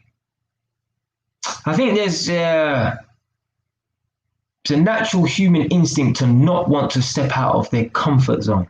And so as humans, we always want to be comfortable. So naturally, we don't ever want to step out of our comfort zone. We don't ever want to make a mistake. So that's pretty. But other than that, that's pretty much a fucking rhetorical question. Me, I don't mind making mistakes. I don't mind failing because I know, failure leads to success. If you're not failing, you're not stepping out of your comfort zone. And the only way you're going to be successful is if you continually step out of your comfort zone and take risks.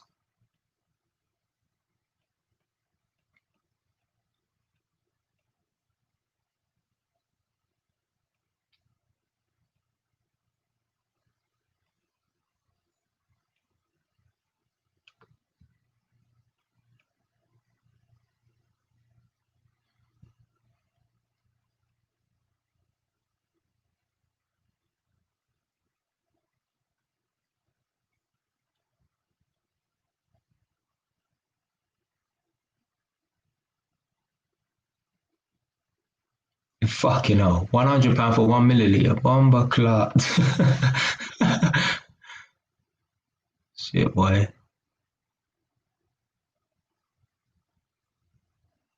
That fucking hell, £100 for 1 milliliter. That stuff must be fucking potent. The bomber red.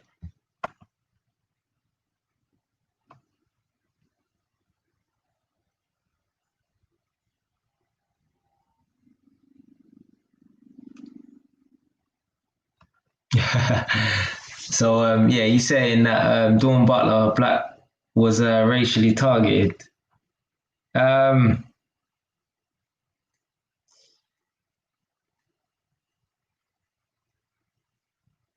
think there's a lot of people, right? They like to, like, she was accused of being a cleaner, yeah, once before, innit? Yeah, someone was in the elevator or something like that, and they thought she was a cleaner, innit? Yeah.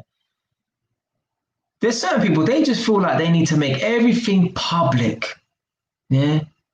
she's another person who's got that kind of victim mentality. Yeah, always needing to tell the public and the media that black people are being this and being that or whatever. And so I like Dawn, but I think she's a cool woman or whatever in it. Yeah, but I just don't like the fact that she's always highlighting all these different things, man. Um, yeah, like why do you need to try and push this narrative, man? I know it probably did happen. The people them thought she was a cleaner or whatever in it, but it's like, yeah, look, guys, look, they think we're nothing but just people are uneducated and stuff, and it's like, oh man, save the violins, man. I'm not interested. I'm not interested, man.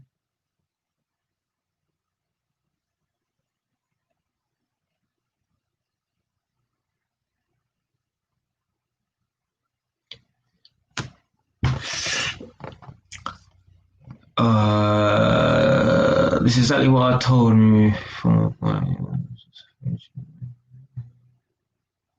Yeah, you gotta try and have multiple streams of income, man. Don't rely on one thing because when that fucks up, yeah, you're gonna panic.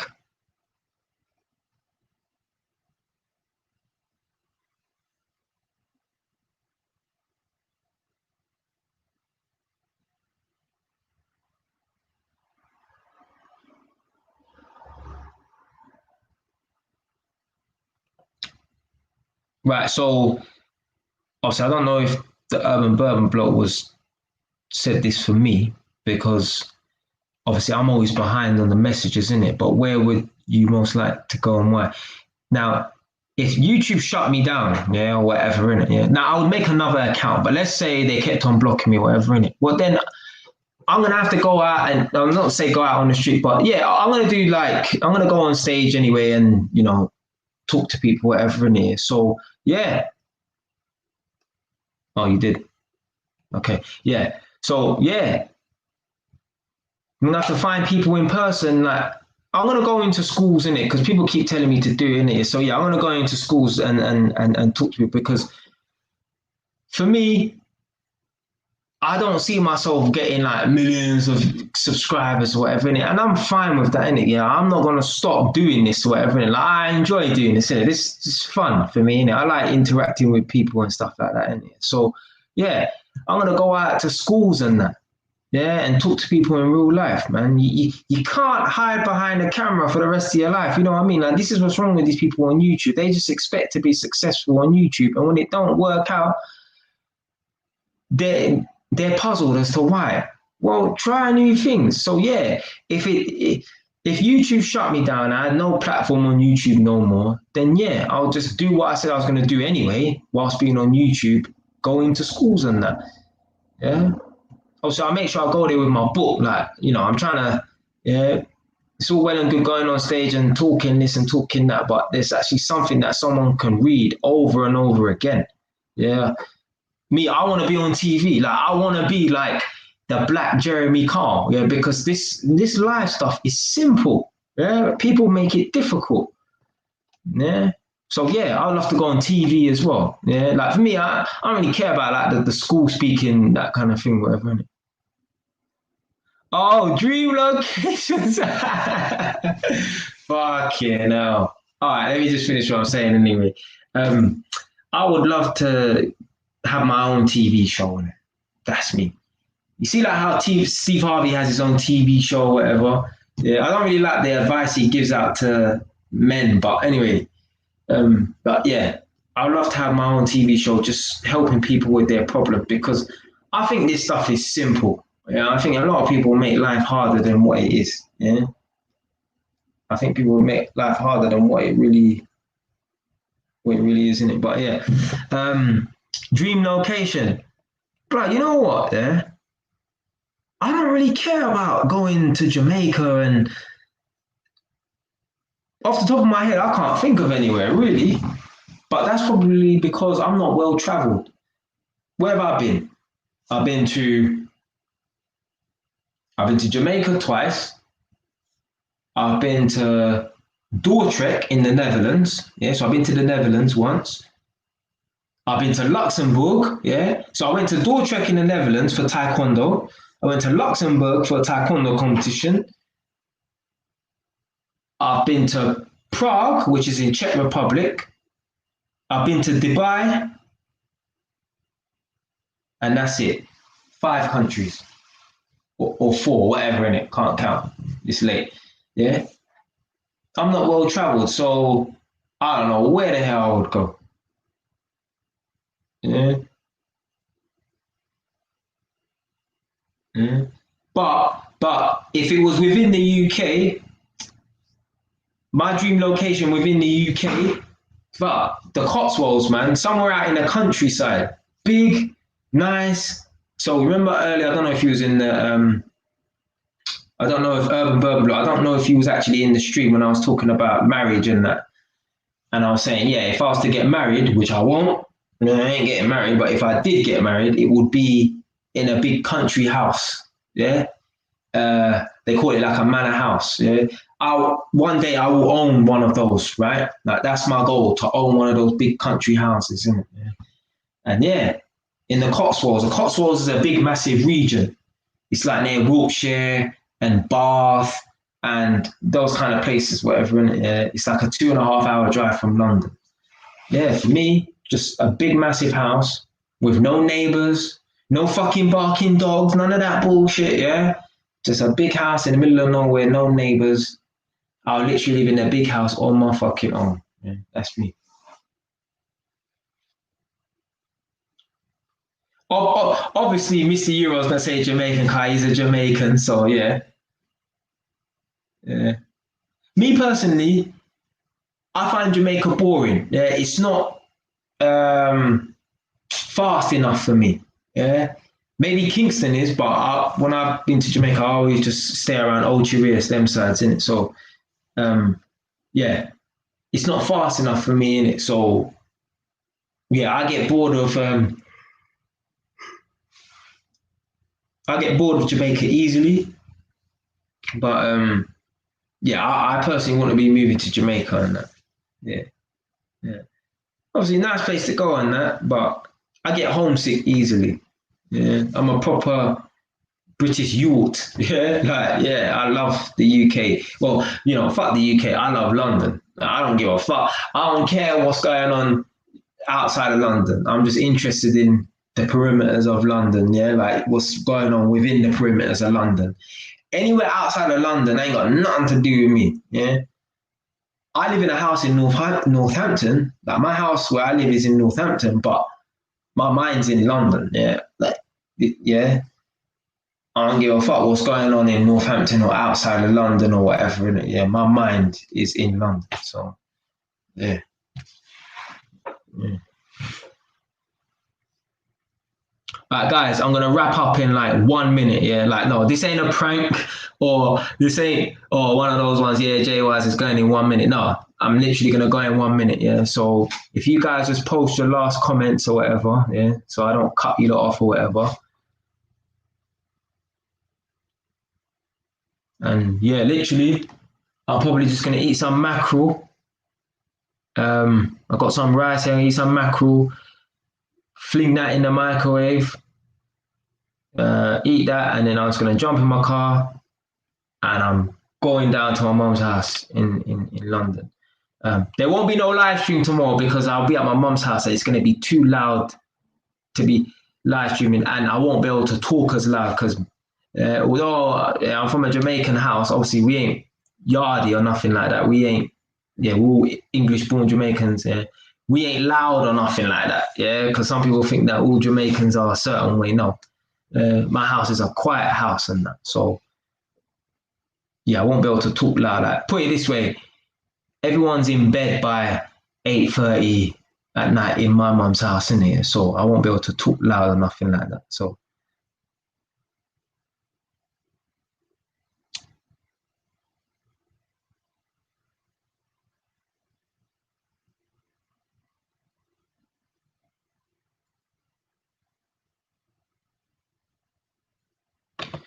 last question, what makes you proud? Nothing fills me with more joy than achieving goals. Yeah, not money.